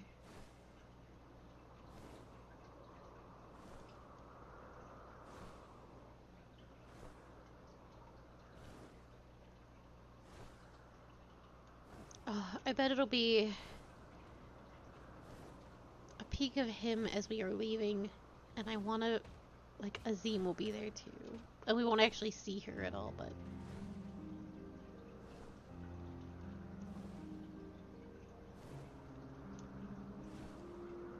just like her back.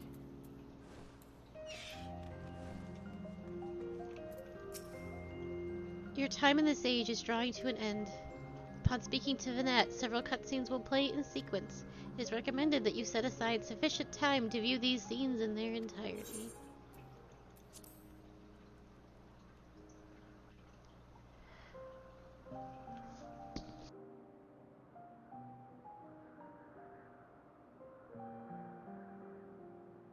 So, it is within. The portal that brought you hither, and will take you home.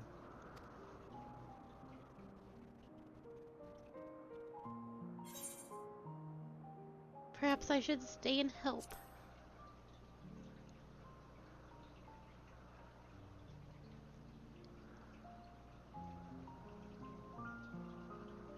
I appreciate your sentiment. I truly do. But 'tis a very long game that we must now play.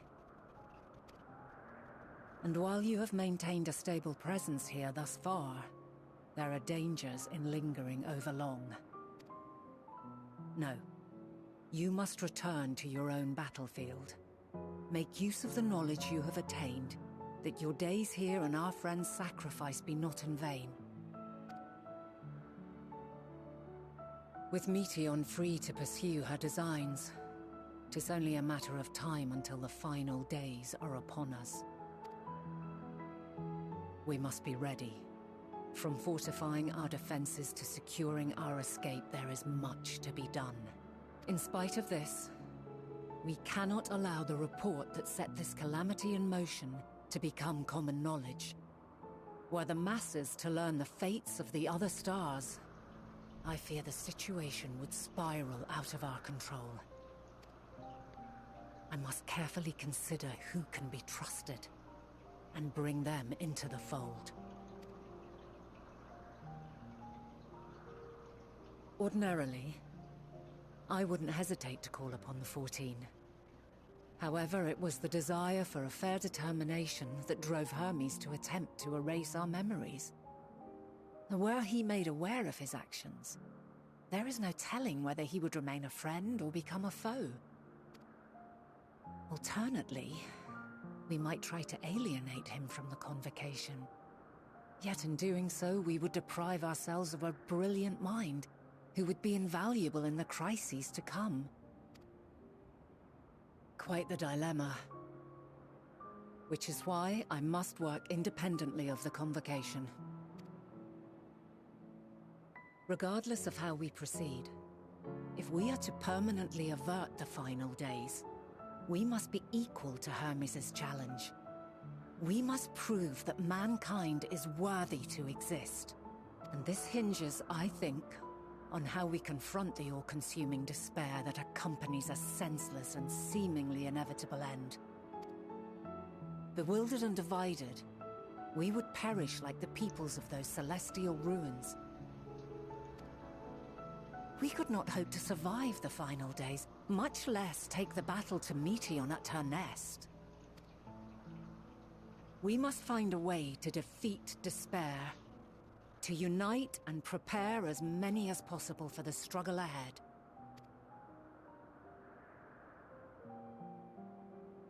Heavy will weigh the burden of guiding this legion of souls.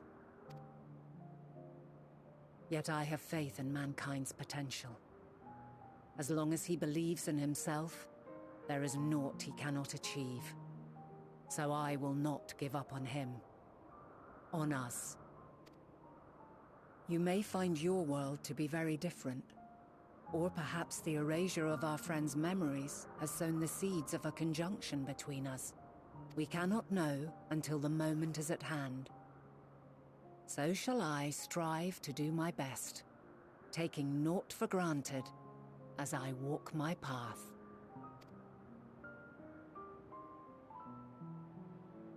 And I pray you walk with me to the end.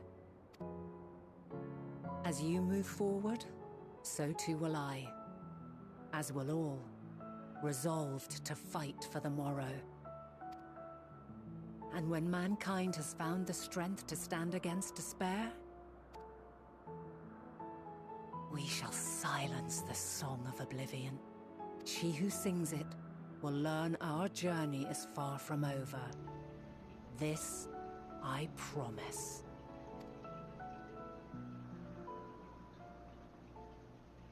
Fare you well, my light of the future, till we meet again.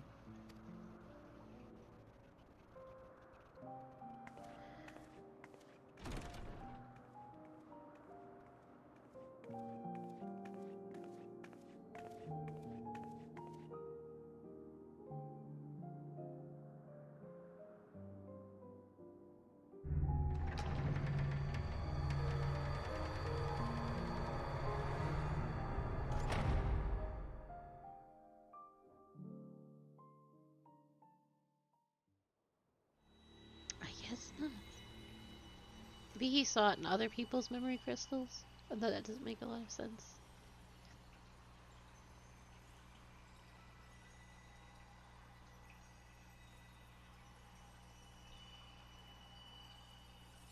From this day forth, I shall strive to bring honor to the seat of Vandani.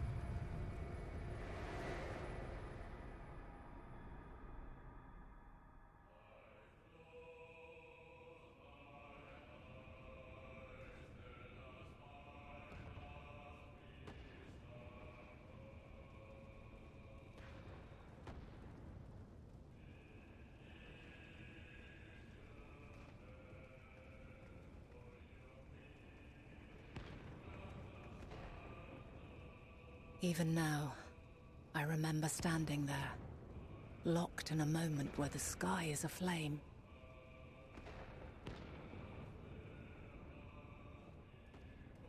Where stars fall as tears, and screams darken the seas. Where resignation rots the trees.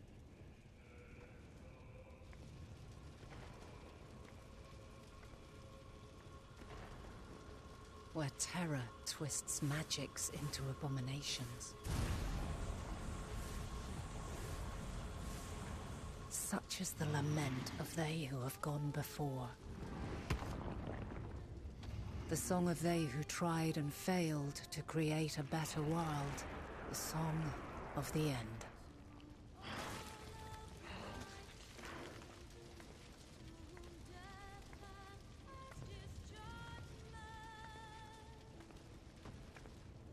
That which hides at the edge of the universe is no longer Hope's creation.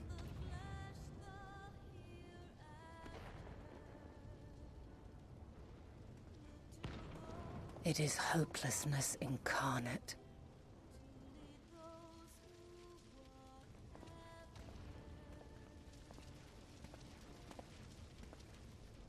That day, mankind saw half of its number sacrificed to bring forth Zodiac.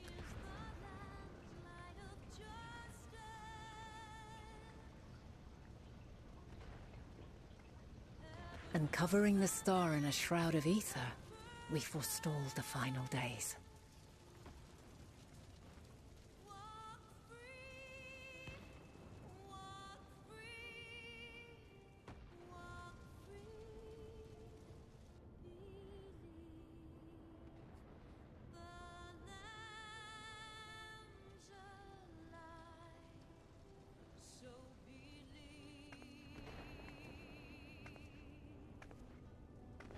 Yet the cries echoed still.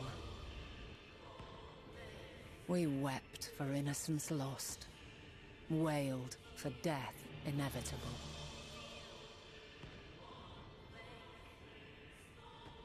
A reality too terrible to bear. And for too many who sought comfort in gilded memories of joyful days and tranquil nights.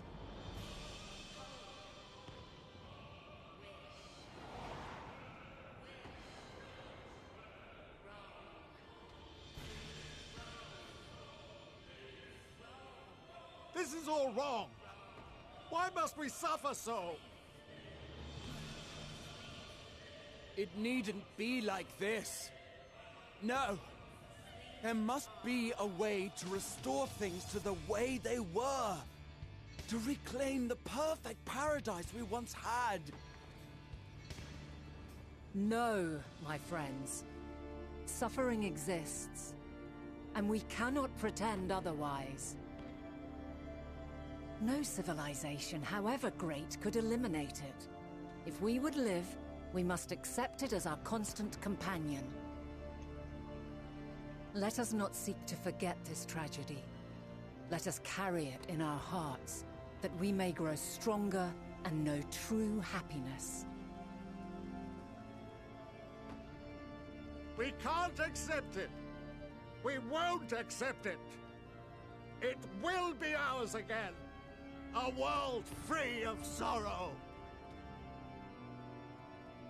No, it will not.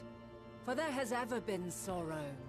Mankind was but spared its biting sting for a time. So please, open your eyes. To try and reclaim those lives we lost by sacrificing yet more isn't wisdom. It is weakness. No paradise is without its shadows. If we cannot accept this truth and learn from our pain, then our plight shall be repeated.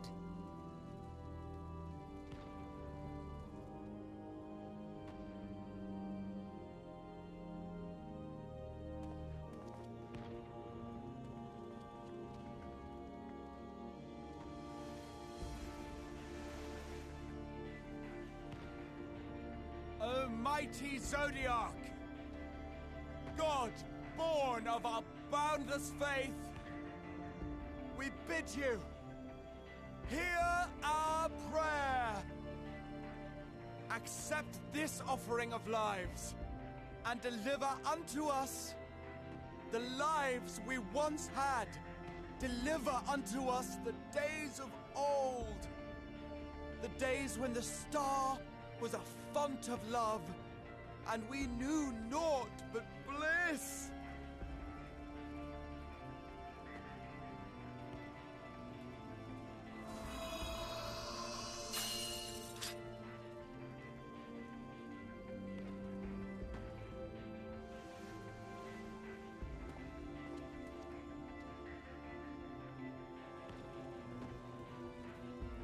You would destroy it? Our beautiful world?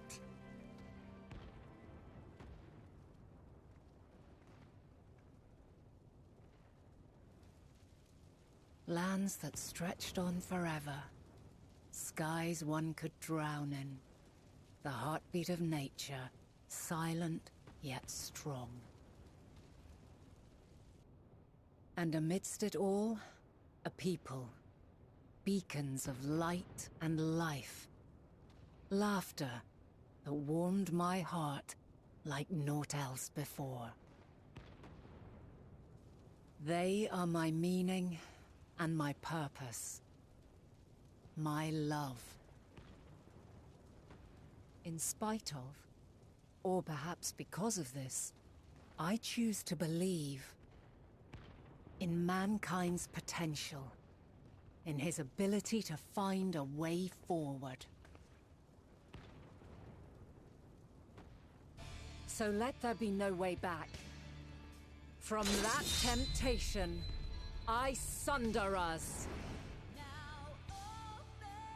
No more shall man have wings to bear him to paradise. Henceforth, he shall walk.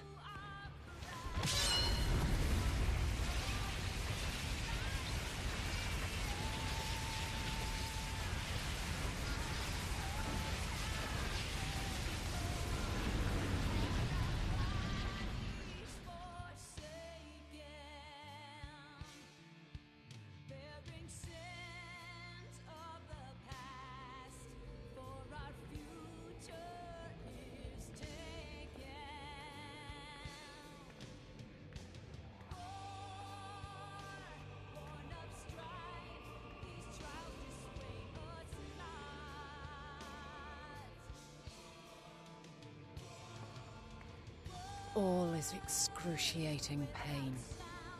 I breathe fire and torment.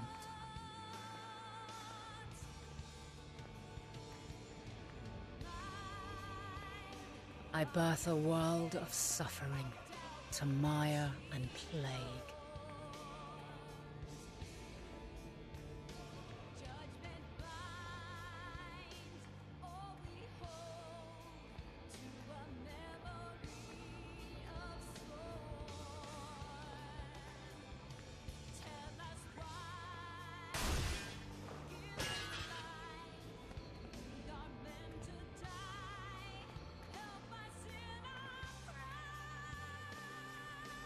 In one fleeting moment, lives come and go, ever moving towards the unknown. And in that fleeting moment, they cry for the answer to the question. Why, given life, are they meant to suffer, to die?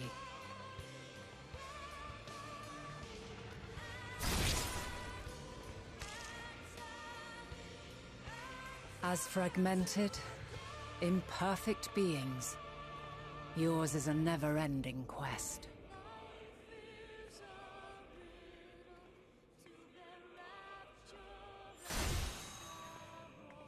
A quest to find your purpose, knowing your end is assured.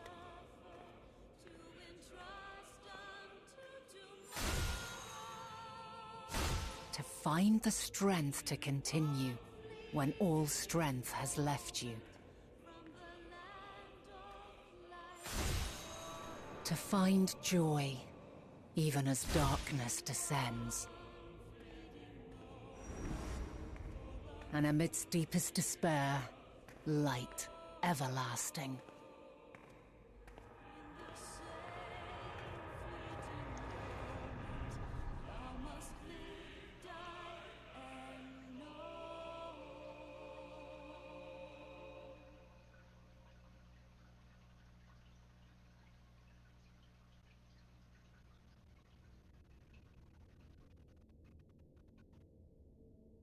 A conjunction has begun to form, an intertwining of your time and mine.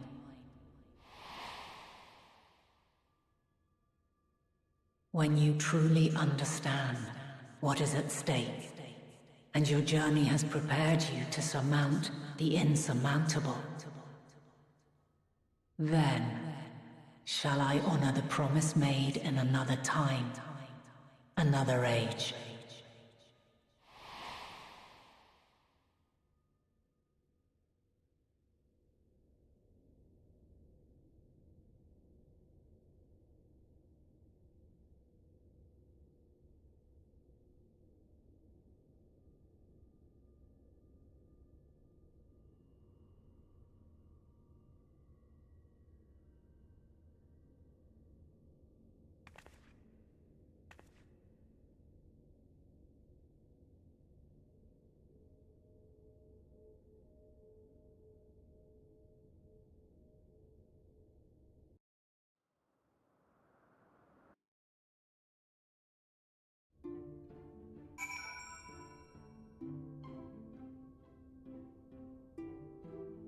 Well,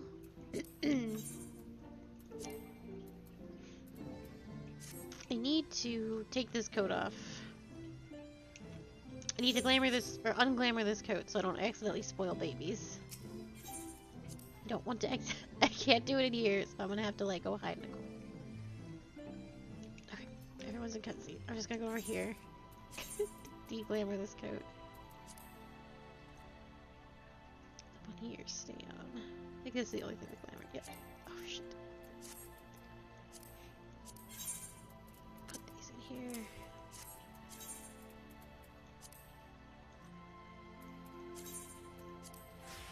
There we go. No spoilies here.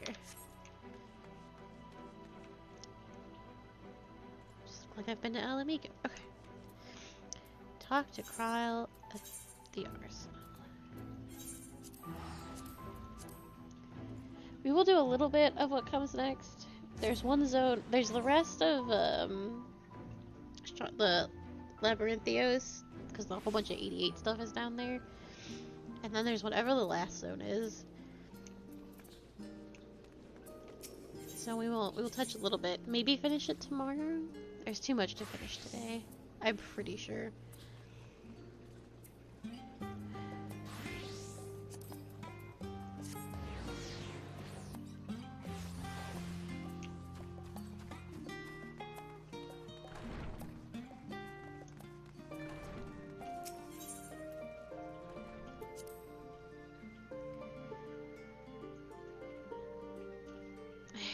What's up, sluts?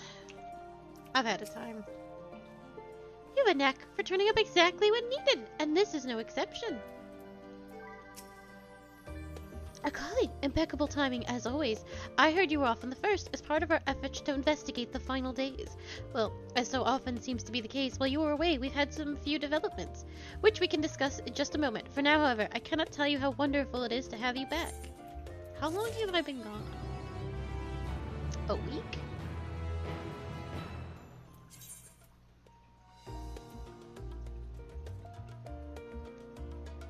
I don't know what that word means, but I am gonna Google it.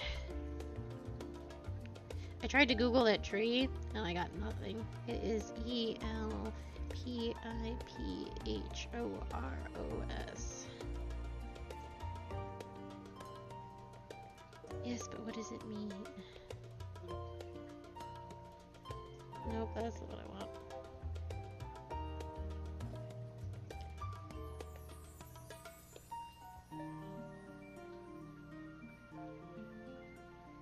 Keep trying to give me the name of a Greek pope, which I do not want. That's because I think I've misspelled it. Am I doing E-L-P-I-P-H-O-S?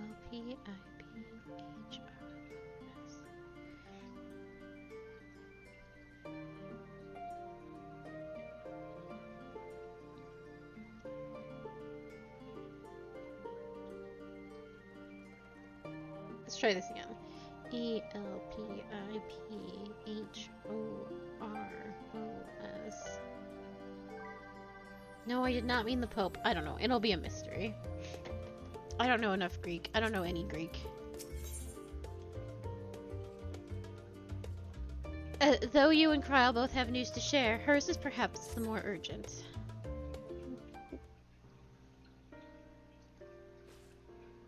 So, have you learned aught more of the final days? Then your journey was well worth the risk. No doubt your newfound knowledge will be a great boon to us all. Unfortunately, during your time on the First, events here have taken a turn for the worse. The Scions are running themselves ragged trying to contain the spread of blasphemies, but it is a losing battle. To try and ascertain the where and why of it, Alice and Elfino have been traveling all over. Of all the regions they visited, Locus Ammonius is one of the worst affected. Thancred, Estinian, and Graha took a detachment of allied soldiers there to offer aid and succor to those in need. But the province is vast, and they only managed a handful of coastal villages. It was an accomplishment worth celebrating still, but a drop in the bucket at best. In the meantime, Y'shtola and Master Matoya have been making a concerted effort to establish contact with Hydaelyn in the Ethereal Sea, but to no avail. As for Tataru and I, we've been keeping a close eye on the Forum. From what we gather, they've been constructing a vessel to ferry people to the moon, an ambitious project that has likely been years, if not decades, in the making. However, since we've seen no sign of it thus far, I suspect it is still incomplete. You will recall the proposal issued by Master Fortuneau to the people of Razet-Han. Following their discussion, Vitra declared his support for the plan and urged those who wished to evacuate to accept the Forum's invitation. So far, so good, but that's where things get a little strange. Apparently the Forum caught wind of the lunar teleporter in the Tower of Babel and decided to use it to deliver the people to the moon instead of their mysterious ship. Therefore, to secure safe passage for the heinous refugees to the tower, Elfino, Alizé, Estinian, and Graha traveled to Garlemald not long ago. Trouble is, the capital was hardly the safest place to begin with, and now the final days have come to Garlemald. Things cannot get worse for Garlemald. Shortly after our friends arrived, they were sent to rendezvous with Master Fortuneau. Then panic broke out, and our communications were severed. From what fragments we were able to make out before the link shell went completely silent, we can only assume the phenomenon has spread to the capital. The others need you, Akali. Please, you must help them.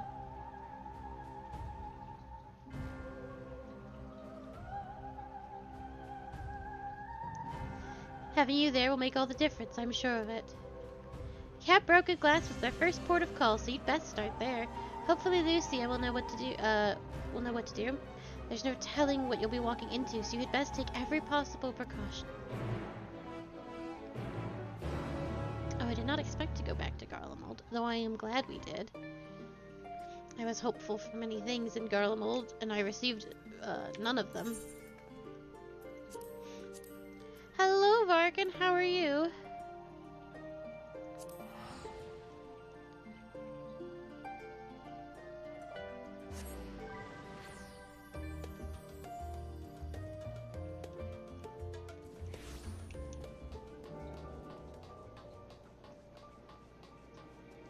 I'll just run around in circles. Oh, a duty already.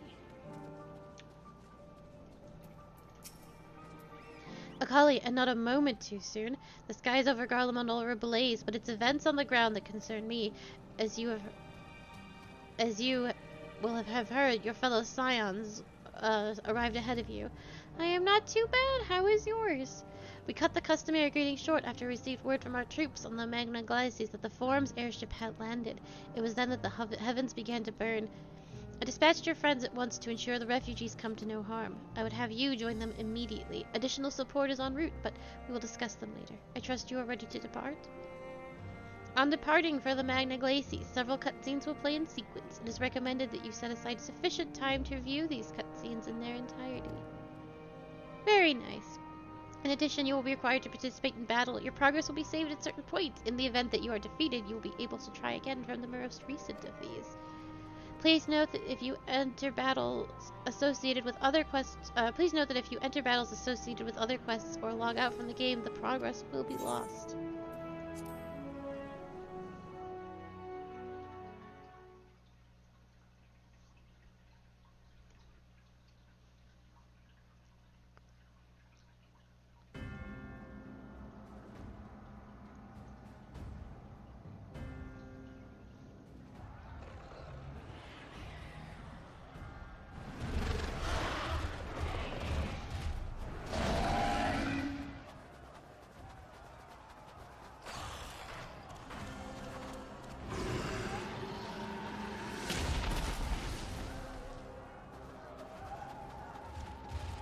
No. I tried to. No. We were promised an escape. Not the same doom we fled.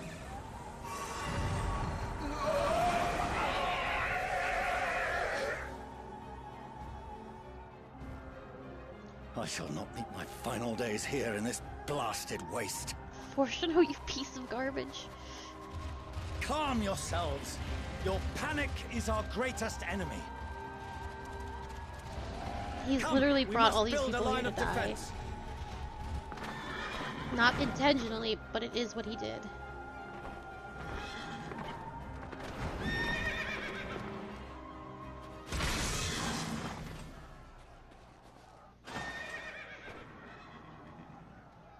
How?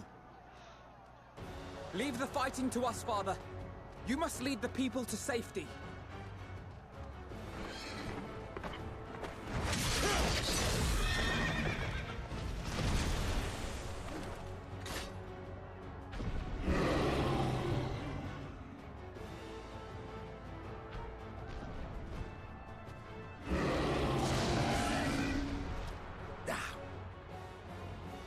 I can handle this pair. You shall tend to the refugees. Let us be about it.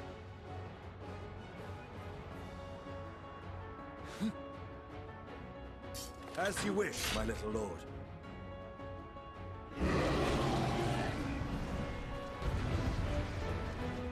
Oh crap, I don't know Sage fucking the buttons on my own. I don't want to be Elfino. Fuck. Elfino, why do you have so many buttons? Alright. I'll command the beast's attention. I See believe to the this wounded. is a regular heal. Help is at hand. This is probably restores my own HP. Okay, so this is my AoE. Restores the target's HP. Restores target's HP. Damage. God, this is a nightmare. Okay. Do you just want me to heal people? So I can do that.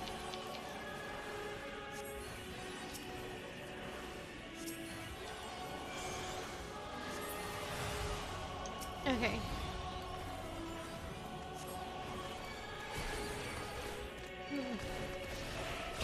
Leave it to me.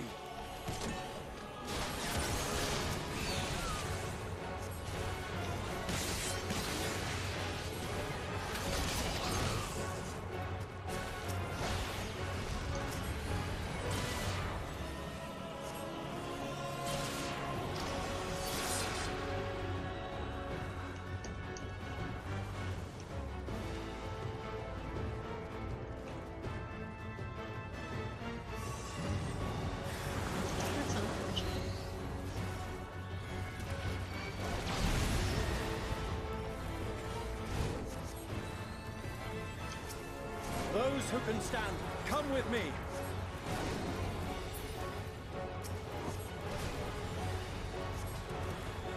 Yeah, that's my dad. I couldn't find it, but there it is.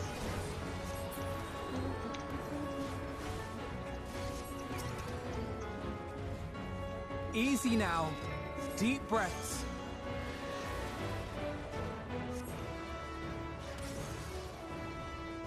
You're safe now.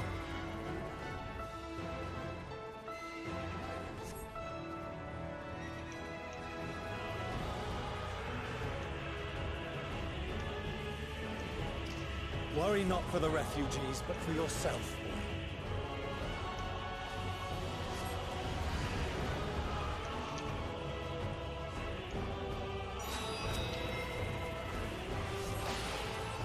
That was unnecessary. Just walk.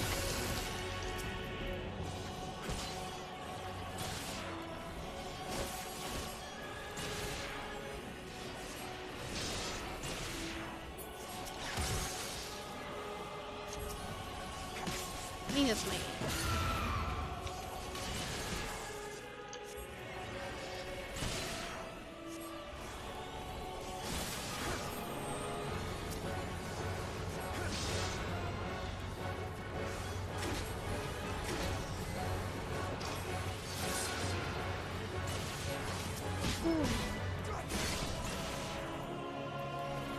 Fuck.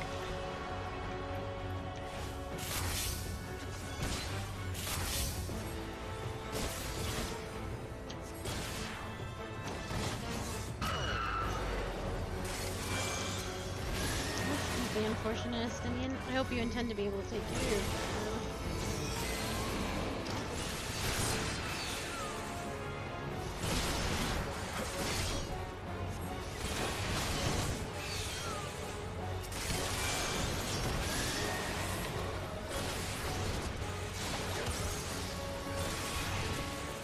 I can't heal faster.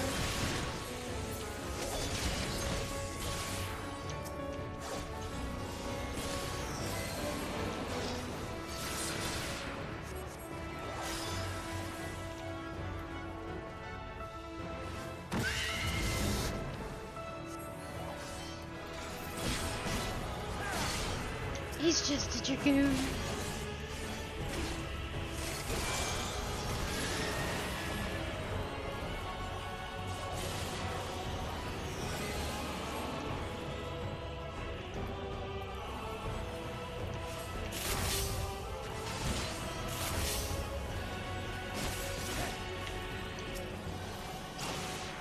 Hard, but not hard enough!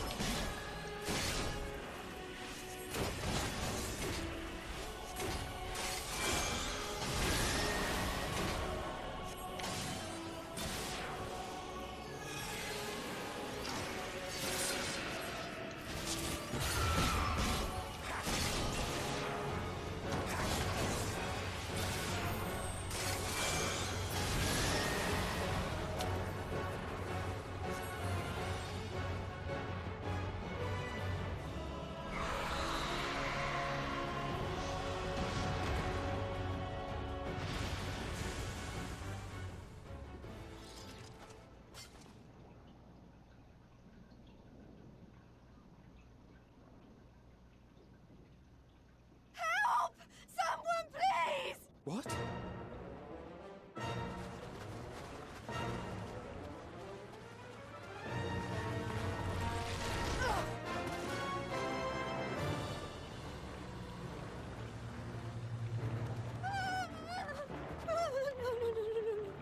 Don't. I don't want to die.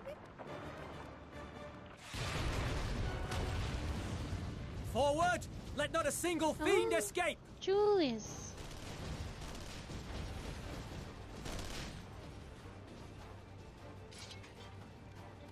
Wait, that's...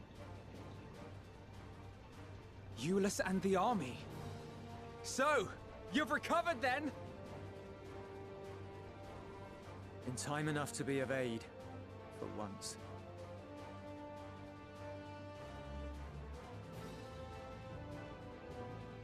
We can speak of it more later. For now, we must fight! To repay your salvation in kind, or with better! For Garlemald has her pride! Oh, I get to be Julius? That would be a C-section.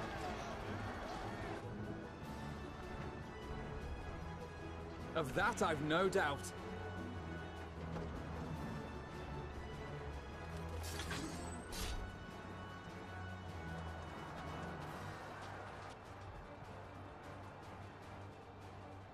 Good gods.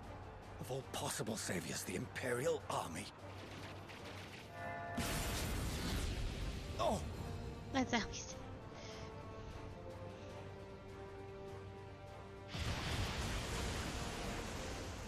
I had hoped to take all of them down at once.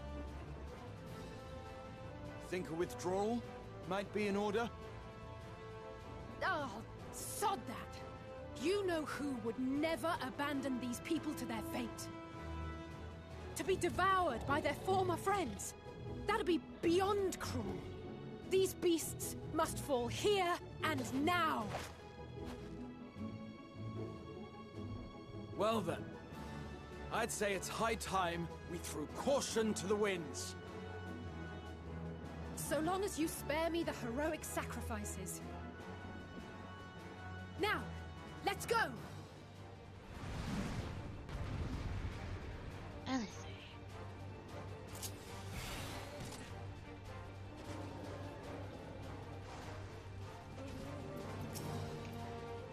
This I can play at the very end. Let's go.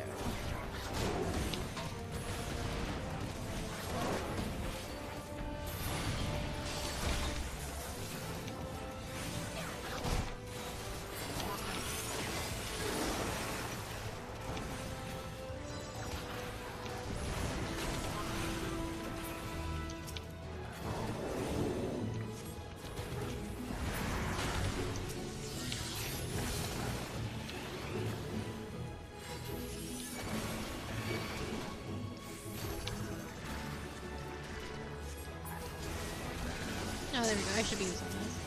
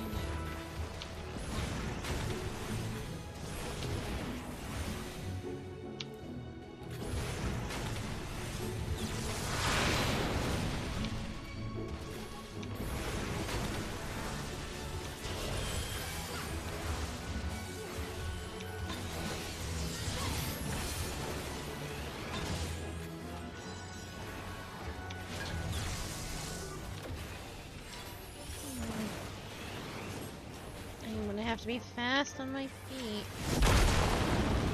Not today.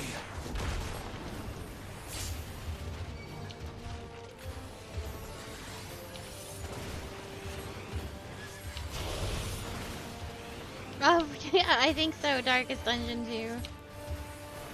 Now it's all Final Fantasy. At least it's all Final Fantasy this week. The big XPac came out this week.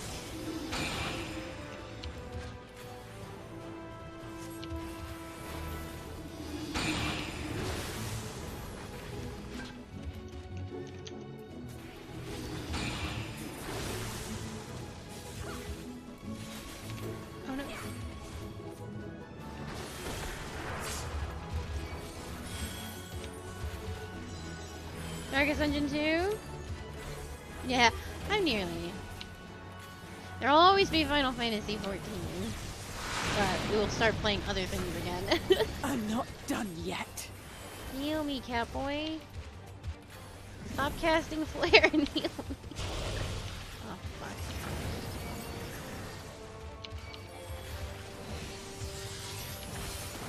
Oh, I see. None to worry about. I can genuinely say I did not much care for Darkest Dungeon 2, which is why I stopped playing it. The air crackles. But I genuinely hope it's a good cover. update.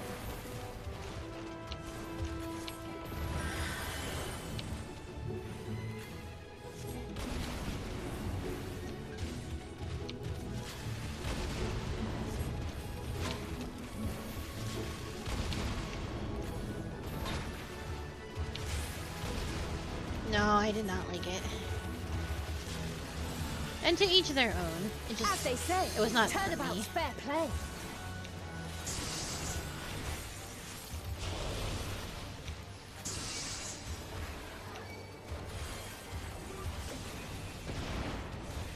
On guard.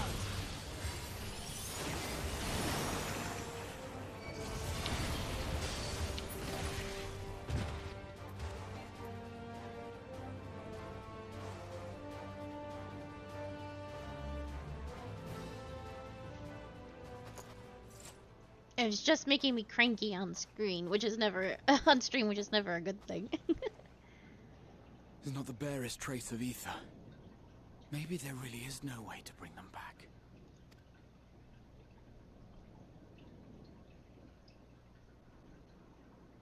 Thank you for saving our lives once again. I remember you from Purusha. You helped us there too, didn't you? Ah, you're from Palaka's stand. I'm glad you're still in one piece.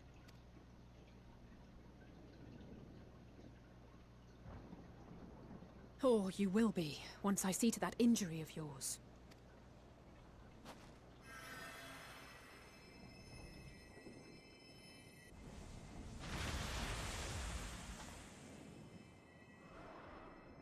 Look out!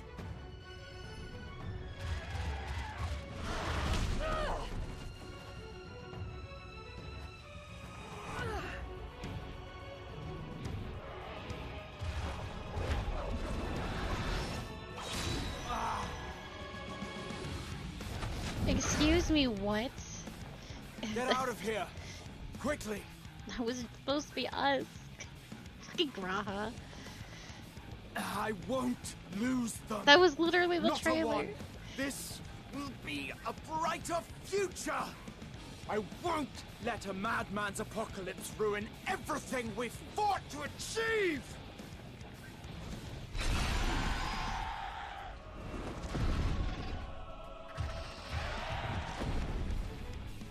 I hate this cat so much. Get it together, Alizé. You're embarrassing yourself.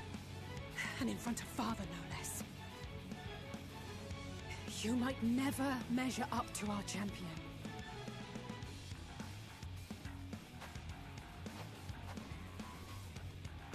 But we ask too much of her as it is. You mustn't let our sword in the darkness fight alone.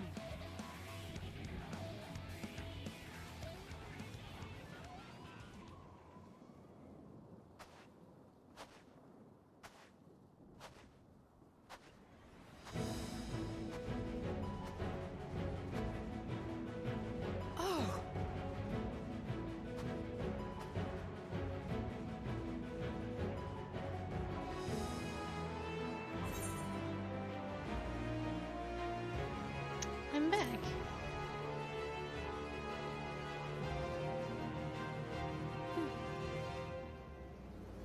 I can look after myself, you know.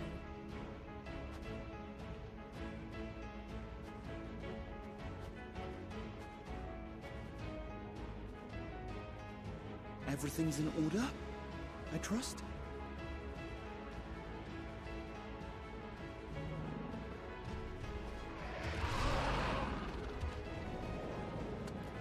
I've had enough of this rabble! Come on!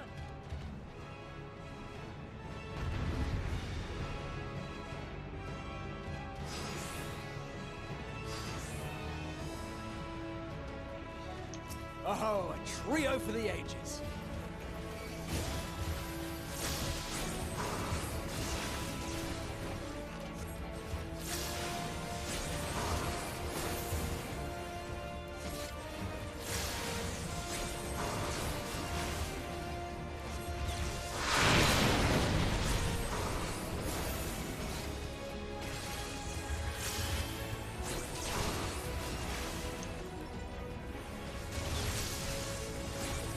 Am I on the wrong side again? Of course.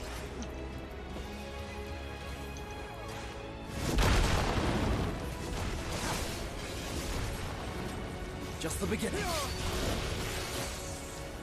I should got hit by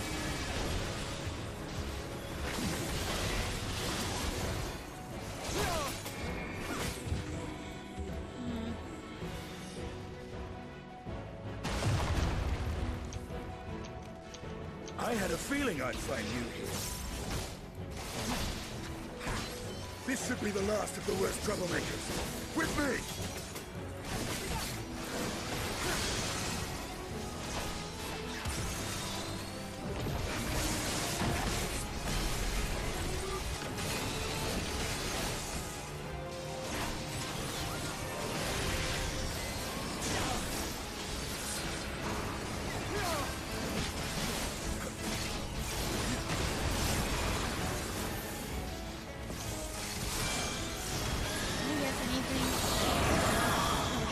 pay attention to whatever the fresh hell is happening. I see.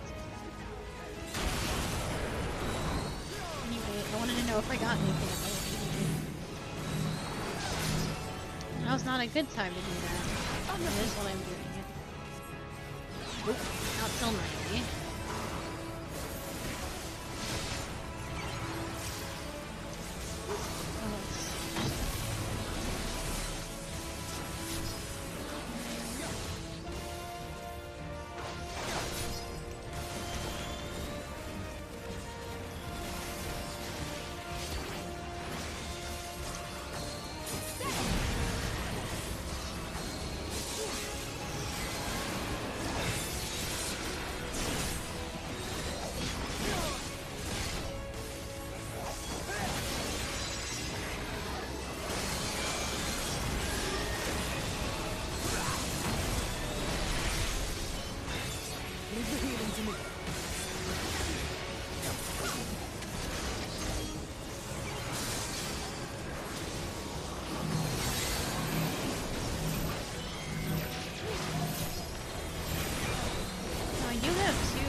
venisons. I'm in That's pretty good. And 2 finishes. Fuck, I can't complain about a stuck in thin air. That's a lifesaver, actually.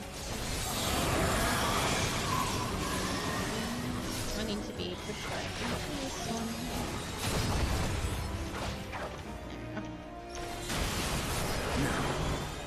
Where were we?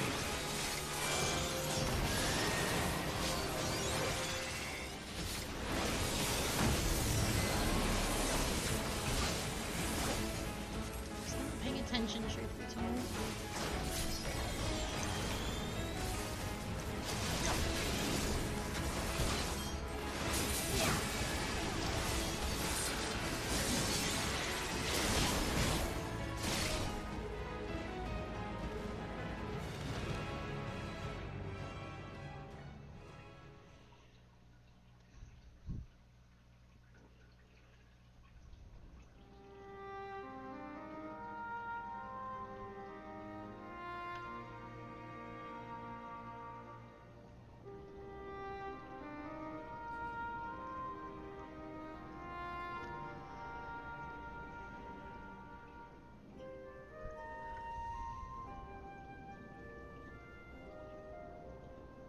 You must board without delay. The ship will depart ere long. Your offer to host us in Sharlayan is most appreciated. But will the final days not soon fall upon it as well? Your hesitation is not unwarranted. The satrap entrusted me with your lives, yet I have failed your comrades. Nor are you wrong to fear that this corruption will continue to spread. I cannot promise you complete safety, even in my homeland.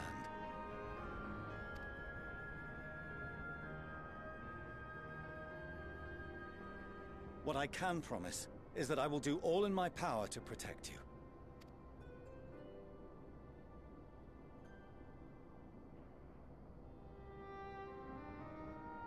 That power is not inconsiderable. Even now, my countrymen are preparing the vessel that will deliver us to a sanctuary on the moon. Join us on our journey there, and beyond, to new horizons. Come to old Sharlayan. Please.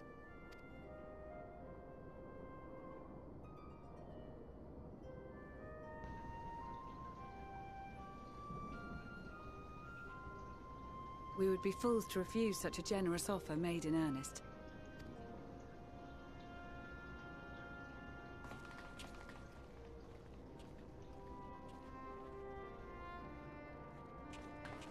It seems they've a new destination. The people of Radzat-Han have known too much suffering. The march to Garlemald will only bring them more, short though it may be.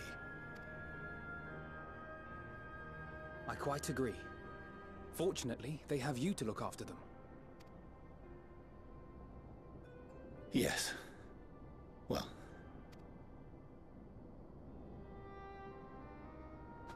Behind you! Just there!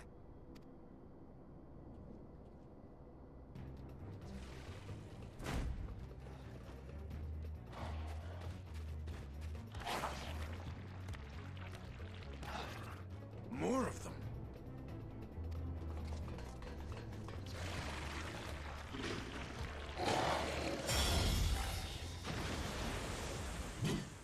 Oh, Jesus fucking Christ.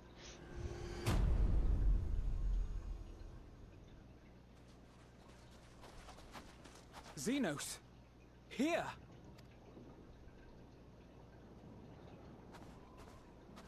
You'll be all right.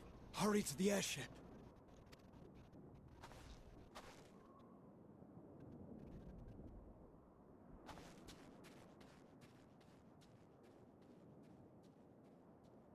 I thought this man had walked himself out of the story. I was hoping he had walked himself out of the story. Why have you come? Excellent question. A heretofore unseen beast. 'Twas ripe for the slaying. Poor sport, alas. Unfit to temper my blade. Oh, for the love of... You cannot still be on about a rematch. That is and has ever been my sole concern.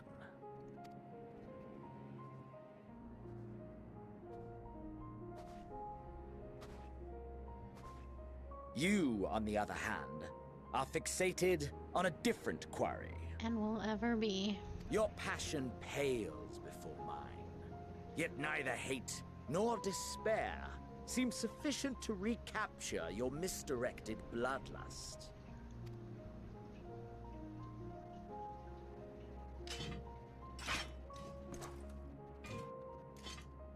So, I hone my blade, and I wait.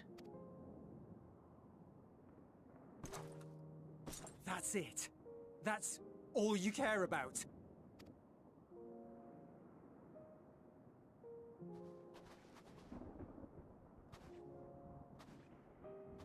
Garlemald is in ruins.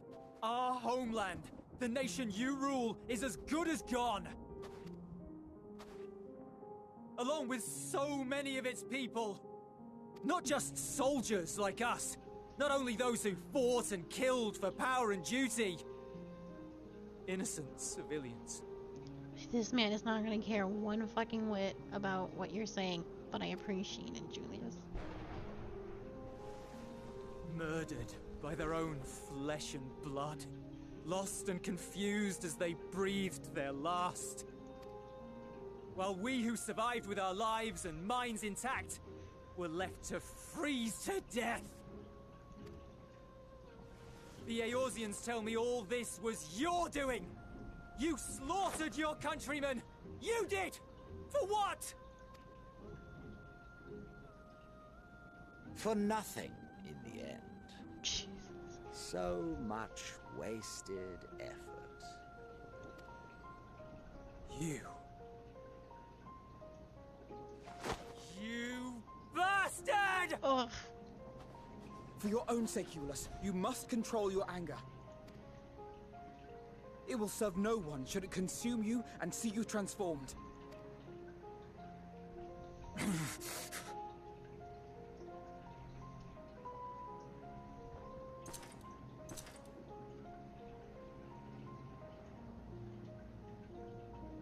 Would you be happier had I a good reason? Maybe. What? If my motives met with your approval, would you no longer resent the outcome? If so, then perhaps a beast's skin would suit you better. Duty, honor, morality. All constructs of convenience when put to proof. Surely the war taught you how easily power becomes the tool of the self-righteous. How the people's justice was merely a means to their ends? Yet you would ask me why. Ask any creature of this star and those above for answers, and they will tell you what suits their fancy. And they would be right to do so. What meaning there is to be found in the petty vicissitudes of your existence must be gleaned by you, and you alone.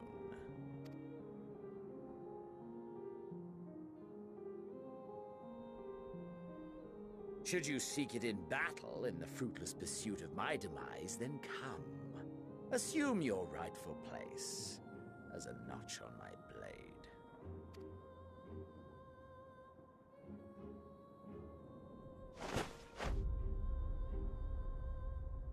Julius, if you kill this man, he will become my favorite character in this entire game. Hands down. You are a blight on the Garlean race, and there would be no more satisfying way to expunge it than by beating you to death.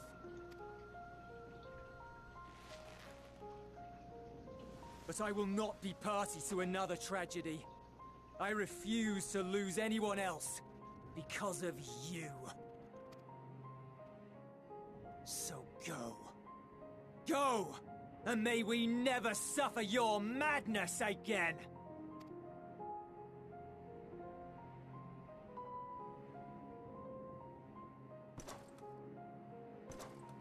Xenos!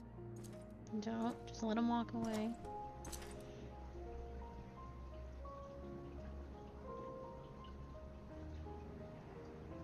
Perhaps you found meaning in living this way. I cannot deny you found strength. Yet if you only pursue your hedonistic pleasures and pay no heed to the plight of others, then no one will give you the time of day. You will never get what you want, not even the battle you pine for so dearly. You'll be alone for an eternity, and you'll deserve every agonizing second of it.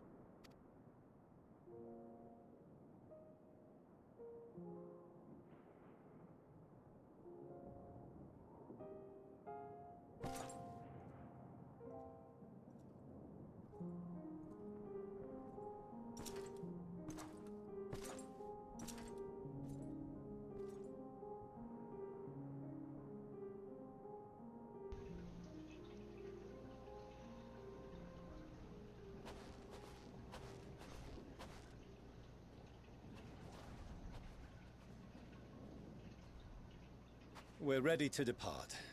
The refugee ships will be leaving shortly, but I've asked mine to remain for the time being. There's room enough for you to join me on it, if you wish.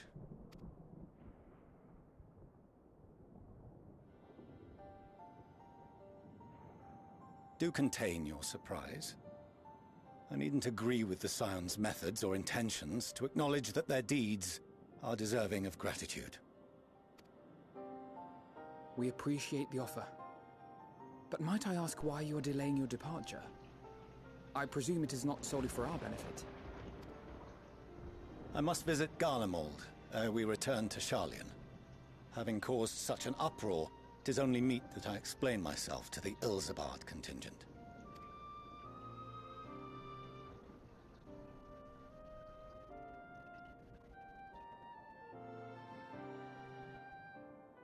Allow us to accompany you then. We should be glad to facilitate, given our familiarity with all concerned. If you would like to join as well, Eulus, we can speak of recent events on the way.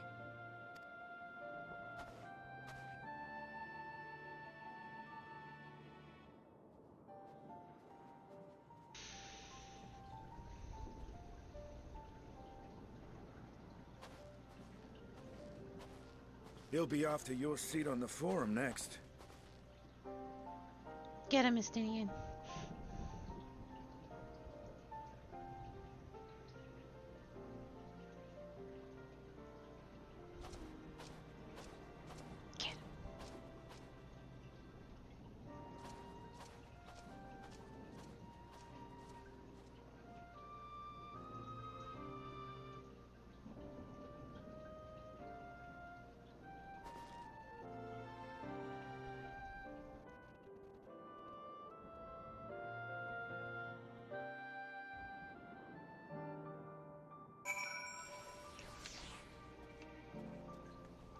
I want to see kind of where this goes. To see Xenos standing there, so uncaring and unrepentant. Gods, I don't know what came over me. I just blurted out the first thing that came to mind, but looking back on it, I stand by those words.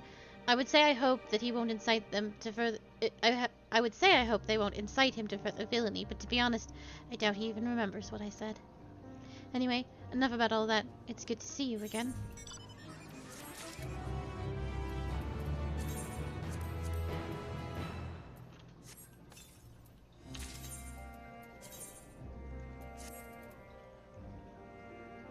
I have so many. This is a turkey. I guess it's supposed to be a peacock, but it's brown, so therefore turkey. I had a phoenix stick, and now I have a turkey stick. And it's all mad. It's so dumb. I hate this turkey stick. What's happening? What's next?